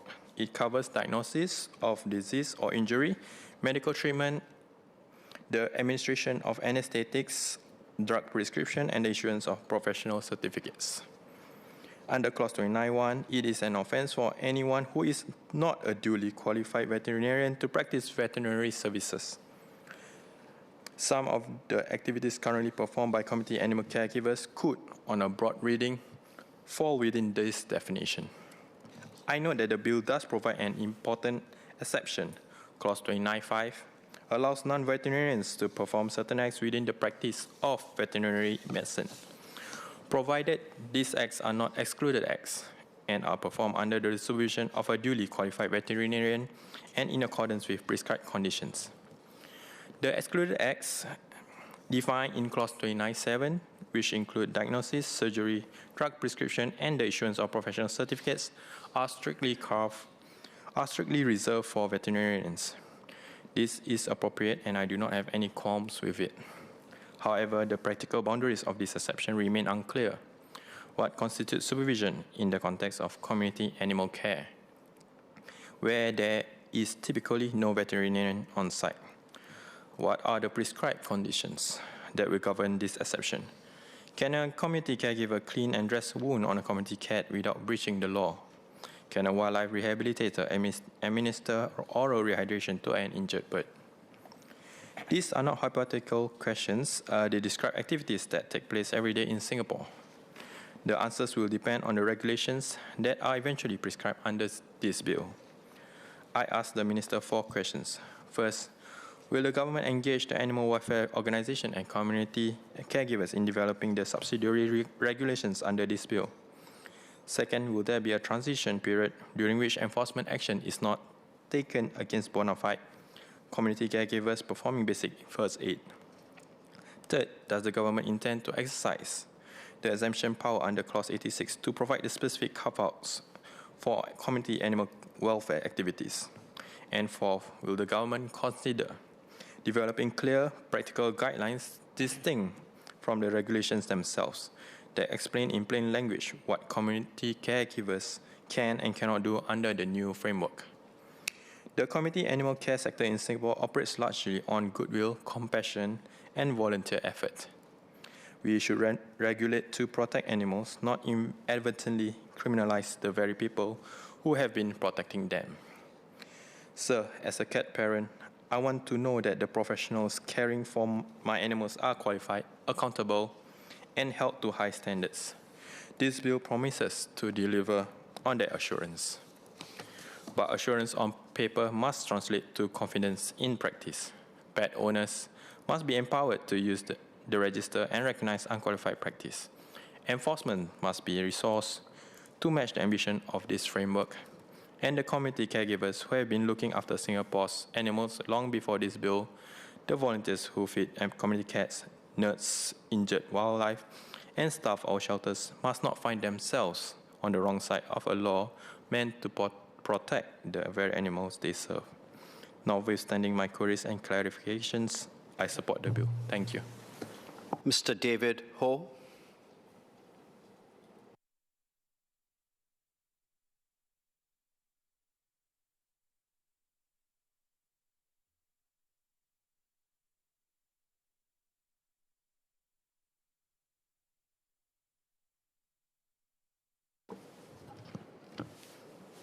Mr. Deputy Speaker, I'm speaking in support of the Veterinary Practice Bill. MPACS noted during a public consultation that Singapore has over 690 licensed veterinarians in October 2025. This is 5.5 times more than the number in 2006. This shows that the sector has grown in size, scope, and complexity since then. As pet ownership rises, the range of treatments also expands. Our laws must keep pace. And this is exactly what this bill is trying to do by ensuring that there's qualified care given. This bill matters because public concerns about animal welfare and accountability has sharpened over the years, including after high-profile incidents in the wider animal care ecosystem. But beyond individual incidents, I observe a deeper shift that is taking place in this country. As Singapore progressed beyond our first 60 years, our sense of compassion is also broadening. More people don't just only care about themselves and also just human outcomes, but they also care about the welfare of animals around them. And I see this in every single day setting. In Clementi, for instance, some residents are deeply committed to caring for community cats' well-being. In October 2025, I organized a convening between Clementi residents, NPACS, AVS, and town councils, where views were actively and passionately aired about how animal welfare can be better safeguarded. Their concerns are not abstract. They speak from daily caregiving experiences. They want to see animals live well, cared for, and a system that responds more compassionately and effectively. What stood out to me was that the residents weren't asking for more rules. They were asking for clearer processes, greater empathy, and a stronger confidence that the relevant systems would work well for the animal welfare's concern. It is against this backdrop I support the bill because it entails guardrails for animal welfare by ensuring baseline through needing prescribed qualifications for veterinarians. However, I have three broad concerns and I hope the government can address. First, it's about the accessibility and talent pipeline for the veterinarian profession. You see, when I speak to young people about their aspirations, their responses are highly diverse. Some want to be lawyers, some want to be doctors, some want to be pilot. But there are also some that tells me that I want to be a vet when I grow older. And this is also reflected in my recent Clementi community run, where you've shared with me when she was much younger. She aspired to be an animal doctor then.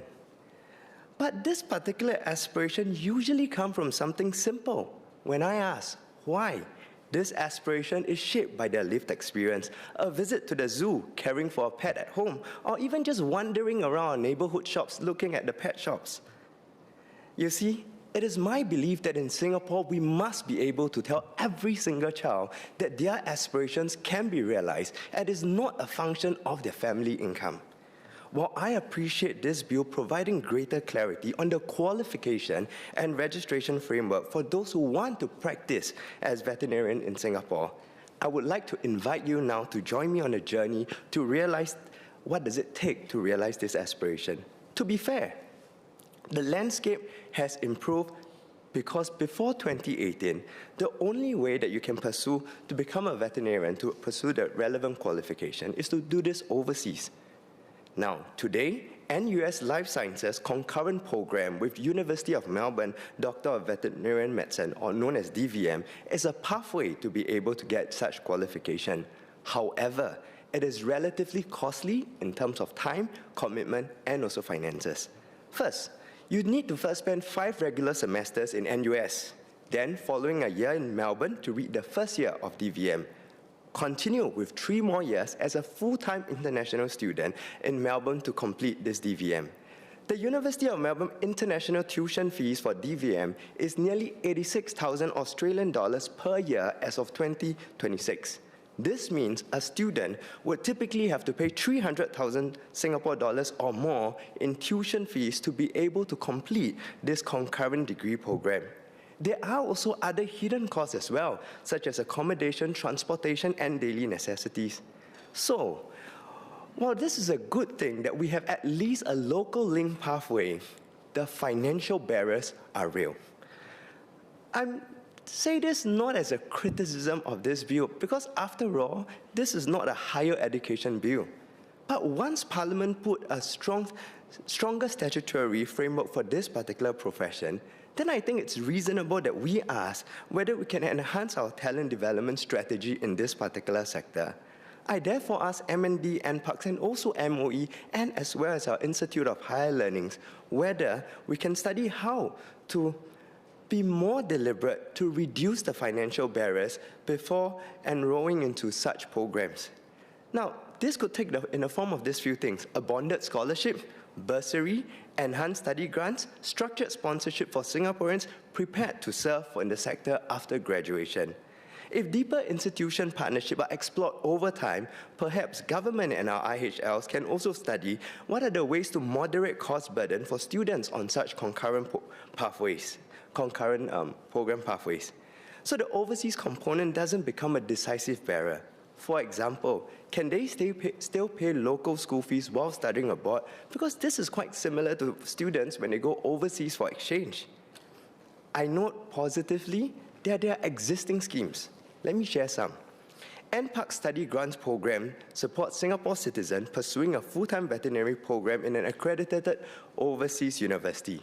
And also, NParks Peter Lim Scholarship explicitly support less privileged youths pursuing careers in veterinary and animal science sector.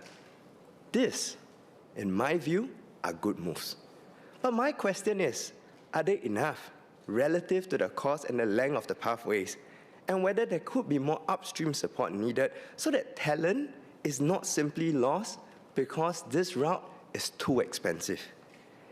NParks itself has said that pet ownership is on the rise, and Singapore's veterinary sector is expanding to meet this growing demand for high-quality animal care. At the same time, Singaporeans' households are keeping pets. Expectation of care have also risen. In fact, I also do know of a number of Clementi residents that recently just did a career switch to go into the animal care industry. So, when we talk about building pipeline to this profession, we are not planning for a shrinking sector because the demand looks to me like it's likely going to continue rising. Against this backdrop, I also wonder whether should we consider a full local DVM program hosted by one of our autonomous universities, as well as maybe degree partnership where we have more locally delivered components for our current local foreign veterinary program offerings, stronger clinical placement arrangement. More broadly, I want to be able to look at every single child in Singapore and say that your aspiration matters. We have the pathways and structures to enable you to realize your aspiration, and your aspiration is not a function of your family's income. I recognize that the points that I've raised cuts across the purview of several ministries, MOE, MOM, and it doesn't strictly fall under the purview of MND. But in the spirit of a whole of government collaboration, and since this bill established a legal framework that defines who can practice as a vet, then the broader question is how do we develop pipeline into this profession should also be considered. I kid you not, I hesitated for a while and asked myself whether should I even raise this, because what I've just raised goes beyond the strict 4 corners of the bill. But I choose to do so because I believe Singapore must be a place where passion is made possible and not quietly limited by cost constraints. Second, I hope the Minister can also focus on developing a wider talent pipeline for veterinary and animal care ecosystem broadly. This is because a strong animal healthcare sector does not only run on veterinarians, it also requires veterinary technicians, nurse, animal care workers, and other support roles. In this regard, Temasek Poly already offer a diploma in veterinary technology, and SAF sector career page lists that this particular diploma is a full-time pathway into a broader agri-food and animal care space. However, at the ITE level, I realized that the publicly visible offering seems to be shorter courses or part-time animal care and grooming programs, such as basic aquatic animal care with a course duration of 7 hours and a certificate of competency in dog care and grooming with a duration of 14 hours. As it stands today, I'm really not sure whether there are fuller ITE pathways relevant to veterinary or animal care work. It would be helpful for the ministry to be able to clarify this. If the response is no or not yet, then I hope the government will consider more structured pathways to be developed over time, especially since NParks have already said in the longer term, the Veterinary Council will also regulate veterinary nurses, which will play an important role in supporting animal care. This matters because a good system allows people with different strengths, academic profiles, and financial starting points to contribute meaningfully. Not everyone will become a vet, but many can still play a part in this high-quality animal care ecosystem if we build proper pathways there. My third point concerns public assurance, governance, and how this framework will work in practice. I spoke at length about pathways. Now, let me move to Clause 18, which introduces a category known as restricted registration for individuals who may not hold qualification from prescribed university, but they demonstrate necessary training, knowledge, skills, and experience.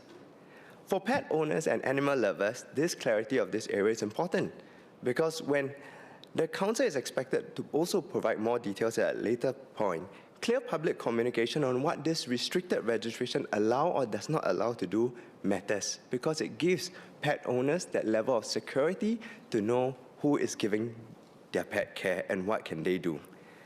I also support the composition of Veterinary Council, which include experienced veterinarians and layperson. However, I would like to have a little bit more of elaboration on what exactly are the expertise are we looking at the layperson? What are they expected to bring to the table? What are the broad considerations that will guide their selection? I would also appreciate some clarification on the requirement to have at least a fully registered vet on the council because it says that it must have at least 10 years of experience as a vet. Does this mean continuous practice or cumulative practice over time? And what reference point does experience start counting from? Why I ask? Because some vet or some animal doctors might take a career break at some point and return. So during the moment that they return and when they have first started, do we look at this years as part of the 10 years of experience as a vet?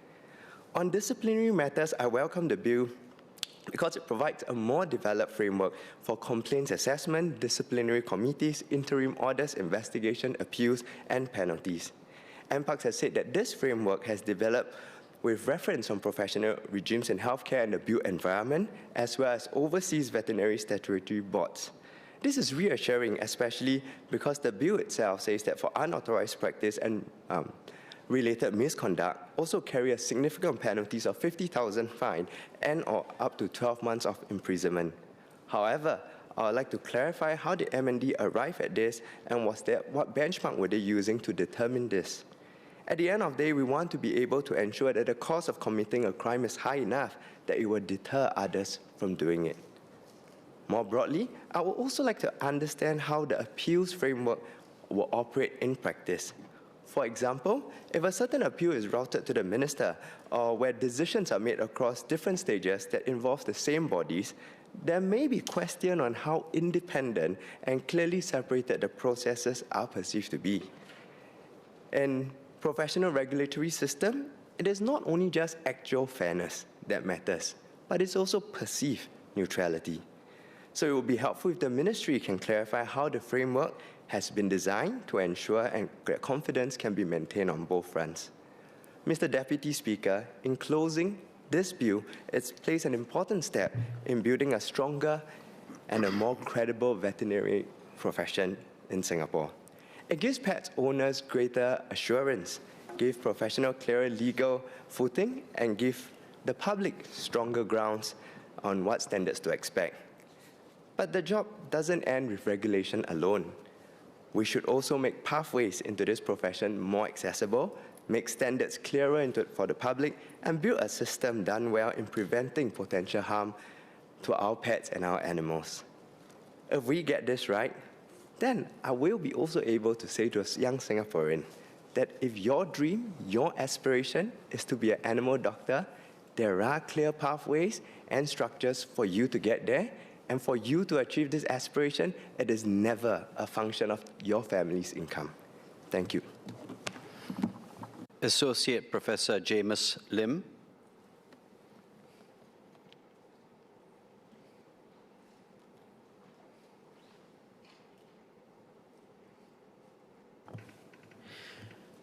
So when I was a little boy, like so many children, I wanted a pet dog. Growing up with asthma, however, the doctors advised against it. Yet my family, especially my mother, loved animals. And when I went abroad to study, Mom seized the opportunity to adopt a mini schnauzer. She named her Carmel. Unfortunately, in 2018, Carmel suffered a heart attack. At the time, we didn't have a car, but lived about a half kilometer away from an animal hospital. I vividly recall carrying her trembling body and the two of us running in our flip-flops to the facility.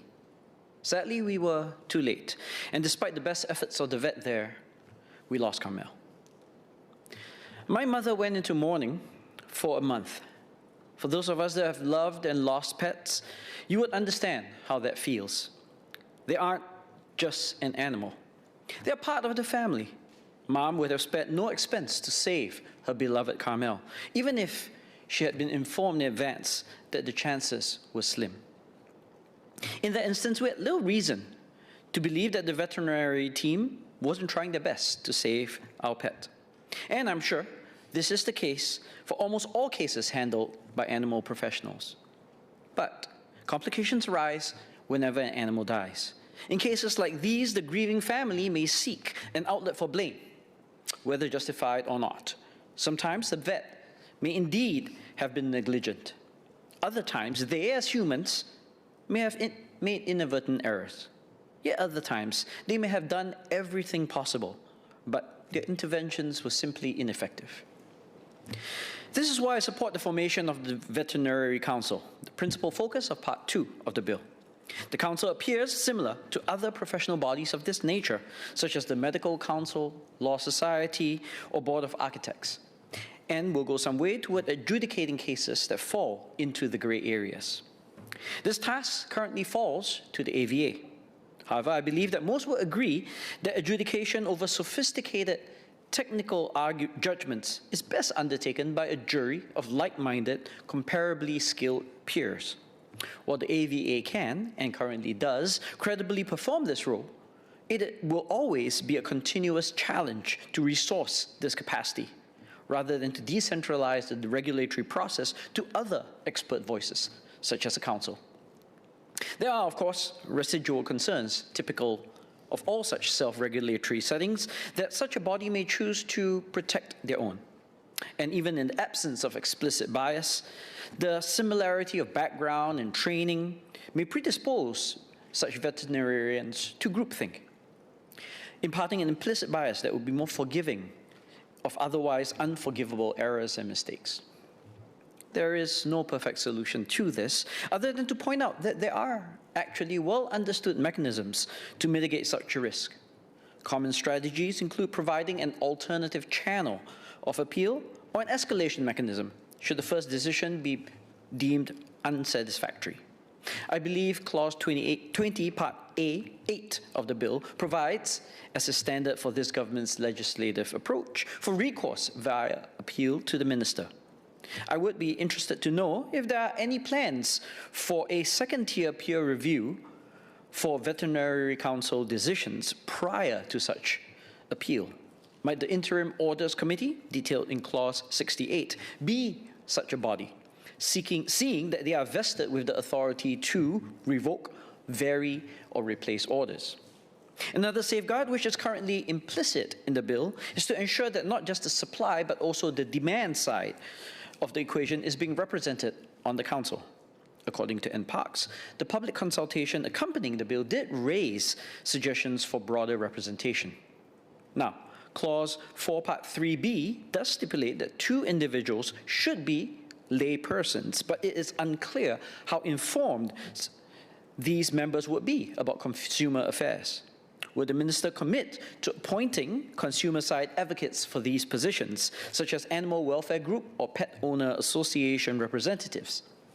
Relatedly, to prevent an overrepresentation of large holding groups or private equity-linked roll-ups, it may be wise to also ensure that 1 seat be taken up by a veterinary professional hailing from an independent clinic.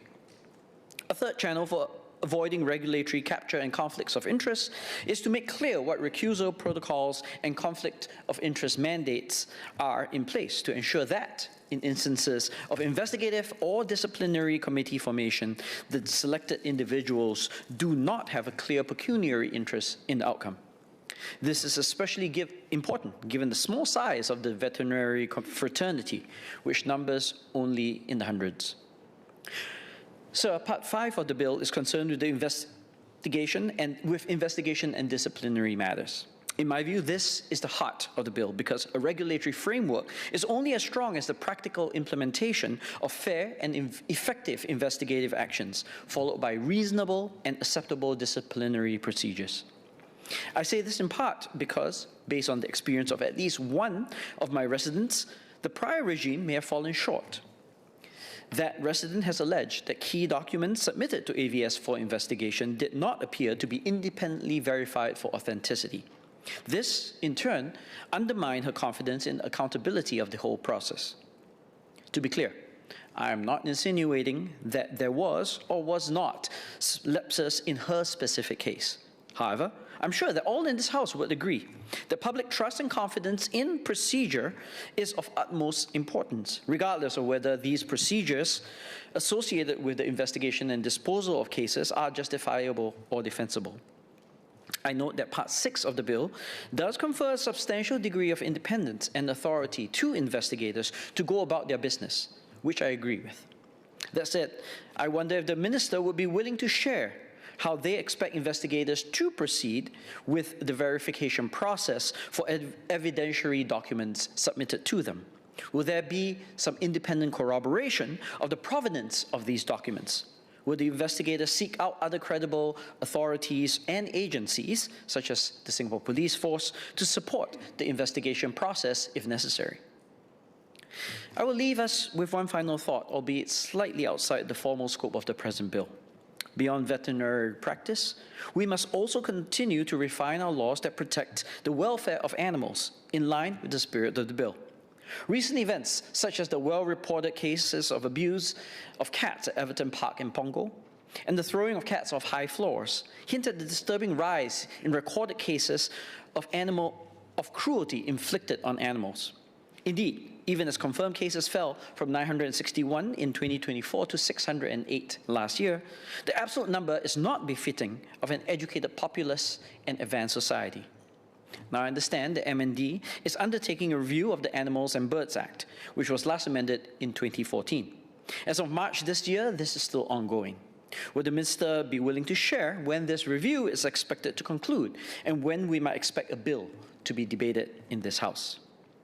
Sir, I believe that nobody speaking on this bill is suggesting that animal welfare be placed at the same level as human welfare.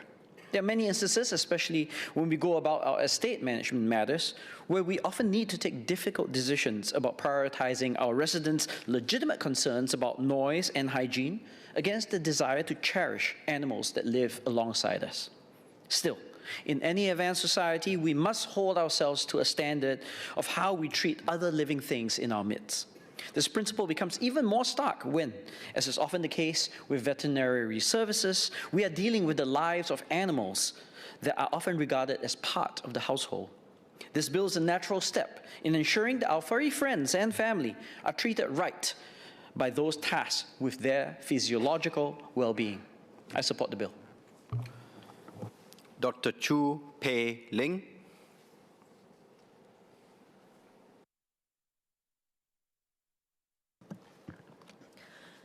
Mr. Deputy Speaker, I would like to declare that I am a registered allied health professional in both Singapore and the United Kingdom, regulated by the Allied Health Professions Council and the Health and Care Professions Council, as well as a member of the Singapore Physiotherapy Association and the Chartered Society of Physiotherapy in the UK. So, this bill speaks to something I have seen very clearly in healthcare: how trust in a profession is built and how easily it can be eroded if we are not careful. In Tengah, many of my residents are young families and many have pets. They tell me they want more places to walk with them, to sit with them after a meal, to let them run safely. It reflects something simple, that pets are part of everyday life. But when something goes wrong, the conversation changes. One Tengah resident told me she hesitated when her pet needed treatment, not because she did not care, but because she was not sure what she was agreeing to. And I think many people will recognize this. Because when something goes wrong, it's not just the bill that people worry about. It's whether they are making the right decision at all. And that is why this bill matters. Because at its core, this bill is about trust. But in practice, people don't read regulations. They read people, and they trust what they see in front of them. So if we want to build trust, we must make sure what they see is clear, consistent, and credible. That is why the direction of this bill is the right one: establishing a veterinary council, strengthening registration, requiring continuing professional education, and putting in place a clear disciplinary framework. These are not just regulatory changes. They are the foundations of a profession that people can have confidence in. But if we are serious about trust, then we must also be very deliberate about how we design it. The first is the Veterinary Council itself. The Council will shape standards, oversee conduct, and influence how the profession evolves. It must be credible to the profession, and it must be trusted by the public. That means having the right mix of expertise across different areas of practice and processes that are clearly fair and impartial.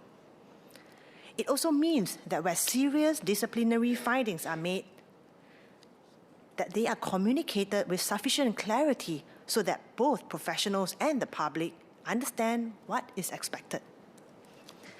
Because if people cannot see how standards are applied, they will not feel assured that they exist.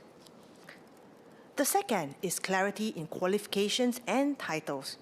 For most people, trust begins with what they see: a name, a designation, a title. And the reality is this: most people will not know the difference between one qualification and another, but they will live with the consequences. So what matters is not just how qualifications are assessed, but how clearly they are understood. There should be transparency in what is recognized, how specialist titles are determined, and what these mean in practice. Because the title can reassure even when it should not. And if we are not careful, that reassurance can be misplaced. The third is how we approach restricted practice. Such pathways serve a purpose. They allow entry into the profession while maintaining safeguards. But we must be careful. Because if we are not careful, what starts as a pathway can quietly become a standard. So there must be clarity on scope, on progression, and on how competence is assessed over time. And we should think carefully about who is entrusted to train others. Because who we allow to train matters. That is how standards rise or slip. In healthcare, supervision is not a formality. It is a safeguard. And that principle applies just as strongly here. The fourth is continuing professional education. This is essential, but it is also where intent and implementation can diverge. If it becomes a matter of ticking boxes rather than strengthening practice, then we risk losing its purpose. So as this framework develops, it will be important to ensure that it remains meaningful, relevant, and reflective of how practice continues to evolve. Mr. Deputy Speaker, let me return to something residents raise often. It is not simply that veterinary cost is expensive. It's not just that care is expensive, it's that people don't know where it will end. Once they say yes, they feel that they have to keep saying yes. And that is a difficult position for any family. Not because they do not love their pet, but because they are unsure.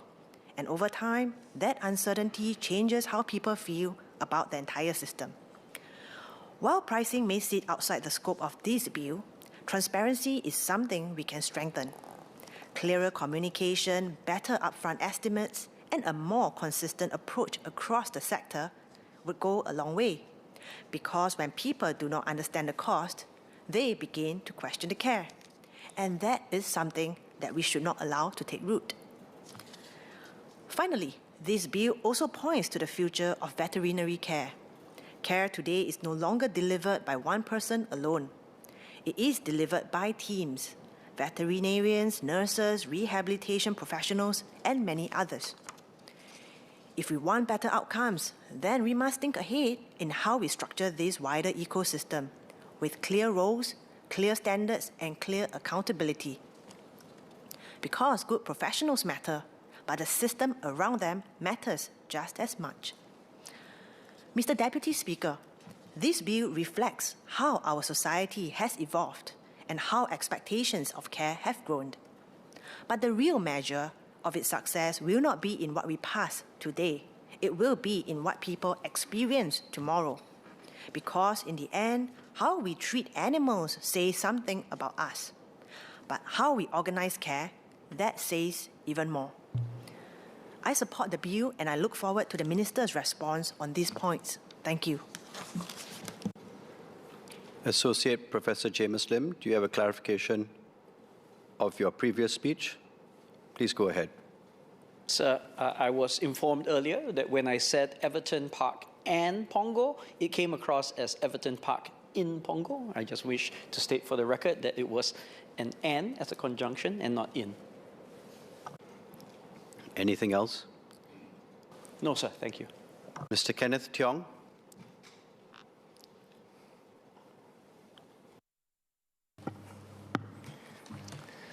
So I have 3 points to clarify on the veterinary practice bill. First, the bill sets up Singapore's first veterinary council, and the aim to raise standards is welcome.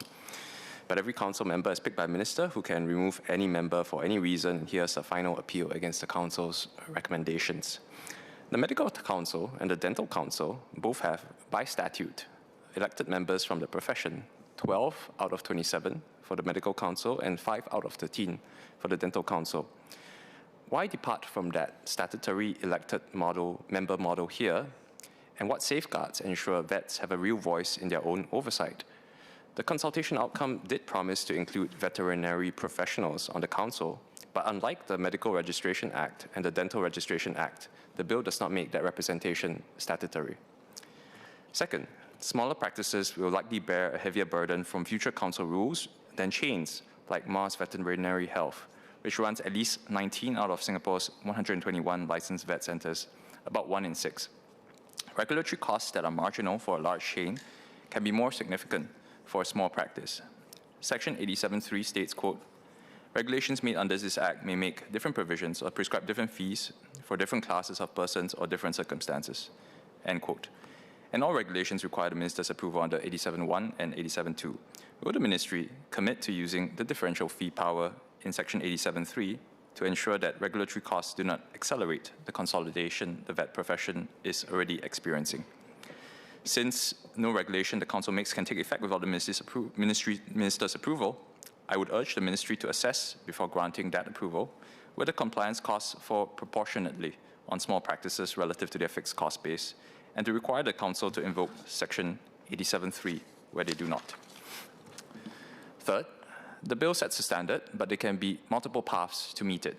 Singapore has no veterinary degree program. All 690 plus practicing veterinarians trained overseas. When member Ms. Valerie Lee asked MOE in February 2026 about introducing a local veterinary science degree, the reply was that MOE would monitor and assess. I, like my colleague Mr. Louis Chua and member Mr. David Ho, support the idea of a local vet degree. If the goal is higher standards, why not build a local training path that can better guarantee those standards and give Singaporeans who want to become vets a route that does not need a costly overseas degree? There is a strong regional case for this. No veterinary degree program in any ASEAN member state currently holds accreditation from the American Veterinary Medical Association, the Royal College of Veterinary Surgeons, or the Australasian Veterinary Boards Council, the three bodies whose recognition permits practice in North America, the UK and Europe, and Australasia respectively. A Singapore-based program that secures any of these accreditations, taught in English within a globally recognized university system, would be a unique regional asset. I look forward to the Ministry's reply. Thank you. And in advance of 25th April, I'd like to wish all our vets, vet nurses, and everyone who works with animals a happy World Veterinary Day. Ms. Diana Pang.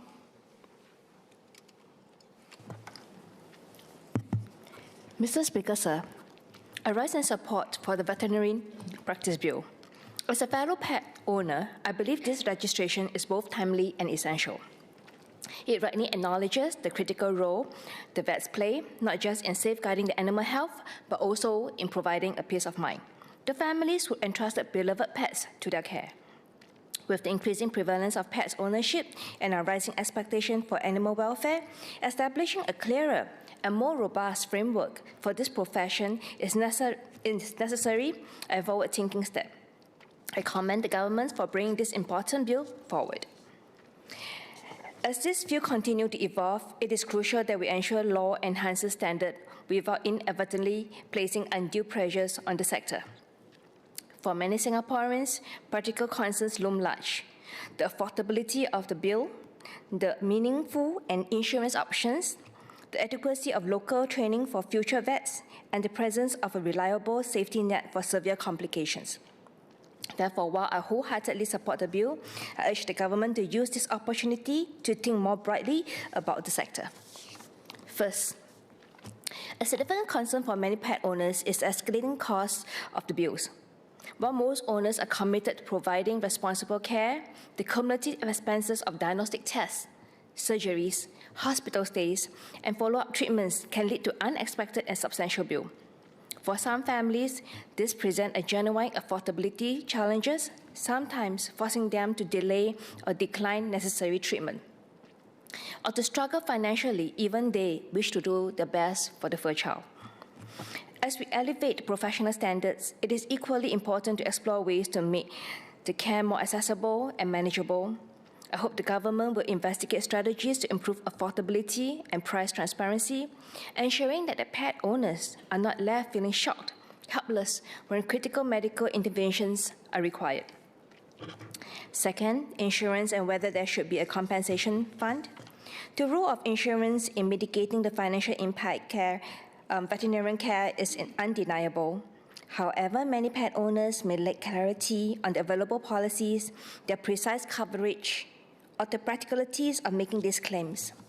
Some may even believe they are adequately covered, only later to discover the exclusions, limitations, or when the treatments become absolutely necessary. So while educating the public about the pet insurance is vital, I propose a more comprehensive approach. Do consider the establishment of a compensation fund, potentially pooled across the profession. This fund could serve as a crucial safety net in serious cases where a veterinarian's negligence results in loss, where insurance proved inadequate, unavailable, or has lapsed. We see similar concepts in other professions. For instance, the legal profession has a compensation fund. The Motor Insurance Bureau of Singapore provides compensation for victims of uninsured or untraceable drivers.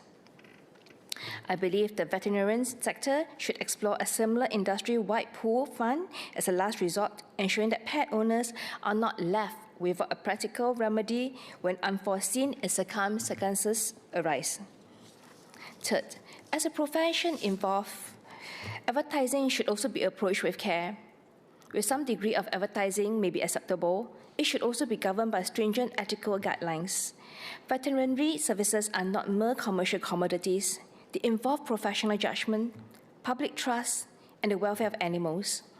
Advertising should therefore be free from misleading claims, exaggeration, aggressive techniques, and this could pressure clinics into prioritizing commercial competition over professional standards. I propose that the government implement an advertising framework that ensures fairness to all vets, avoiding any tilt in favor of larger corporation entities with greater marketing resources. Such a move would help prevent smaller independent practices from being disadvantaged, thereby preserving the diversity, sustainability, and competition balance among the sector. Furthermore, an uncontrolled increase in marketing competition would inevitably drive up the business costs, which may ultimately be passed to pet owners. So I urge the government to ensure that any framework for the vet's advertising is underpinned by robust ethics safeguards, maintaining the professionalism, fairness, long-term sustainability for the sector. Fourth, the pipeline of future vets and whether Singapore should move towards a local vet school. As spoke by many of my colleagues in this parliament, if we want a strong veterinarian profession in Singapore, we must not think just about regulations. We should also think about training, about future pipelines of the vet. Today, Singapore still relies heavily on overseas education, while NUS is a pathway linked to University of Melbourne. It is not the same as having a fully local veterinarian degree training system here in Singapore. Studying overseas is costly, and this may not put the profession out of reach for many capable Singaporeans. So I ask the Minister whether the government has done a study on the demand for the studies in Singapore and how many local students each year have to study overseas if they want to become vets. I also ask whether the statistics support opening a full-time vet school in Singapore, and if so, how would such a school or course be regulated, and how clinical training would be supervised, and how specialist training will fit within the registration framework under the bill. If we care about the standards, access, and long-term resilience, then the pipeline matters. A stronger local pathway can help Singaporeans and Singapore build a deeper bench of veterinarians with local knowledge and long-term commitment. I also want to raise one specific issue on the disciplinary framework under the bill. The bill allows Interim Orders Committee or the IOC to suspend or restrict a vet for up to 18 months even before the disciplinary matter is finally decided. This is serious stuff, affecting livelihood, reputation, and the right to practice. Yet, unlike the disciplinary committee, there does not appear to be a requirement for the legal profession to sit on the IOC itself. I therefore ask why no legal profession is specifically required at this stage.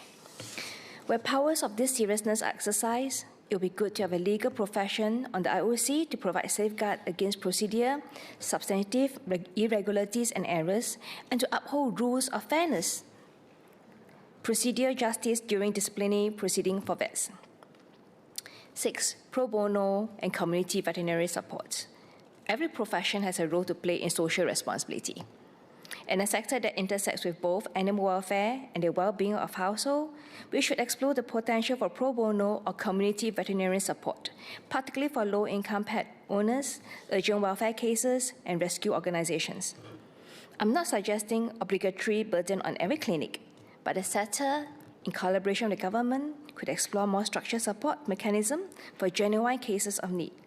One practical step could be involving the vets declaring their pro bono hours during their annual license renewal, or consider this as part of the CPE. This would enable the ministry to track such contributions and foster a stronger culture of service, community engagements among the veterinarians. Mr. Speaker, sir, while I support this bill, I hope we will not regard this as the end of the conversation. A truly effective veterinary service system is one that not only regulates professions adeptly, but also one that ordinary Singaporeans trust, understand, and assess. It must provide robust protection for the public in serious situations, strengthen our local pipelines for future vets, ensure disciplinary powers are wielded with appropriate safeguard, maintain a fair and sustainable professional landscape as the sector continues to evolve. This is for all these reasons I support the bill. Thank you.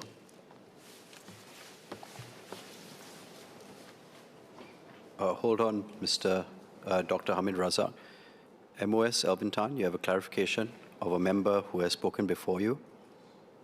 Who, please? Thank you, Deputy Speaker. I just wanted to clarify with Member Associate Professor James Lim with regards to the statements he made earlier on about Part 5 of the bill. I quote that the member had said that based on the experience of at least one of my residents, the prior regime may have fallen short, and that the resident had alleged that the key documents submitted to AVS for investigation did not appear to be independently verified for authenticity.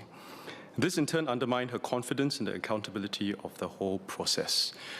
This is an important clarification because it also calls into question the standard of the AVS and our officers. And so I would like for the member to qualify this, because you also mentioned that it is at least one resident. Thank you. Associate Professor James Lim, would you like to reply to that invitation? Please proceed. Thank you, Speaker. So this was an incident where the resident had filed multiple appeals. I'm sure that you can check with the ministry with regard to the chain of events. To be clear, I represented her case, and I also said in my speech that I was not insinuating whether there were any lapses in her case or not by the AVS.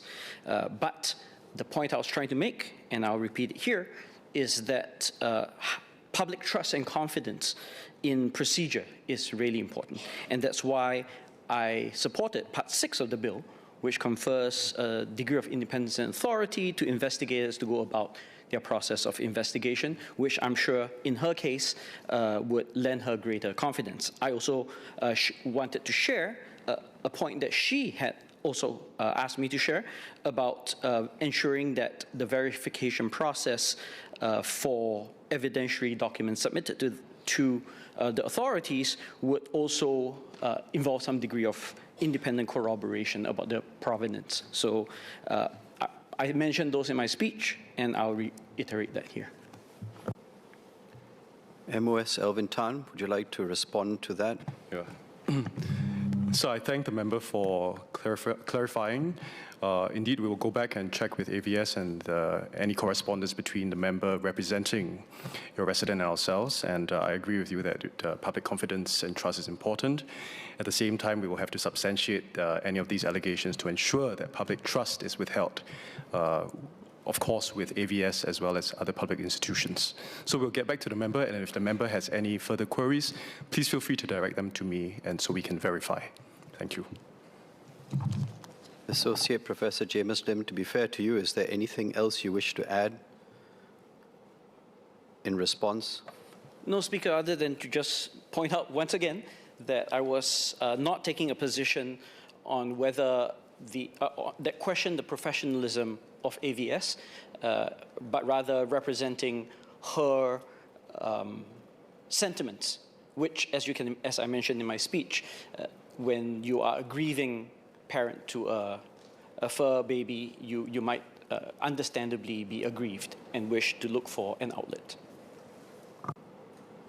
No further clarifications? Then we will move on. Dr. Hamid Razak.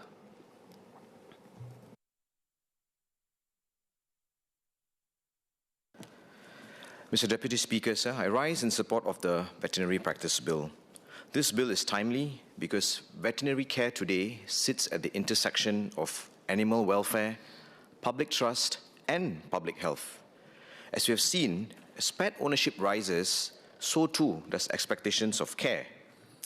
Our regulatory frameworks must keep pace, not just to deter poor practice, but to protect good professionals and strengthen confidence among pet owners and the wider community. Mr. Deputy Speaker, sir, NParks conducted a public consultation from 31st October to 28 November last year and received 103 responses.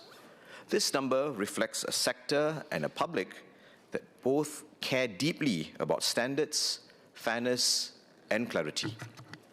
This bill too advances that direction in a very structured way. I will raise 3 points in the spirit of strengthening implementation so that the bill uplifts standards while preserving access and trust. Mr. Deputy Speaker, sir, the first point is on workforce sustainability. Official consultation materials note that 690 or over licensed veterinarians as of October 2025. Now, beyond veterinarians, there are around 1,000 to 1,500 veterinary nurses and technicians in Singapore. Mr. Deputy Speaker, sir, we've also seen encouraging progress in responsible pet ownership. Since the cat management framework began on 1st September 2024, about 41,000 pet cats have been licensed and over 41,500 people completed the online pet ownership course required for first-time applicants. These efforts work best when they are matched by a professional framework that keeps the standards clear, trusted, and consistent. As we raise standards, we should also keep a close eye on a very simple reality. If standards rise while supply tightens, the lived outcome for pet owners may be longer waits, higher costs, and delayed care.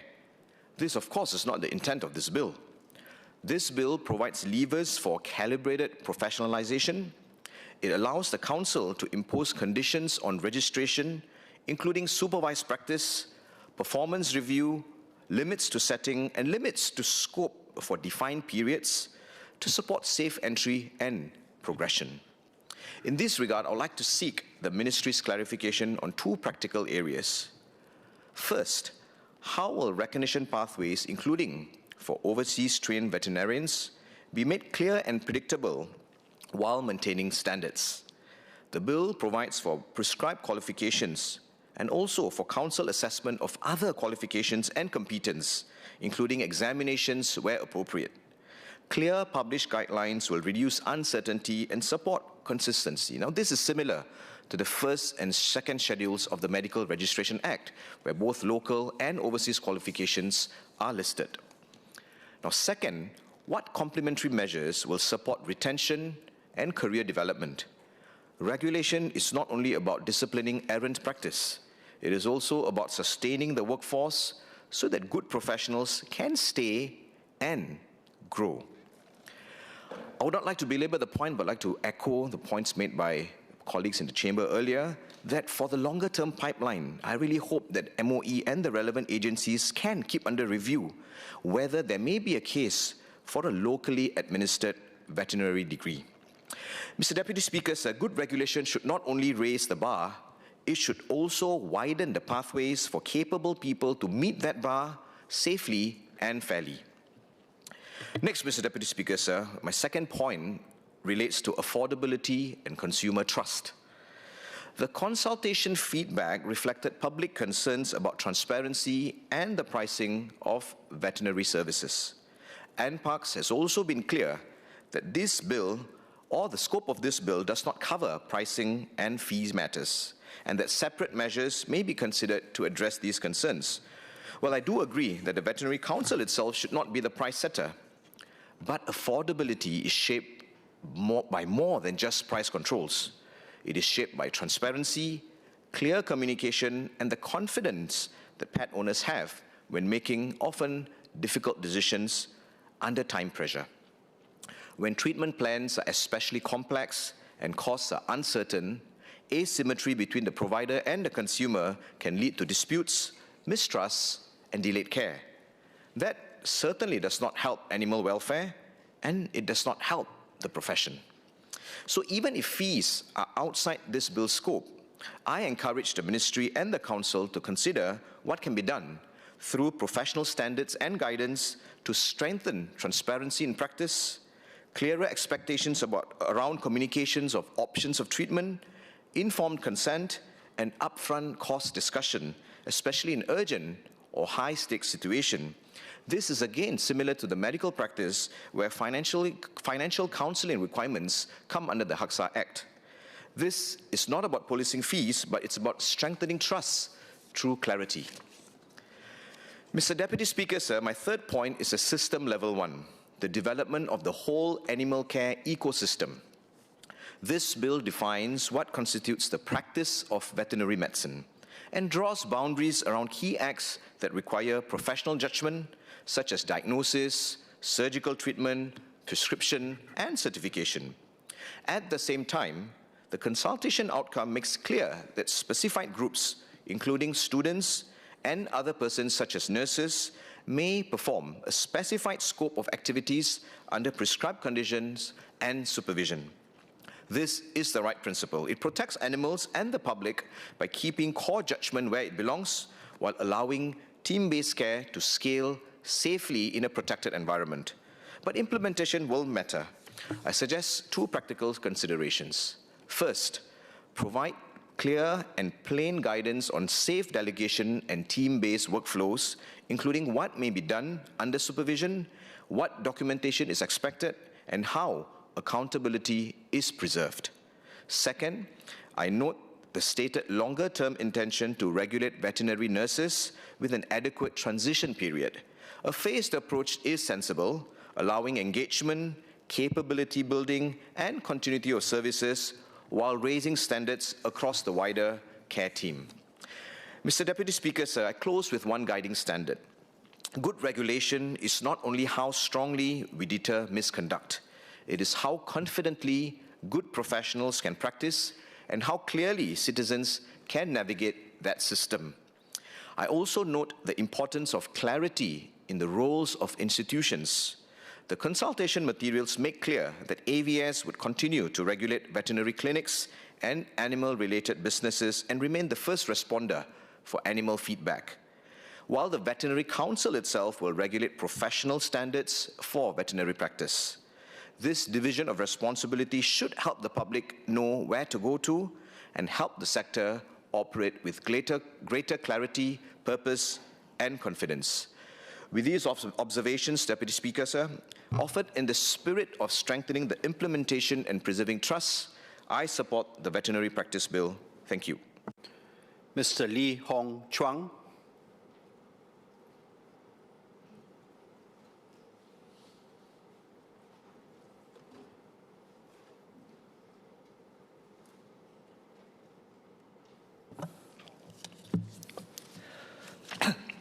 Mr. Deputy Speaker, I rise to support the Veterinary Practice Bill.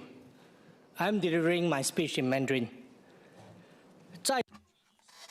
Over the past decade, Singapore society has witnessed an obvious change. Especially during COVID and after COVID, more and more families have begun keeping pets. Whether in HDB communities or private residential areas, we can see an increasing number of residents walking their pets, taking them to see a vet, or participating in community activities with them. For many families, pets are no longer just animals, but important companions in their lives.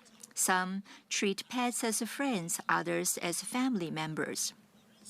I have a friend who owns a medium-sized dog share with me his experience. He said that when he gets a haircut, it costs around $20, but when his dog gets grooming care, it costs over $100. The annual pet insurance alone costs several $100s. Adding up the daily expenses for treats, supplies, and basic care, it amounts to a considerable sum. Yet, despite this, many people are still willing to continue keeping dogs, cats, and other pets. Because for them, this is no longer simply about keeping an animal. They truly regard them as family members.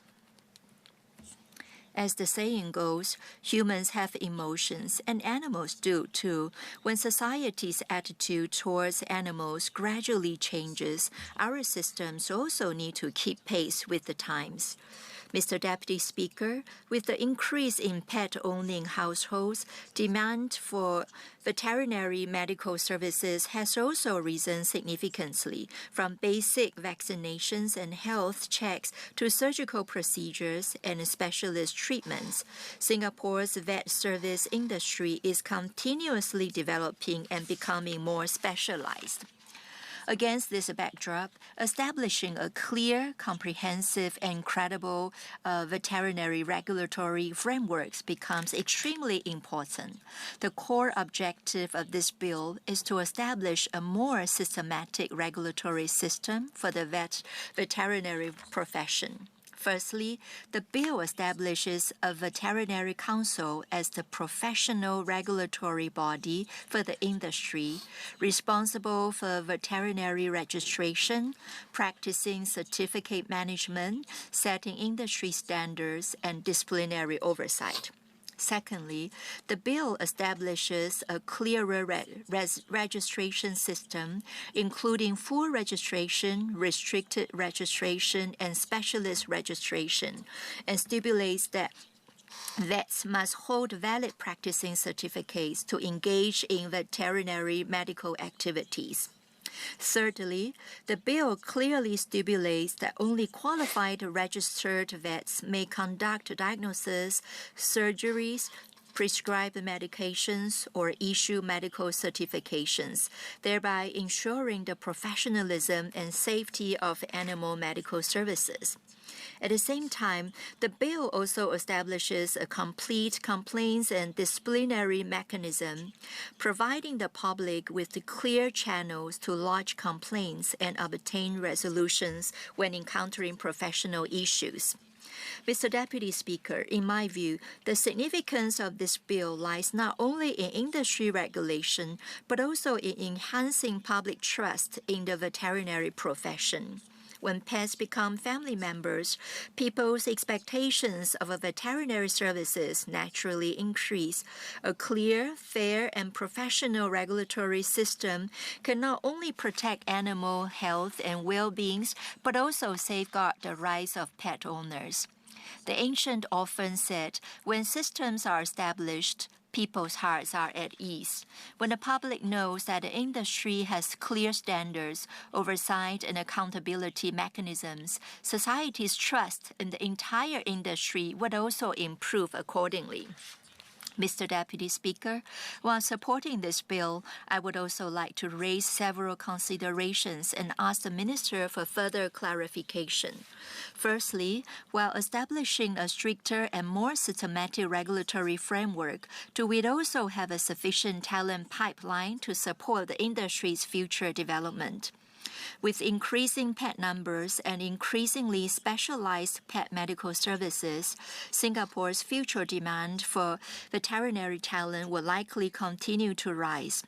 Beyond the regulation, should we also simultaneously consider how to attract more young people into the veterinary profession through education, training, and professional development opportunities, and support local vets in continuously enhancing their professional capabilities?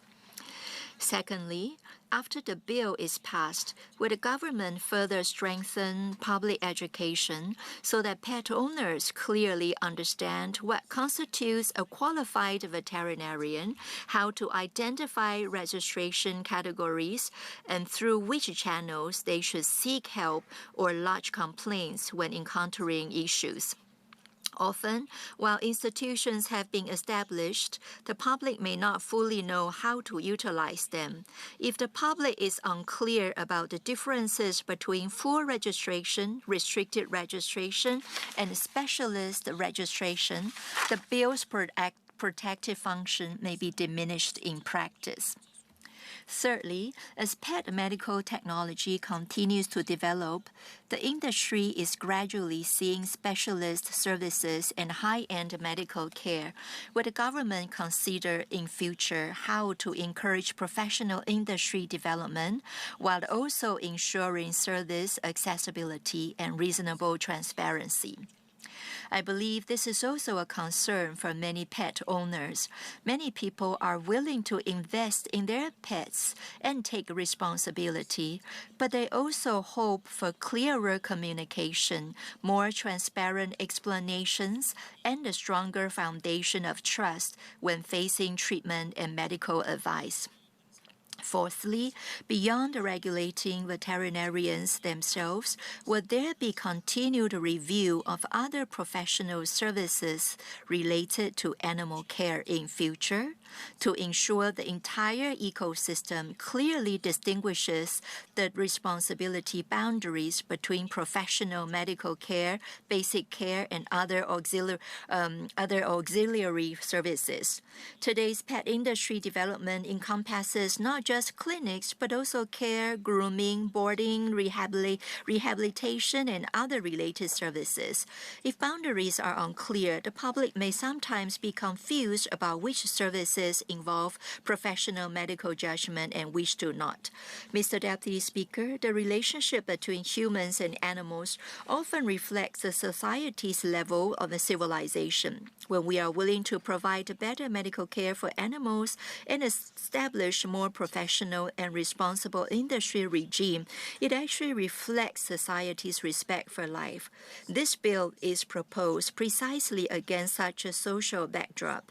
It not only improves the institutional foundation of the veterinary profession, but also establishes a more solid framework for the healthy development of Singapore's pet medical industry in future.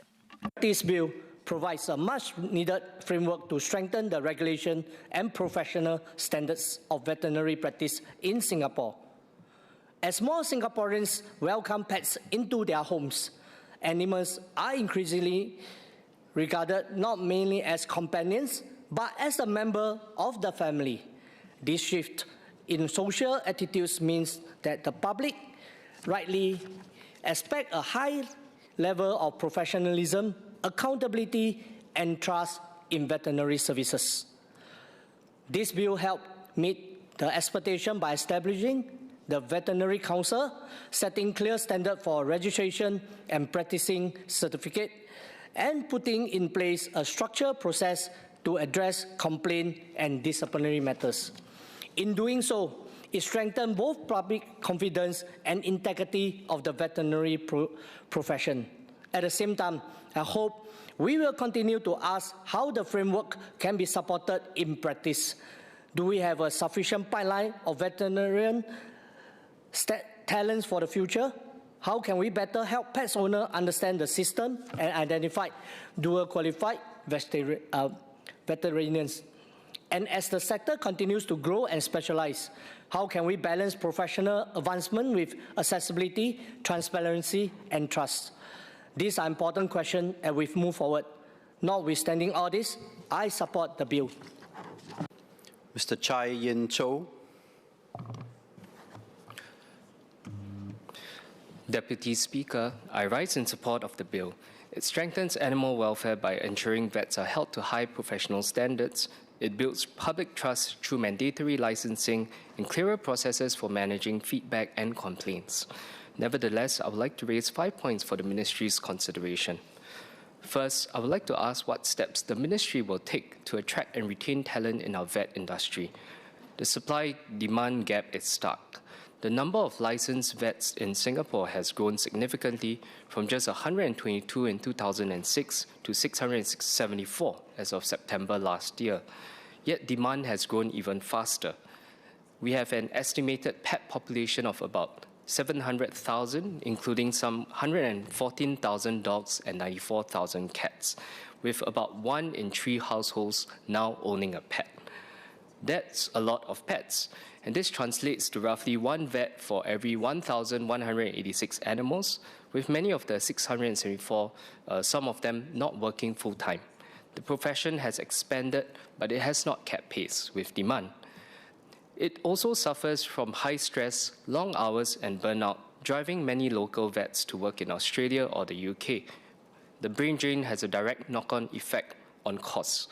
Vet fees rose up to 20% in 2022. The bill's additional regulatory requirements risk compounding this, adding compliance burden that may deter talent from entering or staying in the profession.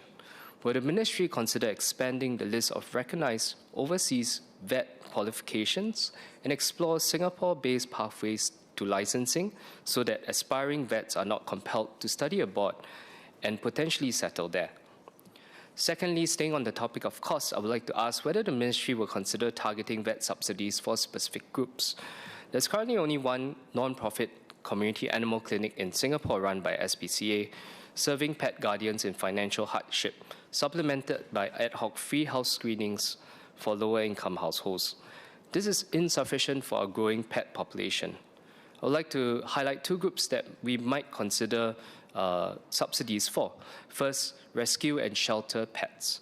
Adoption rates at SPCA have decreased sharply from 979 in 2019 to just 250 last year, while rescues have climbed from 2,813 in 2023 to 3,763 last year.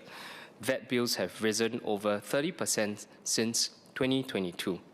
Subsidized vet care for adopted rescue pets from approved rescuers could incentivize adoption and relieve pressures on overstretched shelters. Animals serving an assisted function deserve some considerations too. Guide dogs for visually impaired or therapy animals that provide genuine medical and social value. While Guide Dogs Singapore subsidizes some routine care, some financial burden on dog owners remains significant. Will the ministry considering formalizing support for these animals? Third, I would also like to ask the ministry to clarify the scope of practices that must be performed by a licensed vet.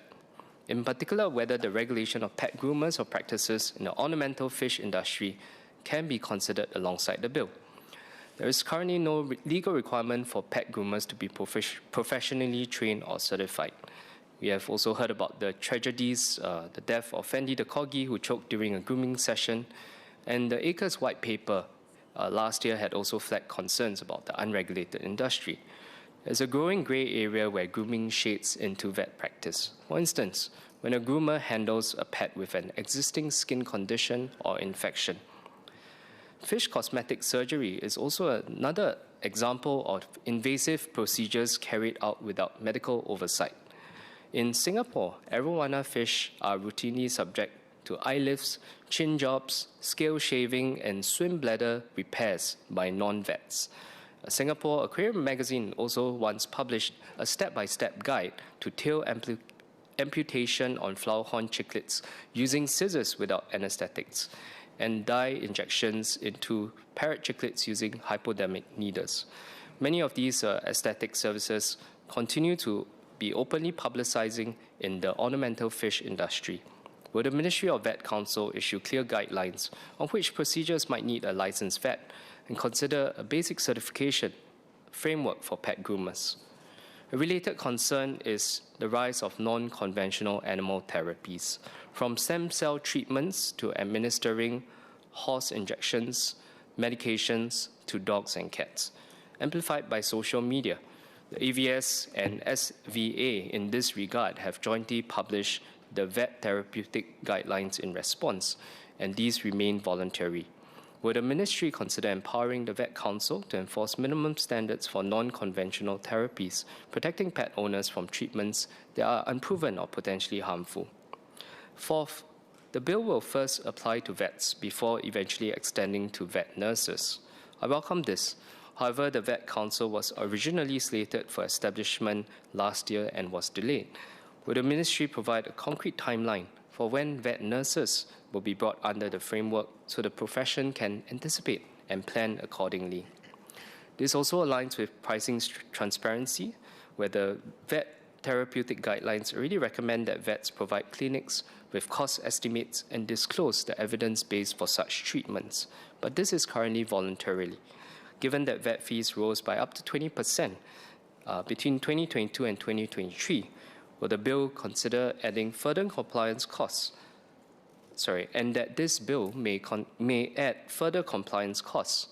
Will the ministry therefore consider making pricing transparency and informed consent on costs a statutory obligation under the bill? Notwithstanding these clarifications, I support this bill and look forward to the ministry's response. Thank you, Deputy Speaker. Mr. Yip Hon Weng.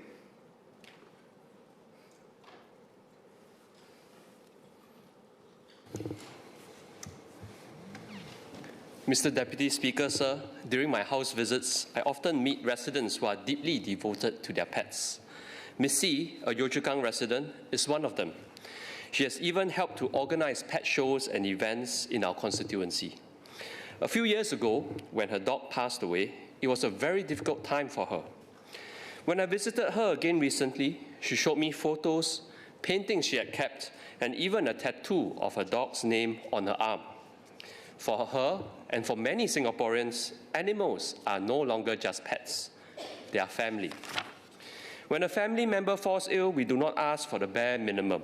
We expect care that is modern, professional, and accountable. This bill reflects that shift. It marks an important transition from a licensing regime to a professional regulatory framework, recognizing that the veterinary sector has grown in scale, complexity, and public expectations. I support this bill's intent. The establishment of the Veterinary Council with powers to register vets, set standards, accredit training, and enforce discipline is a significant step towards professionalizing this sector. The tiered registration system and continuing professional education requirements will raise standards across the board.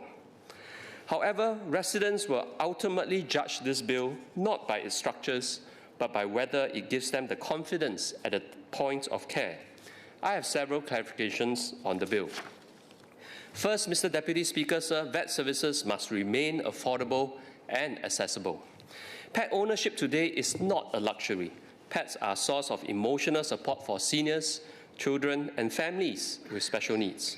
Beyond households, community caregivers, independent rescuers, and animal shelters pay out of their own pockets to care for animals, which may not even be their own. Yet the cost of veterinary care has become a growing concern. Prices vary widely. There's no clear benchmarking. There's little predictability for families. A consultation may cost $50 to $70. Pre-surgery blood work can exceed $300. Hospitalization can cost hundreds of dollars a night, and emergency care can easily exceed $500. For chronic conditions such as kidney or liver failure, it is not uncommon to see caregivers crowdfunding five-figure sums to save an animal. To be fair, vets face rising costs in commercial rent, diagnostic equipment, and imported medicines. But recognizing these pressures does not resolve the burden on residents. Affordability was one of the most prominent concerns raised during the public consultation, yet veterinary fees fall outside the scope of this bill. From the residents' perspective, regulating quality without a concrete affordability and transparency roadmap feels incomplete. Pet owners experience quality and price at the same counter, often during a stressful emergency. Why should they wait for a future policy response when this concern is already well established?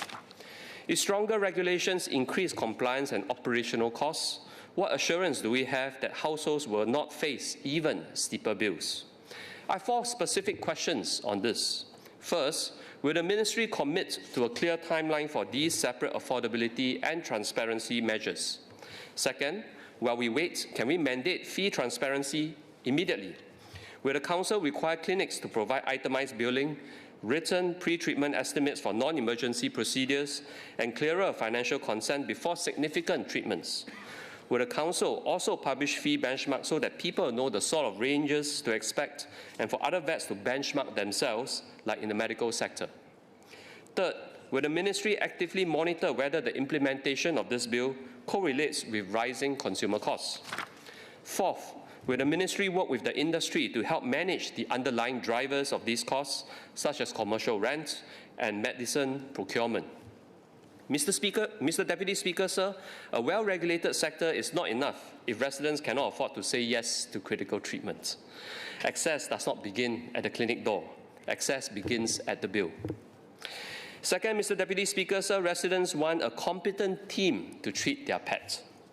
When a family hands over their pet for a major procedure, they face a sobering reality. There is always a risk that the animal may never wake up. Because the stakes are high, they want assurance. The bill defines the practice of veterinary medicine broadly, but allows certain acts to be performed by non-vets under supervision. Importantly, high-risk procedures such as the administration of anesthesia are not excluded. Yet the regulatory framework for veterinary nurses and paraprofessionals is not yet in place. This creates a regulatory gap. The Council is tasked with setting standards and requiring continuing professional education for vets, but the paraprofessionals assisting them remain in legislative limbo. I have several questions.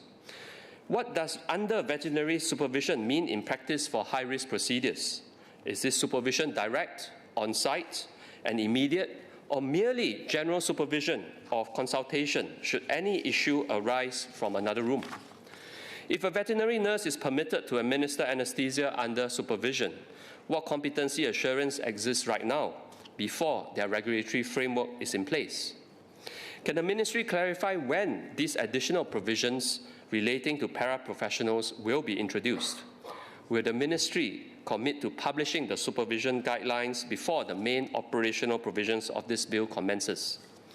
Will the Council provide a clear public list of high-risk acts requiring tighter direct vet involvement?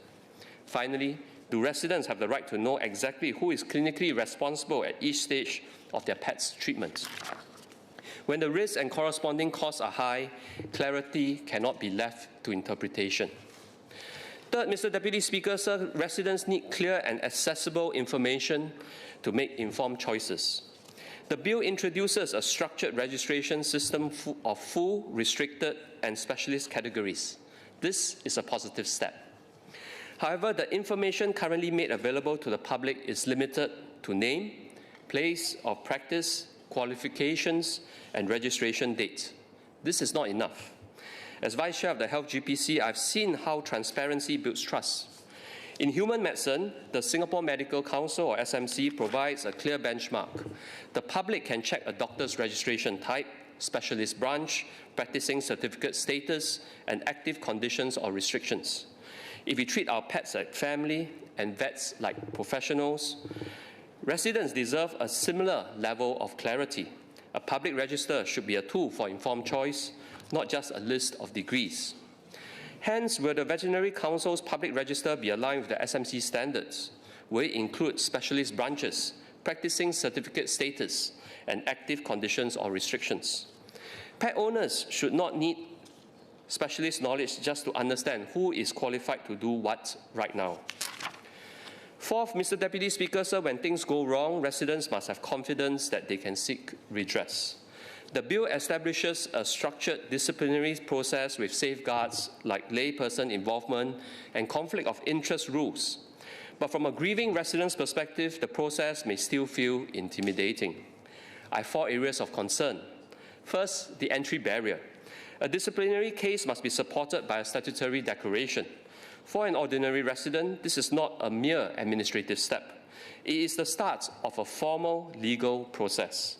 Will there be clear guidance and simpler templates so genuine grievances are not deterred? Second, the timeline for justice.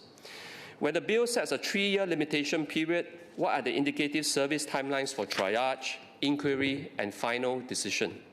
Relatedly, what are the expected processing times for complaints assessment committees and disciplinary committees, and are there clear service standards?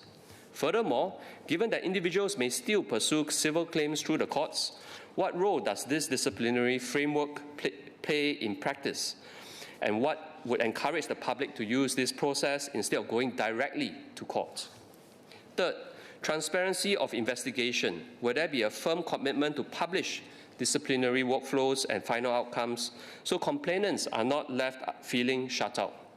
Fourth, independent appeals and independence. Appeals against certain council decisions go to the minister, who also appoints and may remove council members. I do not doubt the integrity of our institutions, but how does this structure ensure perceived independence in the eyes of the public? In particular, why do appeals from the Complaints Assessment Committee need to be heard by the minister? Is there scope for these to be adjudicated by an independent tribunal instead? Fifth, Mr. Deputy Speaker, we must ensure inclusivity for vets for easy compliance while maintaining high standards. I seek clarification on the registration framework. What are the fees required for vets to obtain and maintain their registration? How frequently must practicing certificates be renewed? And what criteria will be used to assess renewal? Will the Council continually review the list of accredited qualifications and recognized schools to ensure standards remain current and internationally benchmarked? Further, how will older vets transition into this new system? If processes are primarily digital, what supports will be provided to ensure senior practitioners are not left behind? Also, how would representation within the Veterinary Council reflect the diversity of the profession? In conclusion, Mr. Deputy Speaker, sir, let me return to Ms. C. For her, caring for her dog was never just about fun. It was about love, responsibility, and trust. Her deep love for her pets is not uncommon. In Singapore, pet owners have parted with life savings to save their pets, hired help or sacrificed travel or career opportunities to care for ill and aged pets, as they would for their family members. So the question before us is no longer just about animals or pets. It's about how we care for those we consider family. And if that is the case, then the questions raised in my speech are not abstract. They're about whether care is affordable, so families can say yes without fear. They're about whether care is competent, so families can trust those treating their pets. They're about whether care is transparent, so families can make informed decisions.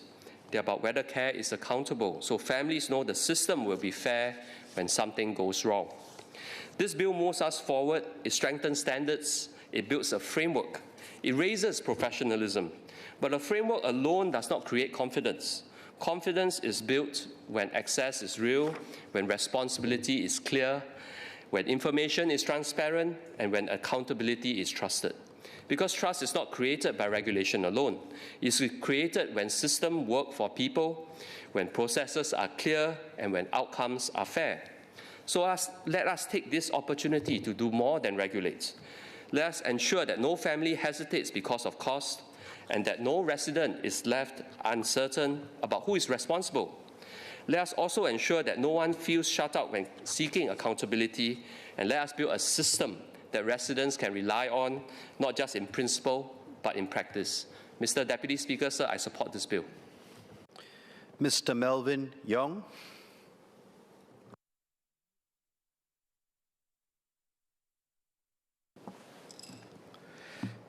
Deputy Speaker, I rise in support of the bill, which seeks to provide for the registration of vets and the regulation of individuals practicing veterinary medicine. This bill reflects how we as a society value animal welfare, professional standards, and consumer trust. As Singapore's pet scene evolves and grows, our vet care systems and regulatory framework must evolve in tandem. In this regard, the bill is both timely and necessary.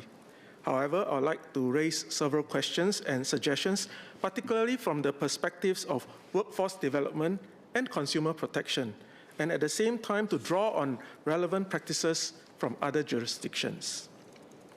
Sir, Singapore's vet landscape has changed significantly in recent years, driven largely by the rise in pet ownership. Pets today, as many members of the House have mentioned, are no longer just companions. For many households, they are family members. With this shift has come a corresponding rise in expectations. Owners seek not only competent care, but also high standards of professionalism, communication, and accountability. Many pet owners are also prepared to invest more to ensure the well-being of their animals. As a pet owner myself, I can certainly relate to this. We all want to do our best for our pets, especially when they are unwell or they are vulnerable. In this context, the establishment of a veterinary council is an important step forward. It will strengthen governance, uphold standards, and enhance public confidence in vet services. So while this bill focuses on vets, veterinary care is delivered by a team. Vet nurses, technicians, and allied professionals are integral to diagnosis, treatment, and recovery. They are often the first point of contact for pet owners and play a critical role in ensuring continuity of care. From a labor movement perspective, it is important that these workers are not treated as peripheral, but as professionals in their own right. This means having clear standards of practice, structured training and certification pathways, fair wages and working conditions, and meaningful career progression. Without this, we risk a situation where demand continues to grow, but the workforce remains stretched, under-recognized, and difficult to retain. If we look at developments overseas, the direction is clear.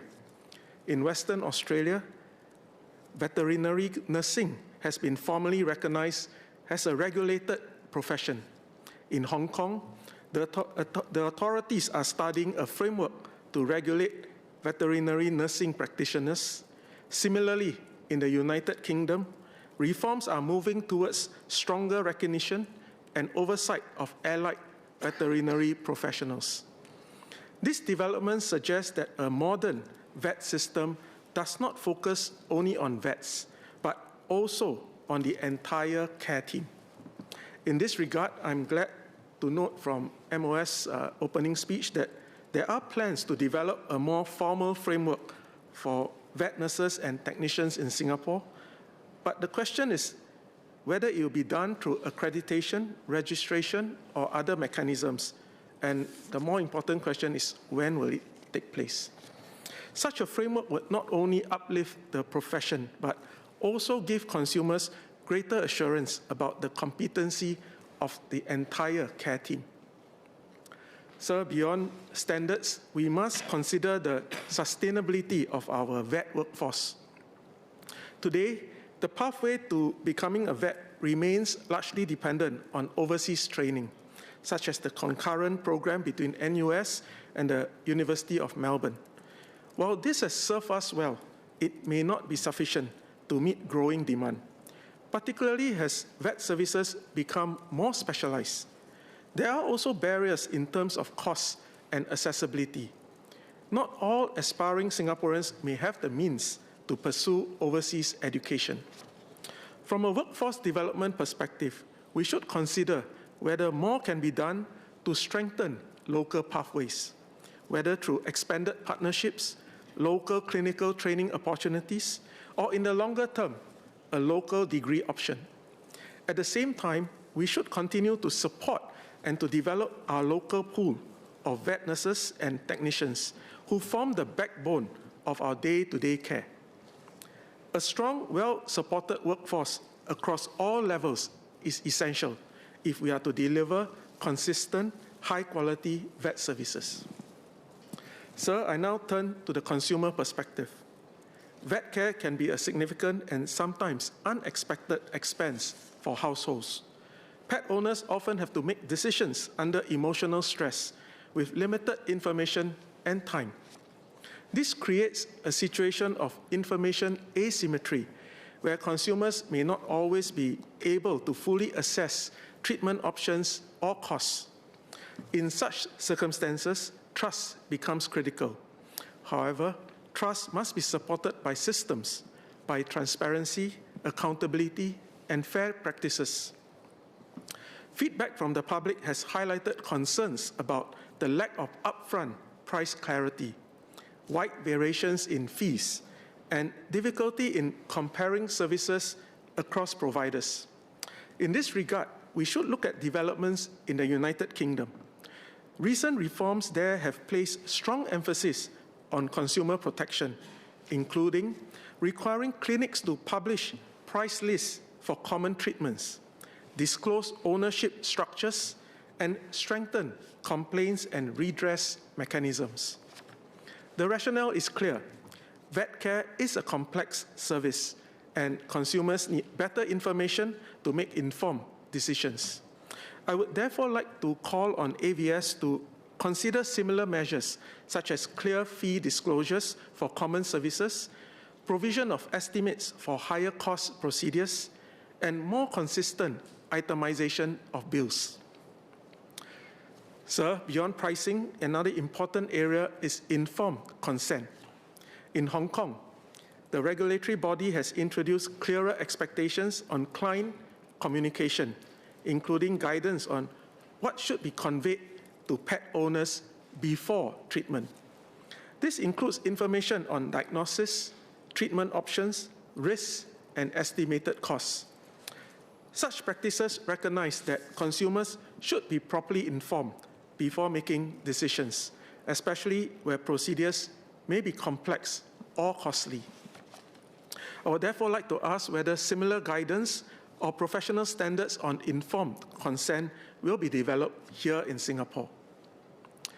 Sir, trust in any profession also depends on transparency in how misconduct is handled. In jurisdictions such as Canada and Hong Kong, disciplinary outcomes and practitioner information are made publicly accessible to varying degrees, enabling consumers to make more informed choices. I would like to ask whether Singapore's framework will similarly provide a clear and accessible way for the public to verify practitioners' registration status and assess relevant disciplinary information where appropriate. In addition, Western Australia's model includes a consumer representative within its veterinary practice board, helping to ensure that public interest considerations are incorporated into regulatory decision-making. In this regard, I would like to ask whether the composition of our own Vet Council will similarly incorporate or formally consult consumer or public interest perspectives. This will help ensure that the regulatory framework is not solely profession-led, but also grounded in the needs, expectations, and protection of consumers. So, while strengthening regulation, we must also ensure that it remains fair and proportionate. Internationally, there is increasing recognition that regulation should not only be disciplinary, but also developmental, supporting professionals to improve and maintain standards. For example, data from Canada shows that many complaints are resolved through advice, remediation, or education rather than disciplinary sanctions alone. This is particularly important in a manpower-constrained sector where we must retain and support skilled professionals while at the same time upholding standards. Mr. Deputy Speaker, this bill is a significant step forward in strengthening Singapore's animal health and welfare ecosystem. However, as we raise standards for vets, we must also take a holistic approach, one that uplifts all members of the vet care team, strengthens workforce pipelines and local pathways, and at the same time enhances consumer protection, transparency, and trust. International experience shows that a modern vet system goes beyond regulating individuals. It builds a professional, accountable, and consumer-centric ecosystem. By moving in this direction, we can develop a vet sector that is not only professionally robust, but also fair, sustainable, and trusted by the public. So with that, I support the bill. MOS Alvin Tan.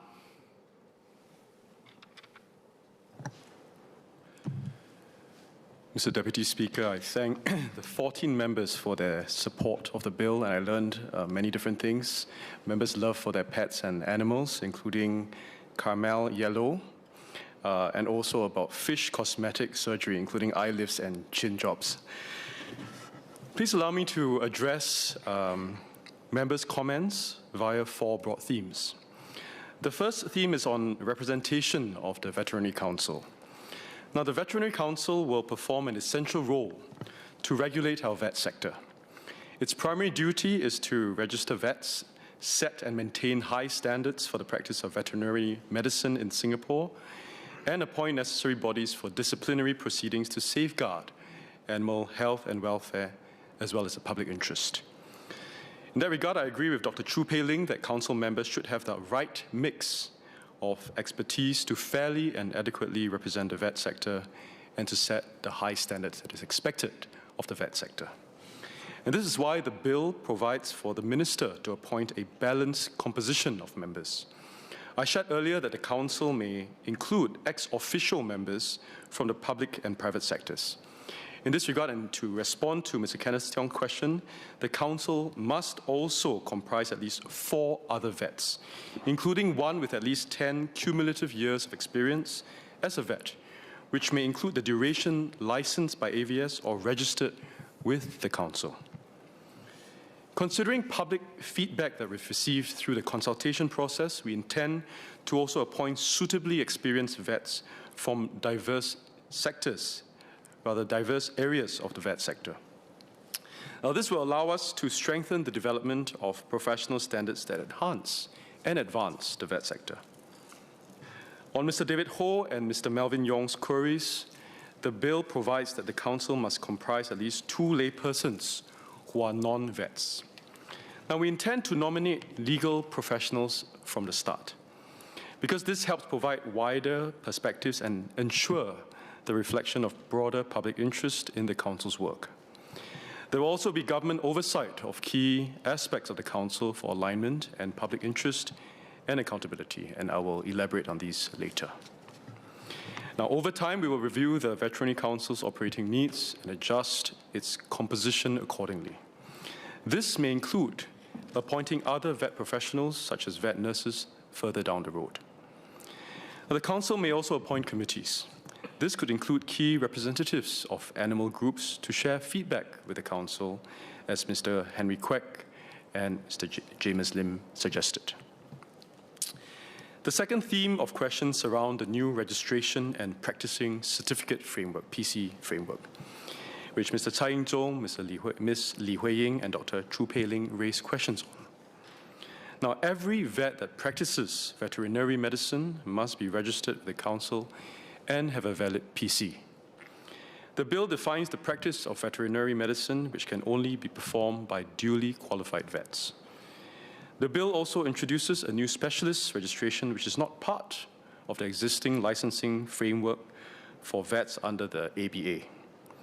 But in line with feedback that we received from the vet sector, the Council intends to recognize specialist vets primarily based on postgraduate degrees or qualifications, and will publish the requirements on its website when ready. So we will start with this new 3-tiered registration framework and then monitor its effectiveness. We are also open to exploring other approaches to further recognize, as well as to differentiate vets where necessary. Now, with regards to Ms. Diana Pang's suggestion, the bill will not require vets to declare their pro bono hours as part of the PC renewal requirements. But we appreciate that vets regularly volunteer their time and efforts, such as in sterilization and microchipping drives on a pro bono basis, and we will explore other ways to recognize their goodwill and their generosity. Mr. Lee Hong Chuang, Dr. Chu Pei-ling, Ms. Diana Pang, Mr. David Ho, Dr. Hamid Razak, Mr. Melvin Yong, and others had also raised questions about the veterinary workforce. Now, I shared earlier that the Council will continue to implement continuing professional education requirements for vets to renew their PC, to equip them with up-to-date knowledge, skills, and experience. AVS also provides scholarships and study grants for students to pursue vet programs and contribute to our pipeline of vet professionals. Beyond this, AVS and the Council will partner stakeholders such as MOE and the Institutes of Higher Learning to strengthen veterinary-related formal education programs or training provided locally, including those that may allow mid-career entrance into the sector. And our review also includes manpower projections and resource requirements to study the need and feasibility of a local vet degree program. Ms. Li Hui-ying also asked about occupational support. Now, while the Protection from Harassment Act protects all individuals, including vets, from harassment, AVS will also work with the Council to explore other initiatives to improve workplace practices and professional development opportunities to better support our vets. We also intend to eventually extend registration to other vet professionals, such as vet nurses. But while they are not currently licensed by AVS today, we will continue to engage our vet sector before developing the regulatory framework for them. And in line with Mr. Henry Kwek and Mr. Ip Hon Wing's suggestions, we will also monitor the impact of the enhanced set of regulations to vets. We will update on the registration timeline for other vet professionals when we are ready. Meanwhile, the bill will clarify the scope of vet activities and circumstances where non-vets may perform them. For instance, vet nurses will be allowed to perform certain vet activities under supervision by a duly qualified vet and in accordance with any prescribed conditions. This requirement to be supervised is already in place today. The Council will also publish guidelines before the commencement of the relevant provisions next year, setting out the broad principles of the appropriate supervision. To Mr. Muhaimin Malik's questions, we share your concerns about community animals and their caregivers. I have many of them in my constituency as well. And to our community caregivers, please continue to care for your animals as you already do, but please also exercise judgment when you need to refer them or to bring them to a vet. The third theme of questions that members have raised relate to penalties and disciplinary proceedings provisions as prescribed by the bill. First, Mr. David Ho asked how penalties under the bill were derived. Compared to what is provided for under the ABA, this bill raises the maximum fine for offences relating to unlawful practice of vet medicine or misrepresentation as a vet from $10,000 to $50,000. Now, this is to provide sufficient deterrence against profit-driven motives. There is no change to the existing 12-month maximum imprisonment term. And the 50,000 fine quantum is benchmarked against the human healthcare sector, including the dental and allied healthcare professions. AVS will continue to regulate animal health and welfare, and offences involving animal welfare and cruelty will continue to be dealt with under the ABA. As members know, and I have said that in public and in this House, we are reviewing the penalties for animal welfare offences and the licensing regime for pet sector activities, including pet grooming businesses under the ABA, and we will share more when ready.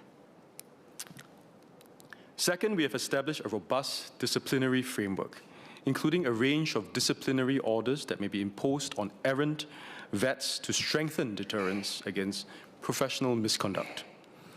I shared earlier how the bill establishes clear escalation thresholds in handling complaints and how the various committees can make orders to deal with professional misconduct.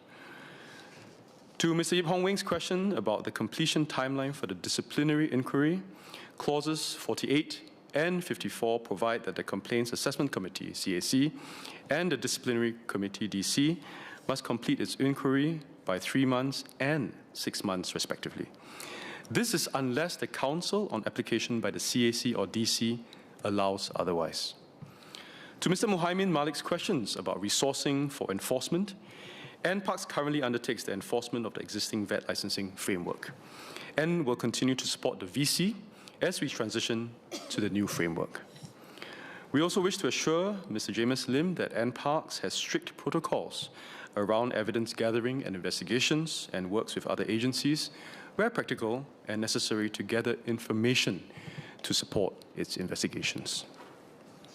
Third, Ms. Diana Pang asked why there is no requirement for a legal professional to be in the IOC or the Interim Orders Committee.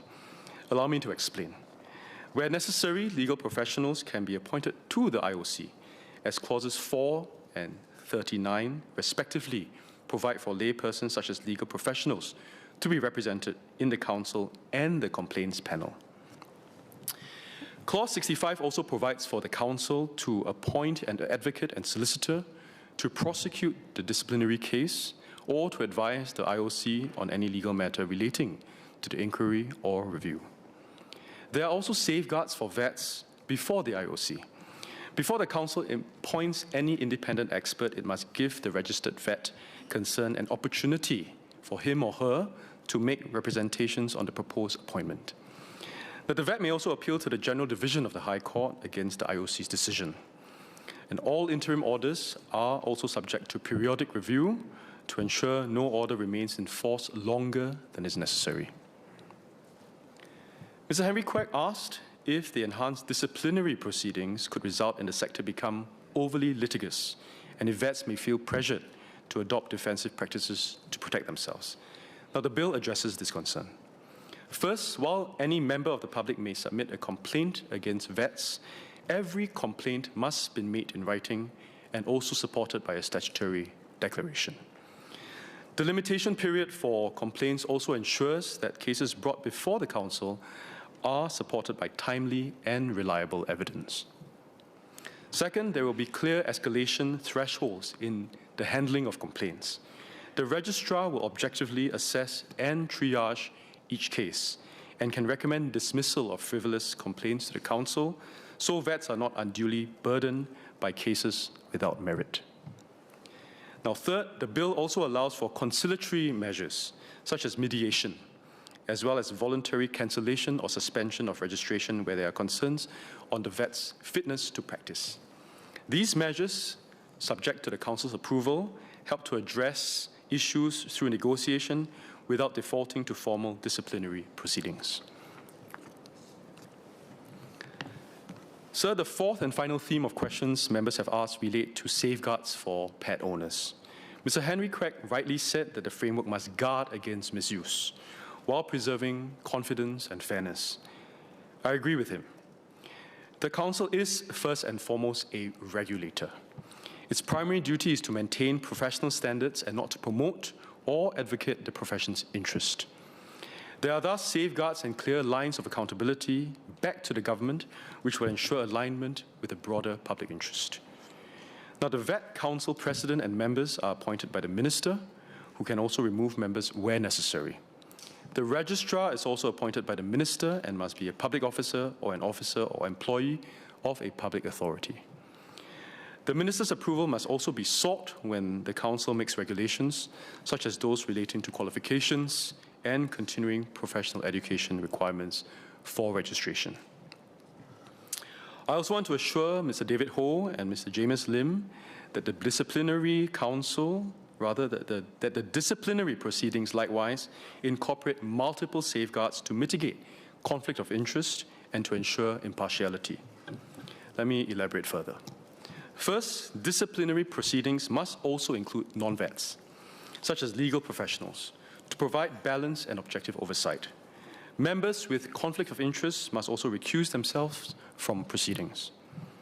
Second, the bill prohibits certain individuals to review the same case along various stages of proceedings.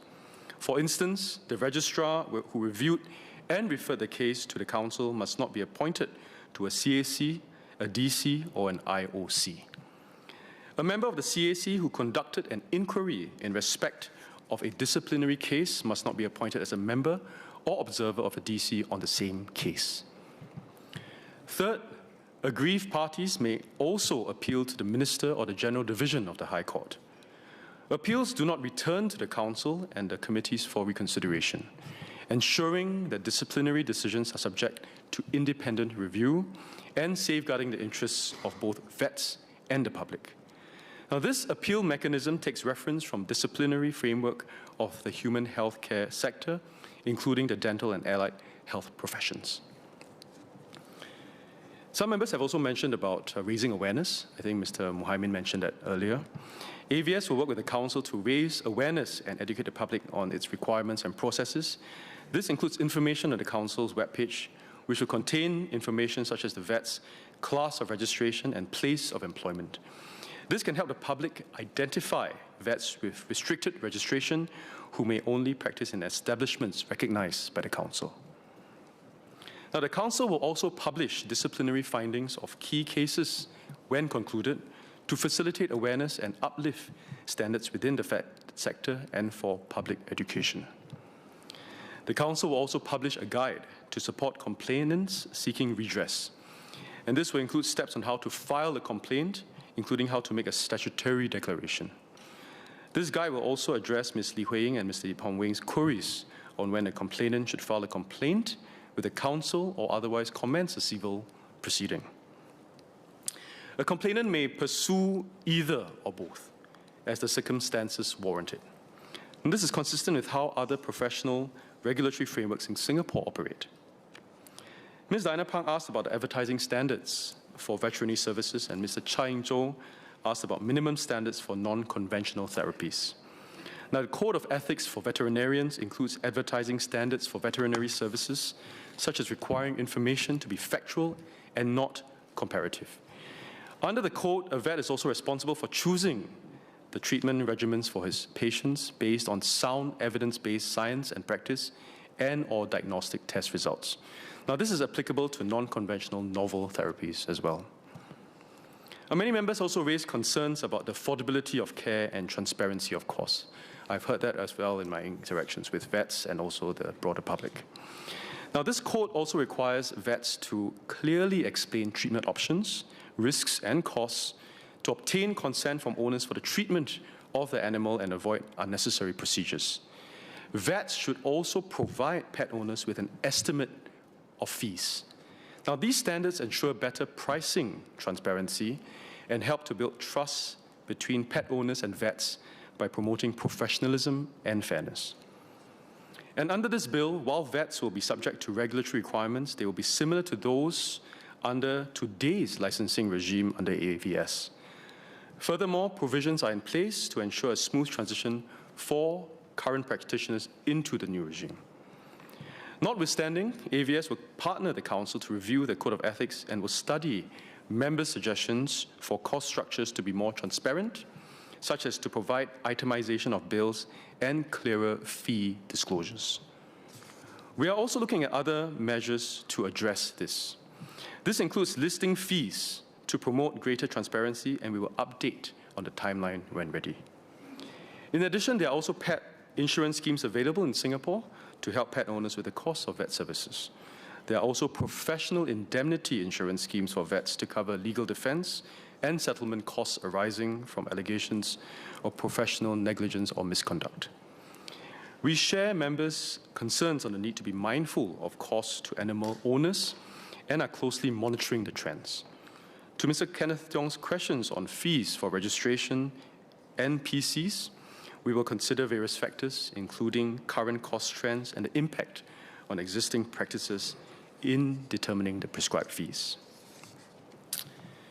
While we understand that many Singaporeans see pets as a member of their family, mine included, and we understand concerns around vet costs, we must also recognize that pet ownership is a personal choice and a long-term commitment that comes with responsibilities.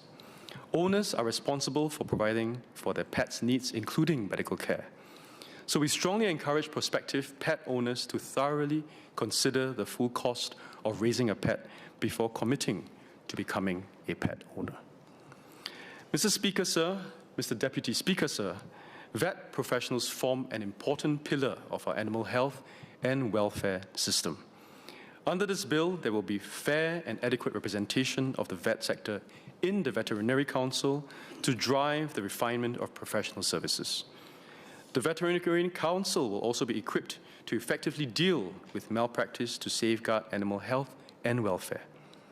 Finally, this bill is intended to benefit the public by raising the professional standards of our vet sector. I seek the House's full support for the bill, and Mr. Speaker, Mr. Deputy Speaker, I beg to move. Mr. Kenneth Tiong, do you have a clarification arising out of MOS's speech? Please proceed. Thank you, sir. I thank the MOS for the assurances of vet representation on the council. So can I just ask the MOS to clarify why vet representation is not codified on a statutory basis, unlike the Medical Registration Act of 1997 and the Dental Registration Act of 1999?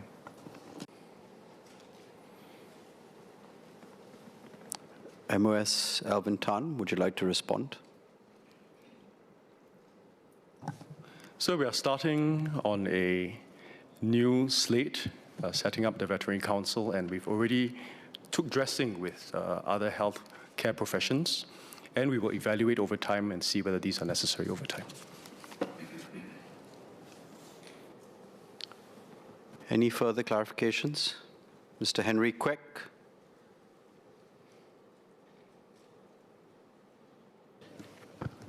Deputy Speaker, sir, I thank the MOS for this comprehensive response. I would like to check whether MND is open to providing more funding to AVS. 10 years ago, I made a speech on NParks, and I noted then that NParks' annual budget is less than half of an acute care hospital. And I checked the figures just now, I think it's still around the same. It's basically, NParks is operating a very, very lean budget. It's very efficient. I have a lot of respect for NParks staff, but they have to handle a lot of things. And now with public expectations and from what we hear from the chambers, this new regulation is a step up. I do hope that the government can provide a bit more resources to AVS to discharge what the public expects of this new regulation regime. Thank you. MOS Alvin Tan, would you like to respond? So I thank Mr. Henry Craig for his questions. I think my AVS colleagues will be very encouraged by your appeal. We will resource our AVS and NParks colleagues as necessary for them to conduct their important mission. Thank you. Mr. David Ho, you have a clarification. Please proceed. I thank the MOS for the response. I'm specifically heartened to hear that we will explore a possible vet local degree. I would like to clarify if MND will be working with MOE to explore the possibility of an ITE pathway in the veterinary sector. Specifically, could we consider a higher NITEC cost that could then feed into the polytechnic diploma related costs? MOS Alvin Tan, would you like to respond? So I thank Mr. David Ho for his questions. As I mentioned earlier on, we're looking at manpower projections as well as resource requirements to study a local program, and that we already have programs with some polytechnics as well, and we'll take his suggestion into consideration. Sir, if I may clarify my response to Mr. Kenneth Tiong, in fact, the vet representation on the Vet Council is already codified in the bill. My apologies. No further clarifications? If that is the case, I'll pose the question. The question is that the bill be now read a second time. Those who agree say aye. Those who disagree say no. I think the ayes have it. The ayes have it. Veterinary Practice Bill. Committee stage what day? Now, sir, on behalf of the Minister, I move that Parliament will immediately resolve itself into a committee on the bill. The question is that Parliament will immediately resolve itself into a committee on the bill. Those who agree say aye. Those who disagree say no. I think the ayes have it. The ayes have it.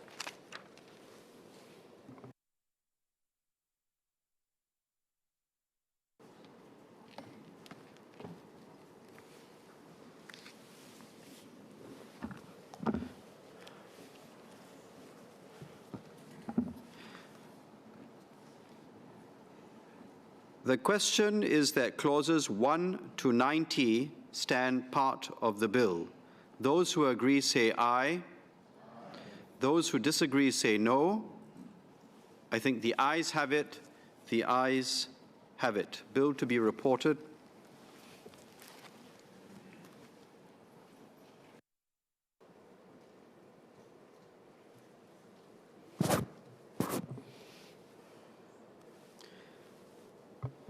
Minister for National Development. Mr. Speaker, on behalf of the Minister for National Development, I report that the bill has been considered in committee and agreed to without amendment. Third reading what day? Now, sir, on behalf of the Minister, I move that the bill be now read a third time. The question is that the bill be now read a third time. Those who agree say aye. Those who disagree say no. I think the ayes have it. The ayes have it. Veterinary Practice Bill. Leader of the House. Mr. Deputy Speaker, that is rising today, Parliament will now stand adjourned to a date to be fixed. The question is that at its rising today, Parliament do stand adjourned to a date to be fixed. Those who agree say aye. Those who disagree say no. I think the ayes have it. The ayes have it. Leader of the House.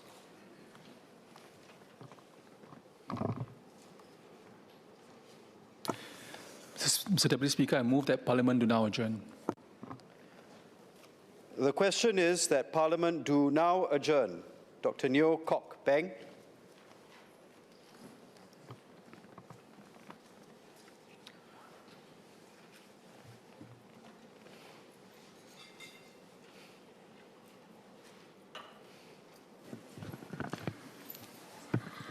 Mr. Deputy Speaker, sir, yesterday I mentioned I was a telco engineer. Today I'm going to state that I am an aerospace engineer.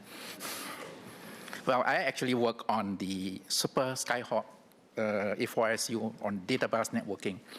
But I'm also a fellow at the Royal Aeronautical Society. My topic today is on drone, but actually more than drone. It's a bigger drone, or we call eVTOL, electric vertical takeoff and landing.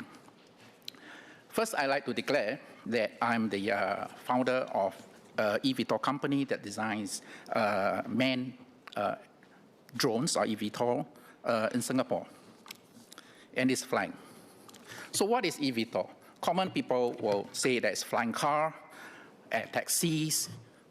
Those are interesting stuff that makes kids very excited, including adults, I think so. For this motion, I will explore this emerging and high-growth market, dissect the opportunities and challenges that we face in Singapore, and propose some strategies and also what initiatives that we can have into building eVTOL industry going forward. So the first thing, or the first factor, is the emerging high-growth market. Sometimes we call it the low-altitude economy. Now, there are two terminologies that we need to be very clear here. Is the Western perspective and the Eastern perspective. The Western perspective call it advanced air mobility. It's defined by NASA 5 years back. The Eastern perspective is, we call it the low-altitude economy, or in Chinese, 低空经济. I actually find that the LAE, or the low-altitude economy, is more encompassing, and that's why I use the terminology LAE. The drones that we see in Singapore and regulated by CAS for UAPL, or drones pilot license, up to 25 kilogram is Cat A, and then up to above that is Cat B. Now, we don't have a lot of huge drones in Singapore, so mostly our drone pilots are actually Cat A. So in AAM, or Advanced Air Mobility, it actually doesn't have a lot of presence in Singapore. Now, the drone economy, let's talk about how this LAE is important for Singapore. Just imagine, right, that whatever is on the road, whether it's buses, cars, vans, trucks, bicycles, we lift it up like maybe 50 meters, 100 meters into the sky. Then we have a completely different set of economy, and that is low-altitude economy. So the definition of low-altitude economy, actually up to what height? Actually, nobody knows, right? It depends on individual country.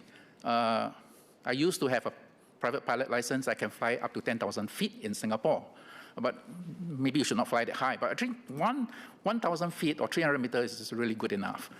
Covers on top of all the buildings. Now, so this can actually generate new innovations, and I'll explain it later. Have higher or greater productivity and completely disruptive business model. Now let's take a look at the market itself. The global drone market, of course, including military, is about US dollars, about 30 billion today.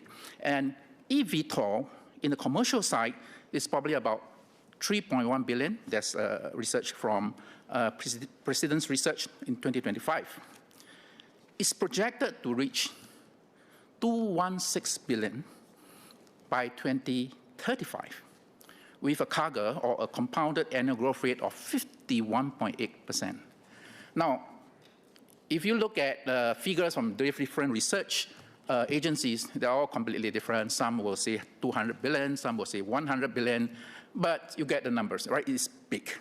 So should we tap on this opportunity to develop a new innovation system, create better jobs, and that is highly tech intensive?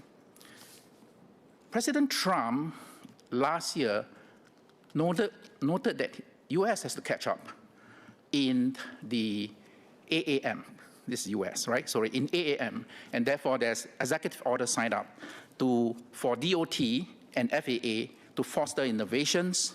So 36 states is already starting to implement, whether it's between the airport or within the states. Now, the other player is really aggressive, China. 2 years ago, I went to Suzhou Industrial Park, and with SMS Kopokun, and someone handed me a name card, and the title is Director of Low Altitude Economy, Suzhou Industrial Park. It has gone down to such details. And now what we have seen is that there are 30 provinces in China actively rolling out LAE solutions. I visited a couple of them in different provinces. I heard that in Guangzhou, there are already 15,000 LAE companies dealing with parts, not really the full craft, but you can see the size. Well, so we can see how big the market is. The question is, what are the opportunities and challenges that Singapore can work on?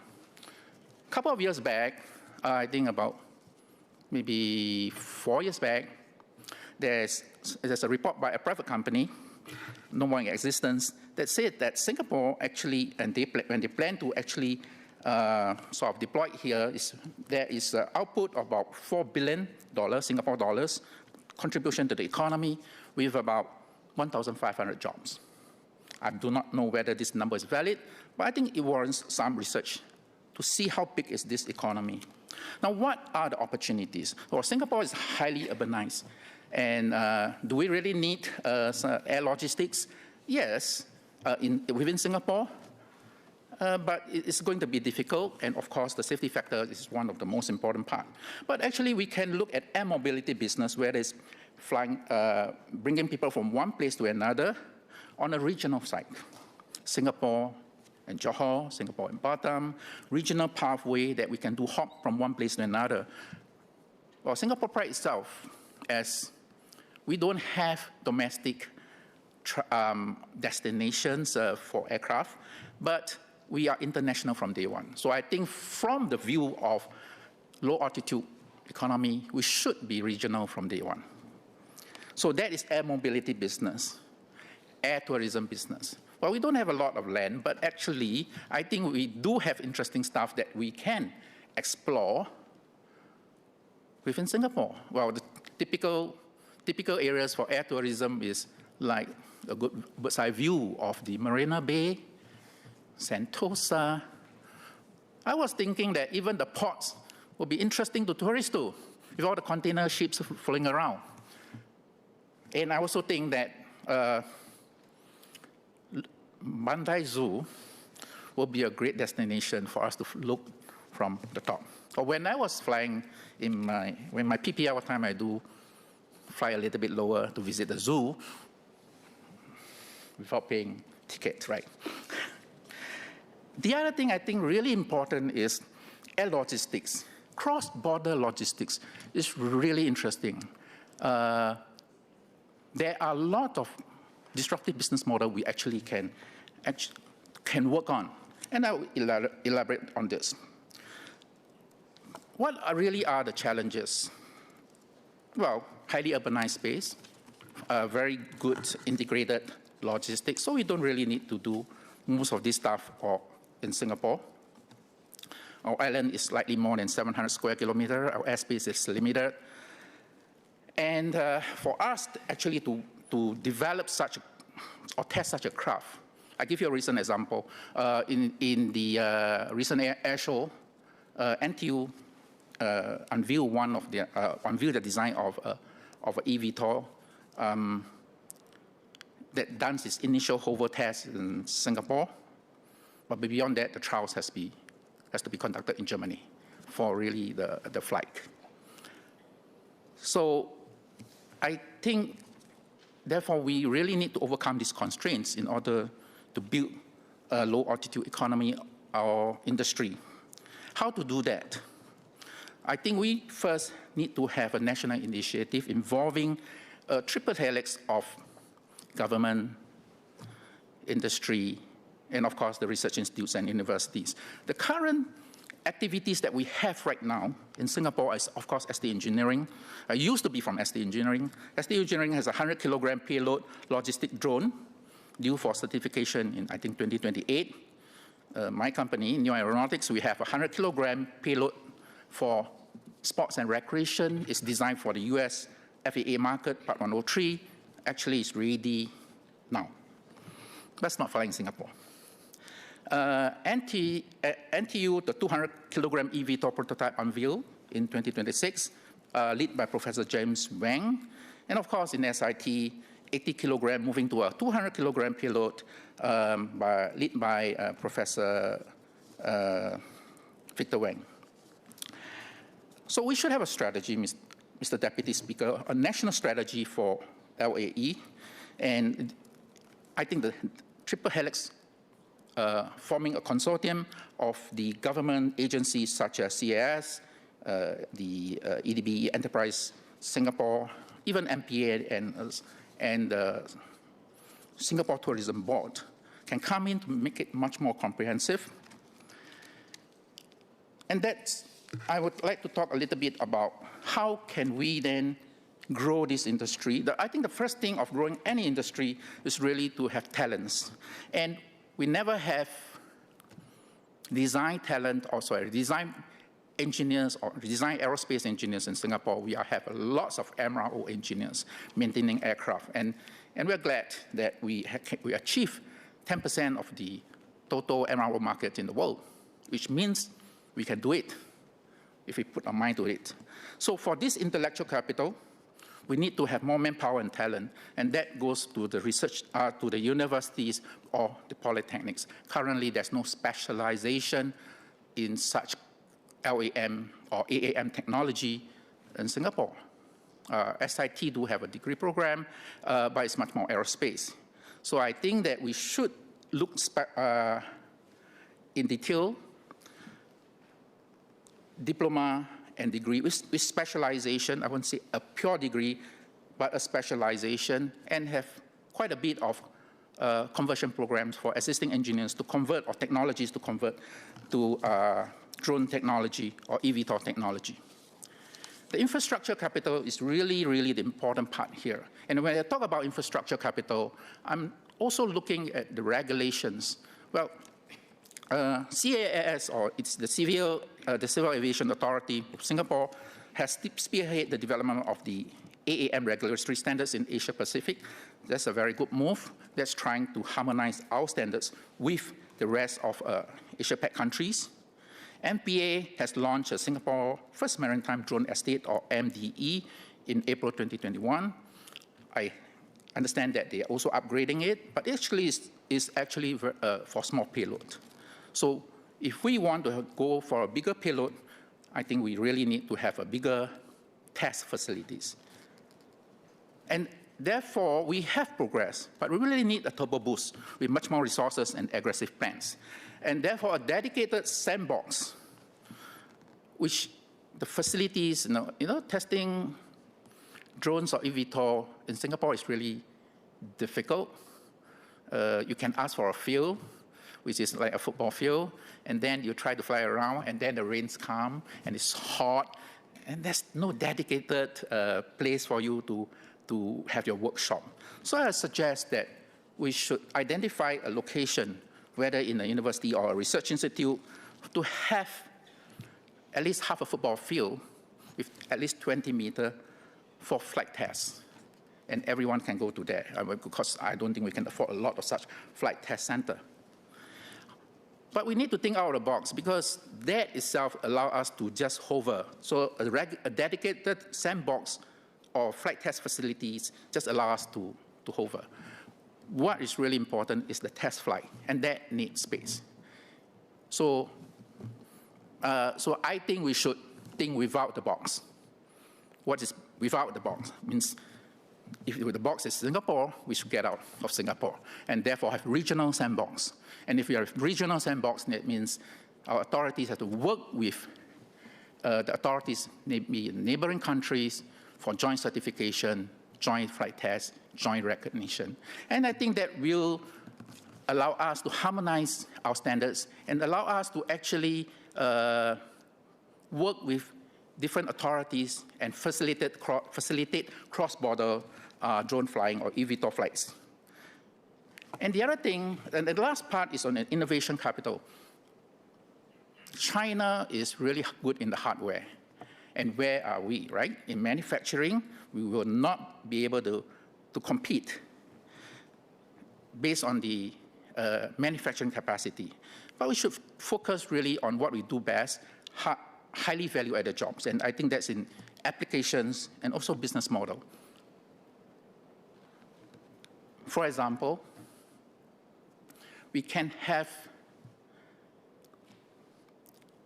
purposefully built drones for oil spill disbursement. And we can do it for our ports. And it can be extended to many, many ports in the world. So that's one application with the right business model. Another example, our neighbors have many lands, plantations. And if you plug container ports or storage facilities or logistics center in such location, which is really cheap, and you can airlift it out. So you can actually store seasonal goods, you can store expensive value-added materials where the storage space is really, really cheap. And therefore, you can airlift it out when it's necessary. You don't need to build infrastructure, you don't need to build roads. Give us a completely different way of operating a business. So moving facilities or bus or trucks or bicycles into the air is not just simply moving into the air. It's also coming with different business model. And therefore, I would recommend that NRF consider this to be a white space and really aggressively allocate some good money for the industry and the universities and research institutions. Mr. Deputy Speaker, Singapore does not design and build aircraft, but we have attained 10% of the world's MRO market. This is the chance for us to have aircraft design engineers, providing good jobs and also generate good economic outputs for people. Thank you. SMS Sun Trailing.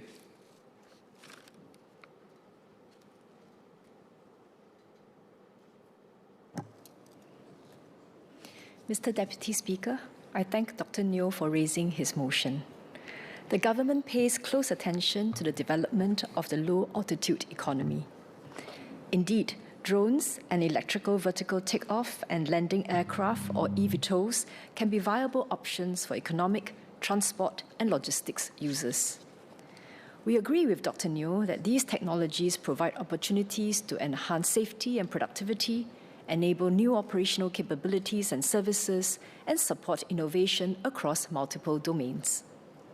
In particular, Dr. Neo spoke at length about eVTOLs, which his company, Neo Aeronautics, focuses on, and mentioned air mobility, air tourism, and air logistics as areas of opportunities for Singapore. Unfortunately, it may not be viable to deploy eVTOLs extensively as a domestic transport option. eVTOLs are similar to helicopters and are more viable in places with severe traffic congestion and where point-to-point flight can cut down travel time considerably. They would have marginal utility in Singapore, where airspace is congested, and given that we already benefit from a well-connected ground transport network. However, eVTOLs could eventually become a viable option for cross-border travel to adjacent offshore islands or even cross-border cargo transfer with neighboring countries. We will continue to monitor the progress of eVTOL technologies and its safety and cost considerations. In contrast, drone technology is at a more mature stage with more viable and developed use cases. In Singapore, public sector agencies and commercial players are already using drones in practical, beneficial, and meaningful ways across numerous domains. For logistics, we are already trialing the use of drones for ship-to-shore deliveries at our port to transfer and turn around high-value or essential items. By reducing the need for frequent boat trips, drones alleviate manpower demands and minimize risk faced by maritime workers when operating in challenging sea conditions. For land transport, drones already help to inspect Singapore's train and road tunnels. They allow our engineers to carry out their inspections more efficiently and with greater precision, while reducing the need for manpower to operate in potentially hazardous or hard-to-access environments. For aviation, commercial firms are exploring the use of drones for visual inspections of aircraft to complement existing maintenance processes. This allows for faster checks, enhanced accuracy, and improved safety outcomes, freeing up our maintenance personnel to focus their expertise where it is most needed. For the built environment, BCA and HDB already use drones to conduct periodic facade inspections in a faster and more efficient manner. In October last year, the MND also trialled the use of drones to conduct high-rise ledge cleaning in Punggol, which would otherwise need to be conducted by workers on gondolas, which incurs higher safety risk. We hope to scale up such operations so that more buildings in Singapore can be assessed and maintained using drones. For security, SPF deploys drones to monitor crowd numbers in real time during major events like the National Day Parade or the Marina Bay Countdown. As you can see, there are many use cases that our various public sector agencies are already using drones for. The government has sought to create a conducive ecosystem in Singapore for the safe experimentation, development, and deployment of drones. First, we support research and innovation through trials, sandboxes, and funding. We agree with Dr. Neo that these are important for rigorous testing within safe and controlled environments. This helps us determine the viability of new use cases and figure out how drone technologies and operational processes can be further refined to meet desired outcomes. For example, PUB worked with ST Engineering to use drones to monitor water quality and activities at 6 reservoirs, which is a faster and more accurate alternative to the traditional method of in-person patrols. Using drones in this manner can potentially reduce the required man-hours by up to 70%. We also identify areas that we can temporarily use as sandboxes for flight trials. In the case of the NTU research team, which Dr. Neo mentioned, CAAS facilitated the initial hover test of their prototype eVTOL at the former Turf City racecourse in Kranji last year, ahead of its public unveiling at this year's Singapore Air Show. We will review how we can expand testing sites, including exploring overseas sandboxes in partnership with regional neighbours, as Dr. Neo has suggested. These can be located further from urban areas and provide a safer and larger environment to trial larger drones and eVTOLs. Second, we adapt and streamline our rules regularly to allow a wider scope of low-altitude operations. In 2025, we allowed some commercial drone operations to be conducted at higher altitudes in designated areas for all days of the week for facade inspections. This increased the flexibility and productivity of these inspections and reduced operating costs. We have also facilitated trials for beyond visual line of sight flights, and these flights can safely operate over larger areas and longer distances away from the drone operator, potentially with reduced manpower. The MHA is exploring using BVLOS drones to deliver automated external defibrillators during emergencies. We have also revised our regulations to allow commercial operators to seek approval on a per activity rather than per drone basis. In particular, this has benefited drone light show operators who handle thousands of drones at a goal to create visually stunning spectacles. In 2025, we also enhanced real-time airspace clearance processes to expedite approval of drone activities such that operators can now obtain immediate clearance for drone operations at certain heights and locations. Third, we are investing in talent and manpower, as Dr. Neo had suggested. We are intensifying education efforts to promote the responsible use of drones, develop suitable technical skills, and nurture interest in low-altitude technologies for Singaporeans of all backgrounds and ages. We are working closely with our educational institutions to integrate drone-related courses into formal curricula. Dr. Neo suggested creating specializations in AAM technologies, especially at the tertiary level. Those taking aerospace engineering courses at university can today access an increasing variety of drone-related modules. 4 out of our 5 polytechnics are also approved as unmanned aircraft testing training organizations. Let me repeat that. 4 out of our 5 polytechnics are also approved as unmanned aircraft training organizations and conduct practical courses in drone operations. Several primary and secondary schools have also introduced drone flying with their curricula or as part of the applied learning program. Beyond our educational institutions, there are a wide range of facilities, workshops, and courses available to the wider public.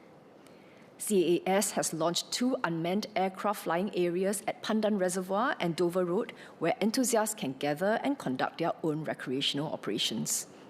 At the same time, CAAS partners with vendors such as Just Fly It to conduct hands-on workshops.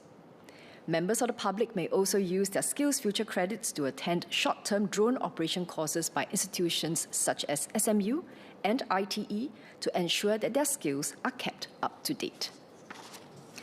While we have made considerable progress thus far, we know that more can definitely be done. And this will require overcoming certain constraints, which Dr. Neo had alluded to. Let me repeat that. This will require overcoming certain constraints, which Dr. Neo had alluded to. First, Singapore's airspace is limited.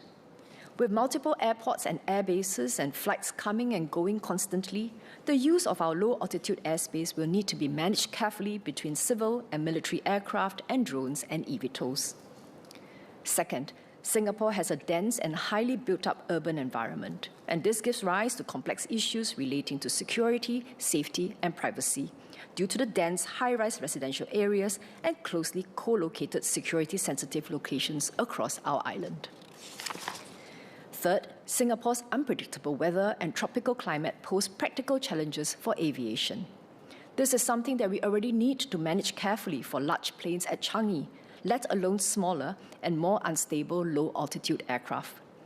It is essential for overall aviation safety that we test new technologies rigorously and work out robust operational processes prior to development. Against this backdrop, we have generally adopted a conservative approach in the past. But with drone technology becoming more mature, we can do more. We are studying the approaches in overseas jurisdictions and will adapt what is relevant to Singapore's operating environment. Dr. Neo mentioned China as an example, and we agree that there are aspects that Singapore can learn from.